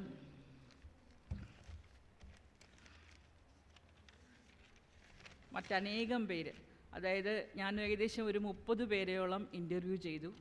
ഫോണിലും അല്ലാതെ നേരിട്ടും ചെന്ന് പല വീടുകളുടെയും നമ്പറുകൾ തന്ന് വീട്ടുകാരെ വിളിക്കുമ്പോൾ അവരെനിക്കായിട്ട് അവരുടെ കോവിഡ് കാലം തുടങ്ങിയത് 2020 മാർച്ചിലാണല്ലോ, അതുവരെ പല സ്ഥലങ്ങളിലും പോയി അവരെ എല്ലാം കാണാനും അവരുടെ വീടുകൾ എനിക്ക് വേണ്ടി അവരെന്നെ സ്വീകരിച്ച് സന്തോഷത്തോടു കൂടി ലോറി ബേക്കറെക്കുറിച്ച് സംസാരിച്ചു തന്നു. പിന്നെ ഈ പുസ്തകമാക്കുന്ന ജോലി, പുസ്തകത്തിൻ്റെ ഡിസൈനും അതൊക്കെ ചെയ്തു തന്നത് പ്രിൻറ്റ് മീഡിയയിലെ ഭട്ടതിരിയാണ്. അദ്ദേഹം ഇവിടെ ഇരിപ്പുണ്ട്. അതുപോലെ തന്നെ ഭട്ടതിരി, ഞാൻ ഓരോ പ്രാവശ്യം ഭട്ടതിരിയെ ബുദ്ധിമുട്ടിച്ചുകൊണ്ടേയിരിക്കും. ഒരു മുഷിപ്പും കൂടാതെ എൻ്റെ പുസ്തകവുമായിട്ട് അദ്ദേഹം നല്ലതായിട്ടിരിക്കുകയും ഈ രൂപത്തിൽ വളരെ നല്ല ഒരു പ്രൊഡക്ഷനായിട്ട് ഈ പുസ്തകം എത്തിച്ചേരാൻ, പുസ്തകത്തിനെ ഇറക്കാനായിട്ട് പറ്റി. എനിക്ക് ചിത്രങ്ങൾ തന്ന് സഹായിച്ചത് സാജൻ, പിന്നെ എൻ്റെ ക്ലാസ്മേറ്റും എൻ്റെ അടുത്ത സുഹൃത്തും പിന്നെ ചെന്നൈയിലെ ഒരു പ്രശസ്തനായ ആർക്കിടെക്റ്റുമായ ബെന്നി കുര്യാക്കോസ്, പിന്നെ ചിത്രങ്ങളെടുത്ത രതീഷ് കരിയം ആണ് ഡാഡിയുടെ ഫ്രണ്ട് പേജിൽ കവർ പേജിനുള്ള ചിത്രം തന്നത്. ബാക്ക് പേജിലുള്ള ചിത്രം തന്ന സീമ അകത്തുള്ള കുറേ ചിത്രങ്ങളും തന്നിട്ടുണ്ട്. പിന്നെ ആനന്ദ് കുര്യൻ, നമ്മുടെ ജോൺ കുര്യൻ സാറിൻ്റെ മകൻ ആനന്ദ് കുര്യൻ്റെ കയ്യിൽ ഒരു വലിയ കളക്ഷൻ ഉണ്ടായിരുന്നു. ആ ചിത്രങ്ങളും എനിക്ക് കിട്ടി. അങ്ങനെ ഫോട്ടോസ് എനിക്ക് ഒരുവിധം ഞാൻ ഫോട്ടോസ് എലിമിനേറ്റ് ചെയ്യുമായിരുന്നു. പിന്നെ ഇവിടെ ഒന്നുകൂടെ പറഞ്ഞോട്ടെ, എൻ്റെ കൂടെ പല സ്ഥലങ്ങളിലും എൻ്റെ കൂടെ വരികയും എനിക്ക് ഫോട്ടോസ് എടുത്ത് തന്നിരുന്ന എൻ്റെ മകൾ ഉണ്ട്. അവളോടും നന്ദിയൊന്നും പറയണ്ട, പക്ഷേ അവൾ എനിക്ക് ഒരുപാട് എല്ലാ സ്ഥലത്തും കൂടെ വന്ന് എനിക്ക് ഫോട്ടോസ് എടുത്തു തന്നു. അവളെടുത്ത ഒരുപാട് ഫോട്ടോസ് ഇതിനകത്ത് ഉണ്ട്, പൂർണ്ണ തന്ന ഫോട്ടോസ്. അപ്പോൾ അതുപോലെ തന്നെ എനിക്ക് വേറൊന്ന് പറയാനുള്ളത്, ഡാഡിയുടെ പുസ്തകം ഞാൻ എഴുതുന്നത് കൊണ്ടായിരിക്കും ഞാൻ പല ആളുകൾക്കും ഒരു ഇമെയിലാണ് അയക്കുക, ഞാനിങ്ങനെ ഒരു പുസ്തകം എഴുതുന്നുണ്ട്, എന്നുമായിട്ട് സഹകരിക്കണം. കേംബ്രിഡ്ജ് യൂണിവേഴ്സിറ്റിയിലെ റോബിൻ ജെ സ്പെൻസ്, അതുൽ ദേവ്ഗാങ്കർ, അദ്ദേഹം മറാഠിയിലാണ് ലോറി ബേക്കറെ കുറിച്ച് പുസ്തകം എഴുതിയത്. ഗൗതം ഭാട്ടിയ, ലോറി ബേക്കറിൻ്റെ പ്രഥമ ശിഷ്യൻ എന്ന് പറയപ്പെടുന്ന ജെറാൾഡ് ഡാക്കുണ, പിന്നെ ഒരു രമേശ് പണ്ടേക്കർ, ഇവരെല്ലാം തന്നെ എനിക്ക് ഞാൻ ഇമെയിൽ അയക്കുമ്പോൾ തന്നെ എനിക്ക് റിപ്ലൈ ചെയ്ത് ഞാനുമായിട്ട് ഇൻ്റർവ്യൂവിന് സഹകരിക്കുകയും ഒരുപാട് മെറ്റീരിയൽസ് എനിക്ക് തരികയും ചെയ്തു. ഈ പുസ്തകം എഴുതുമ്പോൾ വേറൊരു അനുഭവമുള്ളത്, എനിക്ക് ഈ പുസ്തകം എഴുതി തുടങ്ങിയപ്പോൾ തന്നെ എനിക്ക് ലോറി ബേക്കർ എൻ്റെ ജീവനാണ്. എനിക്ക് അത്ര ഭയങ്കര ബഹുമാനവും സ്നേഹവും ഒക്കെ ഉള്ള ഒരാളാണ്. കാരണം ഇത്രയും വർഷത്തെ പരിചയം ഉണ്ടായിരുന്നു. ഈ പുസ്തകം എഴുതുമ്പോൾ ലോറി ബേക്കർ എൻ്റെ കൂടെ ഉള്ളതുപോലെ എനിക്ക് തോന്നി പുസ്തകം എഴുതിക്കൊണ്ടിരുന്നപ്പോൾ. കാരണം വെച്ചാൽ അങ്ങനെ ഒരു മാനസികമായിട്ടുള്ള ഒരു അടുപ്പം അദ്ദേഹവുമായിട്ട് എനിക്ക് തോന്നി. അപ്പോൾ അങ്ങനത്തെ ഒരു അടുപ്പം കൊണ്ട് ഞാൻ കൂടുതൽ പുസ്തകങ്ങൾ എഴുതാനുള്ള വിവരങ്ങൾ ശേഖരിക്കാനായിട്ട് ഞാൻ ഇൻ്റർനെറ്റിനെയാണ് ആശ്രയിച്ചത്. ഒരുപാട് കാര്യങ്ങൾ ഇൻ്റർനെറ്റിലുണ്ടായിരുന്നു. അപ്പോൾ ഞാൻ ആശ്രയിക്കുമ്പോൾ പലപ്പോഴും കൊടുക്കുന്ന കീവേഡിൻ്റെ ഗുണം കൊണ്ടോ എങ്ങനെയാണെങ്കിലും എനിക്ക് ഒരുപാട് കാര്യങ്ങൾ, അതായത് ലോറി ബേക്കർ ചൈനയിലുണ്ടായിരുന്ന സമയത്തും ലോറി ബേക്കർ എൻ്റെ കുട്ടിക്കാലവും ചൈനയിലുണ്ടായിരുന്ന സമയത്തും പിത്തോറഗഡിലും ഉണ്ടായിരുന്നപ്പോൾ അദ്ദേഹത്തിൻ്റെ മക്കൾ രണ്ടുപേരും, ഞാൻ അവരെ രണ്ടുപേരെയും ഇൻ്റർവ്യൂ ചെയ്തു. വിദ്യയും തിലകനെയും മാത്രമേ എനിക്ക് ഇൻ്റർവ്യൂ ചെയ്യാൻ പറ്റിയുള്ളൂ. മറ്റേയാളെ എനിക്ക് ഫോൺ ചെയ്തെങ്കിലും അപ്പോഴത്തേക്കും എനിക്ക് കോൺടാക്ട് ചെയ്യാൻ പറ്റിയില്ല. അപ്പോൾ വിദ്യയും തിലകും പറഞ്ഞു, എല്ലാ കാര്യങ്ങളും മമ്മി എഴുതിയ പുസ്തകത്തിലുണ്ട് ഗീത, അത് അവിടെ നിന്ന് എടുത്തോളൂ. അപ്പോൾ അങ്ങനെ മമ്മി എഴുതിയ പുസ്തകത്തിൽ നിന്ന് മമ്മിയുടെ ലോറി ബേക്കറിന് അദ്ദേഹത്തിൻ്റെ അമ്മയ്ക്ക് എഴുതിയ കത്തുകൾ അതുപോലെ തന്നെ ഞാൻ എടുത്ത് തർജ്ജമ ചെയ്തതിൽ ഇട്ടിട്ടുണ്ട്. അത് ഞാൻ DC ബുക്സിൻ്റെ അനുവാദം വാങ്ങിച്ചിട്ടും വിദ്യയുടെയും തിലകിൻ്റെ അനുവാദം വാങ്ങിച്ചിട്ടാണ് അത് ചെയ്തത്. അത് കൂടാതെ തന്നെ ഈ ഇൻ്റർനെറ്റിൽ അന്വേഷിക്കുമ്പോൾ എനിക്ക് ലോറി ബേക്കറോടൊപ്പം FAUവിൽ ചൈനയിലുണ്ടായിരുന്ന ഒരു തെൽഗ ഡേവിഡ് എന്നൊരാൾ എഴുതിയ ഒരു വലിയ ഒരു 200 പേജോളം വരുന്ന ഒരു ഓർമ്മക്കുറിപ്പ്, FAU കോൺവോയ് ടു ചൈന എന്നൊരു പുസ്തകത്തിൻ്റെ ഒരു PDF രൂപം കിട്ടി. വേറെ അതുപോലെ ലോറി ബേക്കറോടൊപ്പം ചൈനയിലുണ്ടായിരുന്ന ഒരു ബെർണാഡ് ലെവ്ലിൻ എന്നൊരാൾ എഴുതിയ from the back streets of Bengal എന്നൊരു പുസ്തകത്തിൻ്റെ PDF രൂപം കിട്ടി. ഇതൊക്കെ ഞാൻ കൊടുക്കുന്ന കീവേഡുകൾ കൊണ്ട് എനിക്ക് എൻ്റെ മുന്നിലേക്ക് വന്നതാണ്. അപ്പോൾ ആ ബെർണാഡ് ലെവ്ലിനാണെങ്കിൽ ലോറി ബേക്കറിൻ്റെ എലിസബത്ത് ബേക്കറിൻ്റെ ഒപ്പം പിത്തോറഗഡിലെ ആശുപത്രിയിൽ ഒരുപാട് നാൾ താമസിച്ചിരുന്നു.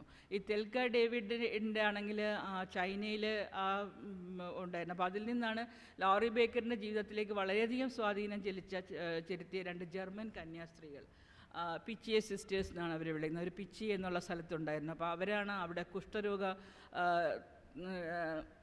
വന്ന ആളുകൾക്ക് വേണ്ടി ഒരു റീഹാബിലിറ്റേഷൻ സെൻറ്റർ നടത്തിക്കൊണ്ടിരുന്നതും ലോറി ബേക്കർ അത് നോക്കി നടത്താൻ വേണ്ടി ചൈനയിൽ ആ സ്ഥലത്തേക്ക് പോയി അവിടെ ഒരു 2.5 വർഷത്തോളം താമസിച്ചത്. അപ്പോൾ അതാണ് അദ്ദേഹത്തിൻ്റെ ആ ചൈനീസ് ജീവിതം അതിനെ രൂപപ്പെടുത്തിയത്. വിദ്യ അപ്പം തന്നെ എപ്പോഴും പറഞ്ഞുകൊണ്ടിരുന്നു, ഡാഡി എങ്ങനെയാണോ ഇതുപോലത്തെ ഒരു ആർക്കിടെക്റ്റായി മാറിയത് അതിൻ്റെ പ്രധാന കാരണം ചൈനയാണ്, ചൈനയിലെ ജീവിതമാണ്. ചൈനയിലുള്ള ആൾക്കാർ അവരന്ന് വളരെ ദരിദ്രമായിട്ട് ജീവിക്കുന്നവരാണ്. അവരൊരു സാധനവും വെറുതെ കളയില്ല. അപ്പോൾ അതുകൊണ്ട് നമുക്കറിയാമല്ലോ, ലോറി ബേക്കർ ഗാന്ധിജിയെ കാണാൻ ചെന്നപ്പോൾ ലോറി ബേക്കറിൻ്റെ ചെരുപ്പാണ് ഇഷ്ടപ്പെട്ടത്. ഈ ചെരുപ്പ് എങ്ങനെ ഉണ്ടാക്കിയെന്ന് ചോദിക്കുമ്പോൾ പറഞ്ഞു, ഈ ചെരുപ്പ് ഞാൻ തുണി കൊണ്ടാണ്, പഴം തുണികൾ ഒട്ടിച്ച് ഉണ്ടാക്കിയ ചെരുപ്പാണ്. ഗാന്ധിജിക്ക് അത് ഒരുപാട് ഇഷ്ടപ്പെട്ടിട്ട് അങ്ങനെയാണ് ലോറി ബേക്കർ ഒരു ഗാന്ധിജിയുടെ ഒരു അനുയായിയായി മാറുന്നത്. അപ്പോൾ ആ ഒരു കാര്യം, അത്തരം കാര്യങ്ങൾ എന്നിലേക്ക് വന്നത് ഈ ഒരു ആത്മബന്ധം പോലെ എനിക്ക് തോന്നിയത് കൊണ്ടാവണം. ഇംഗ്ലീഷിലായിരുന്നു മെറ്റീരിയൽ എല്ലാം കിട്ടിയിരുന്നത്. അത് സ്വാംശീകരിച്ച് മലയാളത്തിലേക്ക് എഴുതുന്ന ഒരു രീതിയായിരുന്നു. കൂടുതലും മമ്മിയുടെ പുസ്തകം ഒരു വഴികാട്ടിയായി ഞാൻ ഉപയോഗിച്ചിട്ടുണ്ട്. പിന്നെ അതുപോലെ തന്നെ ഇത് കഴിഞ്ഞപ്പോൾ 1-2 ആൾക്കാർ ആദ്യം ഞാൻ കോൺടാക്ട് ചെയ്യുമ്പോൾ ഫോൺ നമ്പർ സംഘടിപ്പിച്ചിട്ട് അവർക്ക് വാട്സാപ്പ് മെസ്സേജോ അല്ലാതെ ഇമെയിലോ അയക്കുമ്പോൾ ഞാനുമായിട്ട് സംസാരിക്കാൻ വിമുഖത കാട്ടിയ 1-2 പേര് പിന്നീട് വേറെ ഏതോ വഴിക്ക് ബന്ധപ്പെടുമ്പോൾ എന്നോട് വളരെയധികം സ്നേഹത്തോടെ പെരുമാറിയ ആൾക്കാരാണ്. അതും ഞാൻ വിചാരിക്കുന്നു ഈ ഒരു യാദൃച്ഛികതയോ അത്ഭുതമോ എന്ന് തോന്നാം. ഒരു ഉദാഹരണമായിട്ട് ഗിരിജ, നമ്മളുടെ ലോറി ബേക്കറുമായി വളരെയധികം അടുപ്പമുണ്ടായിരുന്ന സുന്ദറിൻ്റെ ഭാര്യയാണ് ഗിരിജയുടെയും സുന്ദറിൻ്റെയും വീടിന് അവർ ബേക്കർ ലാൻഡ് എന്നാണ് പേരിട്ടിരിക്കുന്നത്. ഞാൻ ആദ്യം കോൺടാക്ട് ചെയ്യുമ്പോൾ ഗിരിജ എന്നോടൊരു 1 വർഷത്തോളം ഗിരിജ എനിക്ക് തിരിച്ച് റിപ്ലൈ ഒന്നും ചെയ്തില്ല. ഞാൻ ശരിക്കും അന്ന് വളരെ വിഷമിച്ചു. ഗിരിജ റിപ്ലൈ ചെയ്തില്ലല്ലോ, എന്തു പറ്റിയെന്ന് അന്നങ്ങനെ വിഷമിച്ചിരുന്നിട്ട് പിന്നെ ഞാൻ അതൊന്നും ഇല്ലാതെയാണ് കലാകൗമുദി പ്രസിദ്ധീകരിച്ചതിന് ശേഷമാണ് ഗിരിജയെ വേറൊരു വഴിക്ക് ബന്ധപ്പെടാൻ എനിക്ക് അവസരം കിട്ടി. അപ്പോഴേക്കും ഗിരിജ എനിക്ക് വളരെയധികം സ്നേഹത്തോടെ എന്നോട് സംസാരിക്കുകയും ലോറി ബേക്കറിൻ്റെ അനുഭവങ്ങളെക്കുറിച്ച് സുന്ദർ പറഞ്ഞ ഒരു 1.5 മണിക്കൂർ നീളമുള്ള ഒരു ഇൻ്റർവ്യൂ എനിക്ക് അയച്ചു തന്നു. അങ്ങനെ വേറെ ഒരുപാട് മെറ്റീരിയൽ തന്നു. അവരുടെ വീട്ടിൽ പോയി. അപ്പോൾ ഇങ്ങനെ ഒരുപാട് കാര്യങ്ങൾ എനിക്ക് ചെയ്യാൻ പറ്റിയത് ഞാനതൊരു ഭാഗ്യമായിട്ടാണ് കരുതുന്നത്. അതുപോലെ കലാകൗമുദിയിൽ ഇത് അടിച്ചു വന്നപ്പോഴും ഒരുപാട് ആളുകൾ എന്നെ വിളിച്ച് അവരുടെ സ്നേഹവും സൗഹൃദവും പങ്കുവയ്ക്കുകയും അവർക്ക് ഇതുപോലുള്ള വീടുകൾ നിർമ്മിച്ചാൽ കൊള്ളാം എന്ന ആഗ്രഹം ഒരുപാട് പേര് പ്രകടിപ്പിക്കുകയും ചെയ്തു. അതിലൊരുപാട് സന്തോഷം ഉണ്ട് എനിക്ക്. അവരോടെല്ലാം നന്ദിയുണ്ട്.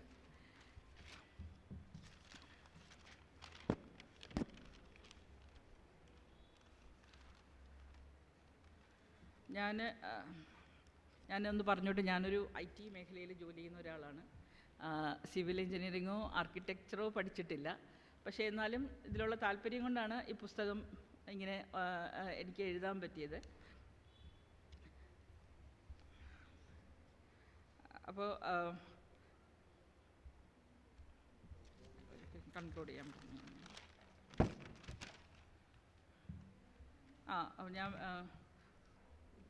വേറൊന്നുള്ളത്, അപ്പോൾ അങ്ങനെ ആ ഡാഡിയും മമ്മിയും എൻ്റെ മനസ്സിലേക്ക് വന്ന സ്നേഹമായിട്ട് നിറഞ്ഞതുകൊണ്ട് തന്നെയാണ് എനിക്ക് പരിസ്ഥിതി സ്നേഹം, വാസ്തുശില്പശൈലി എന്നെല്ലാം പറഞ്ഞത്. എനിക്ക് ഗാന്ധിജിയോടുള്ള കടപ്പാടാണ്. ശരിക്കും ഗാന്ധിജിയാണല്ലോ ഗാന്ധിജി അതുപോലെ ഒരുപാട് ഇതുപോലെയുള്ള പ്രധാനപ്പെട്ട വ്യക്തികളെ ഇന്ത്യയിൽ ജോലി ചെയ്യാൻ ക്ഷണിക്കുകയും ചെയ്തിട്ടുണ്ട്. അതുകൊണ്ട് ഗാന്ധിജിയുടെ ഒരു വാചകം പറഞ്ഞോട്ടെ, അതായത് ഈ ഭൂമിയിൽ ഉള്ള എല്ലാ ജീവജാലങ്ങൾക്കും ജീവിക്കാനുള്ള എല്ലാ വിഭവങ്ങളും ഈ ഭൂമിയിൽ തന്നെയുണ്ട്.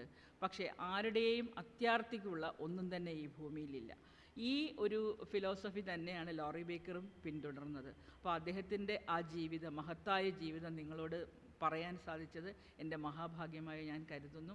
എല്ലാവർക്കും നന്ദിയുണ്ട്. എന്നോട് സഹകരിച്ച് ഞാനിവിടെ പേരെടുത്ത് പറഞ്ഞവരും അല്ലാത്തവരുമായ എല്ലാ ആളുകളോടും എൻ്റെ നന്ദിയുണ്ട്. നമസ്കാരം.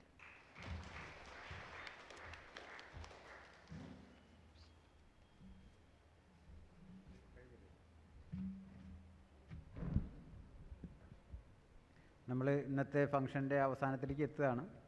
സാധാരണഗതിയിൽ നമ്മൾ ഭക്ഷണം കഴിച്ചിട്ടാണ് പിരിയാറുണ്ടായിരുന്നത്. ഇത്തവണ ഈ കോവിഡിൻ്റെ പശ്ചാത്തലത്തിൽ അത് വേണ്ട എന്നുള്ളൊരു തീരുമാനമാണ് എടുത്തിരുന്നത്. എന്നാലും നമ്മൾ ചെറിയതായിട്ട് കണ്ണസാറിൻ്റെ അനുവാദം വാങ്ങിച്ചിട്ടാണ് ചായ കൊടുത്തത്. കാരണം ഇത്രയും സമയം ഒന്നും കഴിക്കാതിരിക്കാൻ ബുദ്ധിമുട്ടുള്ളതുകൊണ്ടാണ് അങ്ങനെയെങ്കിലും ഒരു ഏർപ്പാട് ചെയ്തത്. അപ്പോൾ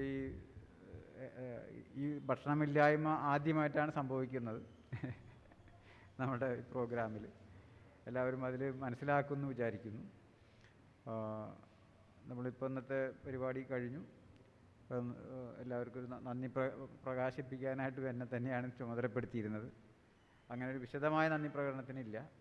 പരിപാടിയിൽ പങ്കെടുത്ത എല്ലാവർക്കും, ഭട്ടതിരി പ്രത്യേകിച്ചും, ജോൺ കുര്യൻ സാറ് അവിടെ പോയി, അവിടെ ഡോക്ടർ താര, ഡോക്ടർ കണ്ണൻ, വിജയൻ സാർ, ഗീതാഞ്ജലി, ലക്ഷ്മി സുകുമാരൻ, എല്ലാവർക്കും പങ്കെടുത്ത എല്ലാവർക്കും ആരും പേരെടുത്ത് പറയുന്നില്ല, പ്രത്യേകിച്ച് ഡാഡിയോട് അടുപ്പമുണ്ടായിരുന്ന എനിക്ക് തന്നെ അറിയാം. ഇവിടെ ഈ ഇതിനകത്ത് ഓരോ പരിപാടിക്ക് വരുമ്പോഴും ലോറി ബേക്കറിൻ്റെ ഒരു പ്രസൻസ് നിങ്ങൾക്ക് എല്ലാവർക്കും ഫീൽ ചെയ്യുന്നുണ്ടാവുകയും ചെയ്യും.